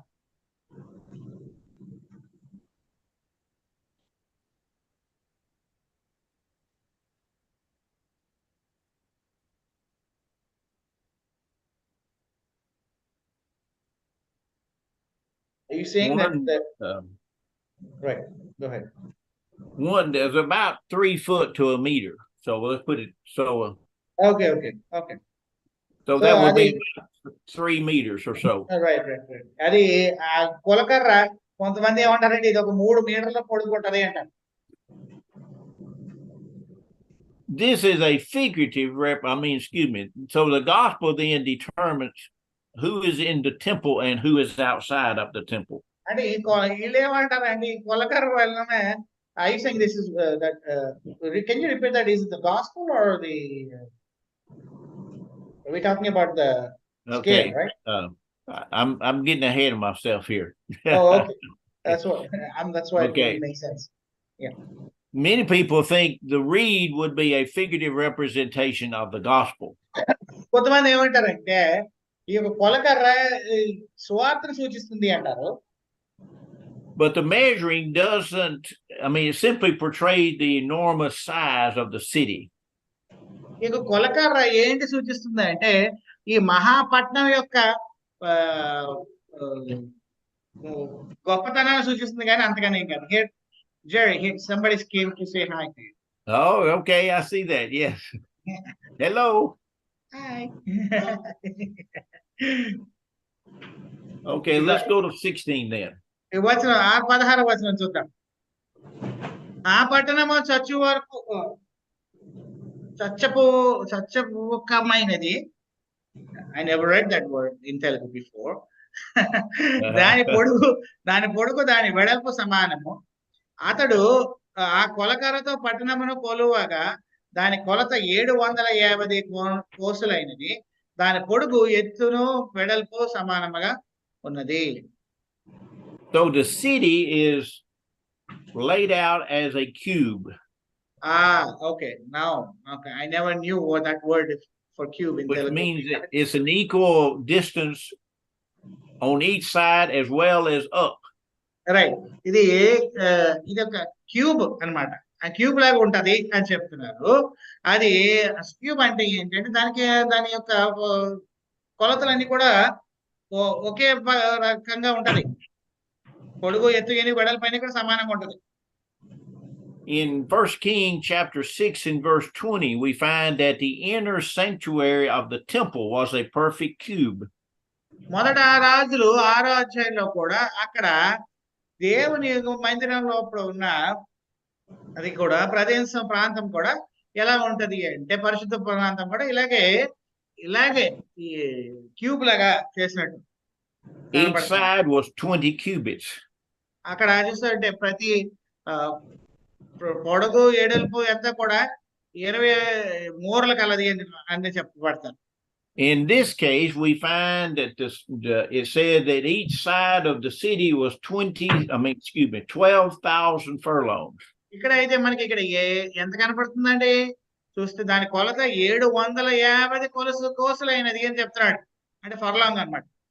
Now that works out to about 22 to 2,400 kilometers. అంటే దాని కిలోమీటర్ లెక్కలో చూస్తే 2200 లేదంటే 2400 కిలోమీటర్లు అనేది అర్థమవుతుంది. Now obviously that is a huge city. మనకి ఏంటి అంటే చూస్తూ ఉంటే ఇది చాలా గొప్ప మహాపట్టణము అని అర్థమవుతుంది. But even more than that, you got the same distance going up. ఇంకా అలాగే అంత దాని ఎత్తు కూడా అంత ఉన్నట్టు మనకు కనబడుతుంది. It simply shows that this is a city for God's people and there is room for all. ఏంటి అర్థమవుతుంది అంటే ఇది దేవుని యొక్క పట్టణము, అది అందులో అందరికి కూడా స్థానం ఉన్నది. The number 12,000 symbolizes complete perfection. ఇక్కడ 12,000 అని కనపడుతుంది ఇక్కడైతే మనకి కొలత 700 అని కనపడుతుంది. దాని ఇంగ్లీష్ బైబిల్లో 1200 అని ఉంటుంది. అంటే దాని అర్థం ఏంటి అంటే అది సంపూర్ణతని సూచిస్తున్నది. And the ancient people considered the cube to be a symbol of perfection.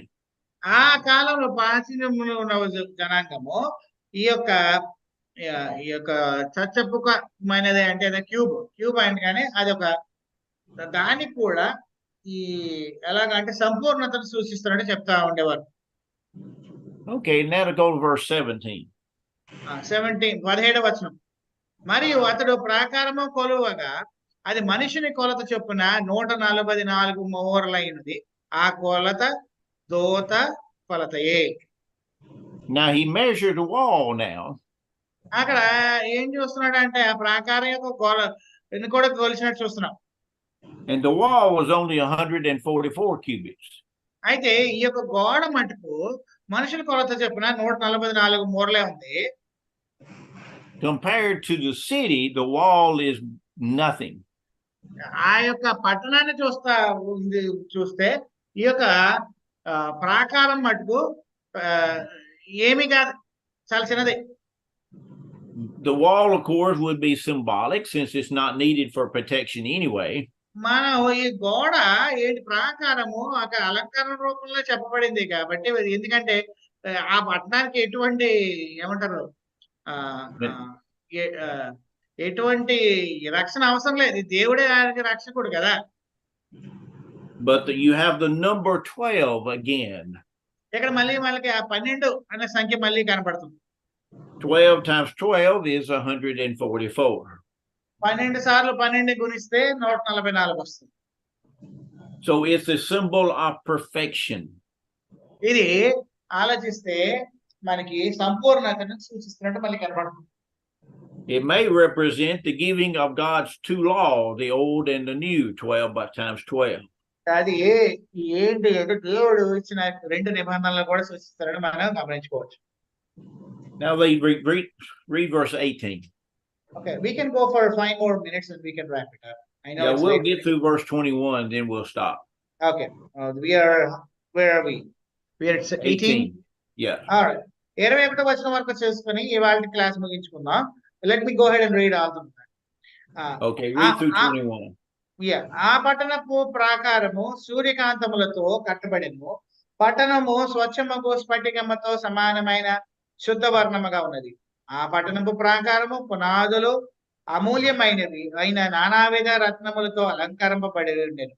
మొదటి పునాది సూర్యకాంతపు రాయి, రెండవది నీలము, మూడవది యమునా రాయి, నాలుగవది పచ్చ, ఐదవది వైడూర్యము, ఆరవది కెంపు, ఏడవది సువర్ణరత్నము, ఎనిమిదవది గోమేధికము, తొమ్మిదవది పుష్యరాగము, పదవది సువర్ణముల సునియము, 11వది పద్మరాగము. దాని 12 గుమ్మములు 12 ముత్యములు, ఒక్కొక్క గుమ్మమునకు ఒక్కొక్క ముత్యముతో కట్టబడి ఉన్నది. పట్టణపు రాజు వీధి శుద్ధ సువర్ణమై స్వచ్ఛమైన స్ఫటికమును పోలి ఉన్నది. Okay, this verse tells us that the wall was either made of pure jasper or jasper was built into the wall. ఈ పట్టణపు ప్రాకారం సూర్యకాంతములతో కట్టబడిన పట్టణం స్వచ్ఛమైన స్ఫటికమైన సమాధాన శుద్ధవనముగా ఉన్నదని 18వ వచనం మనకు జ్ఞాపకం చేస్తుంది.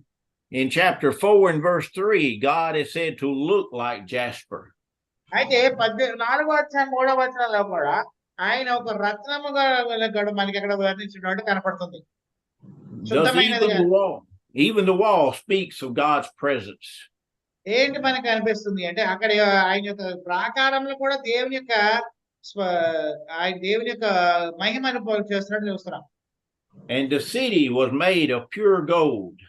ఆ పట్టణం మటుకు బంగారంతో సువర్ణంతో చేయబడినట్టు మనకి కనపడుతుంది.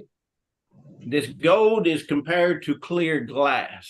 ఈ యొక్క సువర్ణము ఉన్నట్టు 21వ వచనంలో కనబడుతుంది. We would not compare gold to clear glass.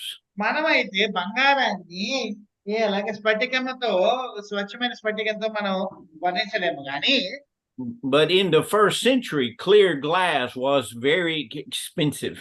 ఆ సమయంలో మొదటి శతాబ్దంలో చూస్తే ఇటువంటి ఇటువంటి స్వచ్ఛమైన స్ఫటికము చాలా విలువైంది.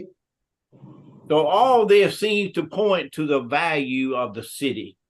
ఇదంతా కూడా దేని సూచిస్తుంది అంటే ఆ పట్టణం యొక్క మహిమను మనకి కనపరిచేటట్టు చూస్తున్నది. The foundations of the walls of the city was adorned with all kinds of precious stones. ఆ యొక్క పట్టణం యొక్క పునాదులు అని కానీ చూస్తే అంతకుండా ఇటువంటి అమూల్యమైన రాళ్లతో చేయబడి ఉన్నది అని చూస్తున్నాం. These were the most precious stones known at the time. ఆ సమయంలో ఇటువంటి అమూల్యమైన రాళ్ళు చాలా విలువైనవి. There are 12 stones which correspond to the 12 gems set into the breastplate of the high priest. మనకు ఒకసారి గుర్తుపెట్టుకోండి, ఈ యొక్క ఏమంటారు ప్రధాన యాజకుడికి కూడా అటువంటి 12 రత్నాల రాళ్ళు అక్కడ పెట్టినట్టు చూస్తున్నాం. Some of these stones we are not familiar with today.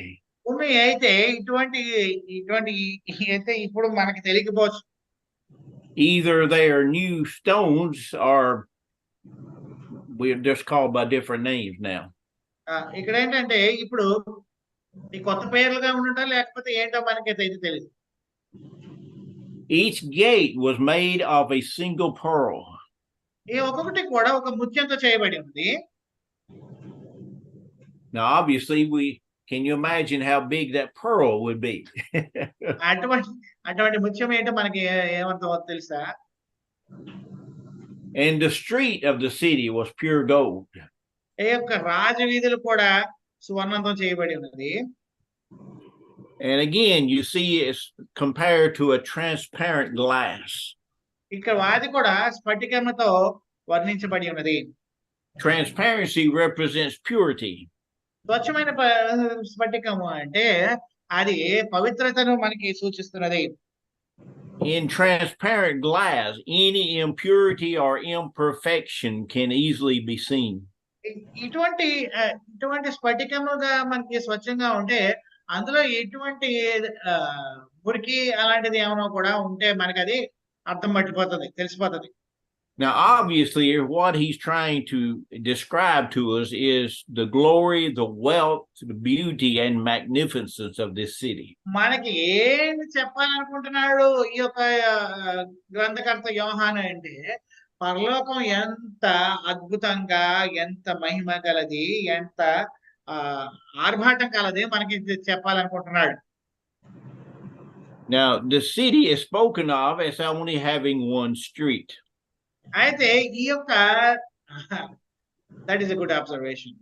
ఈ యొక్క మహాపట్టణంకి ఒకటే వీధి ఉన్నట్టు మనకి చెప్తున్నట్టు అనుకుంటున్నాం, చెప్తున్నాడు ఇక్కడ. Obviously, we cannot conceive of a great city having only one street.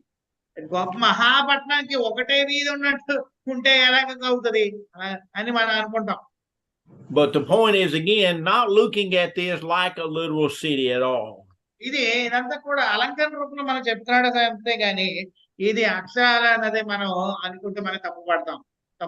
It's simply trying to draw a picture for us so we can begin to appreciate what God has prepared for us. మనకి దేవుడు ఏది సిద్ధపరుస్తున్నాడో దానిని మనము ఎదురు చూడడానికి మనకు ఒక కలిగించడానికి ఇది చెప్తున్నాడు మనకి. Okay, we'll stop right there and we'll finish it up tomorrow night. I can tell you're tired. I'm tired. Yeah, me too. Well, I will catch up with you over the weekend or maybe sometime next week. But because tomorrow I will be traveling until tonight I'm traveling. But we will be traveling until Tuesday morning my time. So hope you have a good trip. Thank you, sir. Thank you. This hope will be in Hyderabad. Well. This will be in Hyderabad with a student of mine, a former student of mine. Okay. And he works in an IT company, and he got along with some other Christians over there and started many congregations since he graduated from the school. Sound like you're doing a good work then. So yeah, he's doing a great work. So we will what class to be at 8:00 your time tomorrow? Yes, I will. I was going to make an announcement after this. Yes. రేపు 8 గంటలకే మనకి ప్రకటన గ్రంథం class ఉంటుందండి. నేను ఉండను, ప్రభుదాస్ గారు మీకు ఈ క్లాస్ తీసుకుంటారు. ఆయనతో పాటు మన జేరి గారితో పాటు ఆయన మీకు తర్జుమా చేసి మొత్తానికి ప్రకటన గ్రంథం ముగించేస్తారు. ఒకవేళ ఏమైనా ఇబ్బందులు గట్రా అయితే మళ్ళీ మనం సోమవారం కలుసుకుందాం. లేదు సోమవారం కూడా కాదు, బుధవారం వచ్చే బుధవారమే కలుసుకోవాలి, ఎందుకంటే అప్పటి వరకు నాకు సమయం ఉండదు. I hope everything goes well. Otherwise, we'll have to meet again next Wednesday. Until then, I'm just unable. And I did not. Technically, tomorrow is the last day of class for this batch. Yeah. And we sorry will for finish rushing tomorrow it. for sure. So yes, I did not realize we can finish it up by tomorrow, but we have done it. Yeah, right on time. Like, I gave myself 2 more weeks with you to finish the class, but I think we are finishing up along with the others. We always outdo us when it comes to the work of the Lord and to be finishing up on schedule. And thank you so much for your time, and I appreciate all the lessons you taught. You taught me personally, because I'll tell everybody that I learned Revelation from you. Yeah. All right. Thank you. All right. Good night. Good night. Andarki vandanalandi.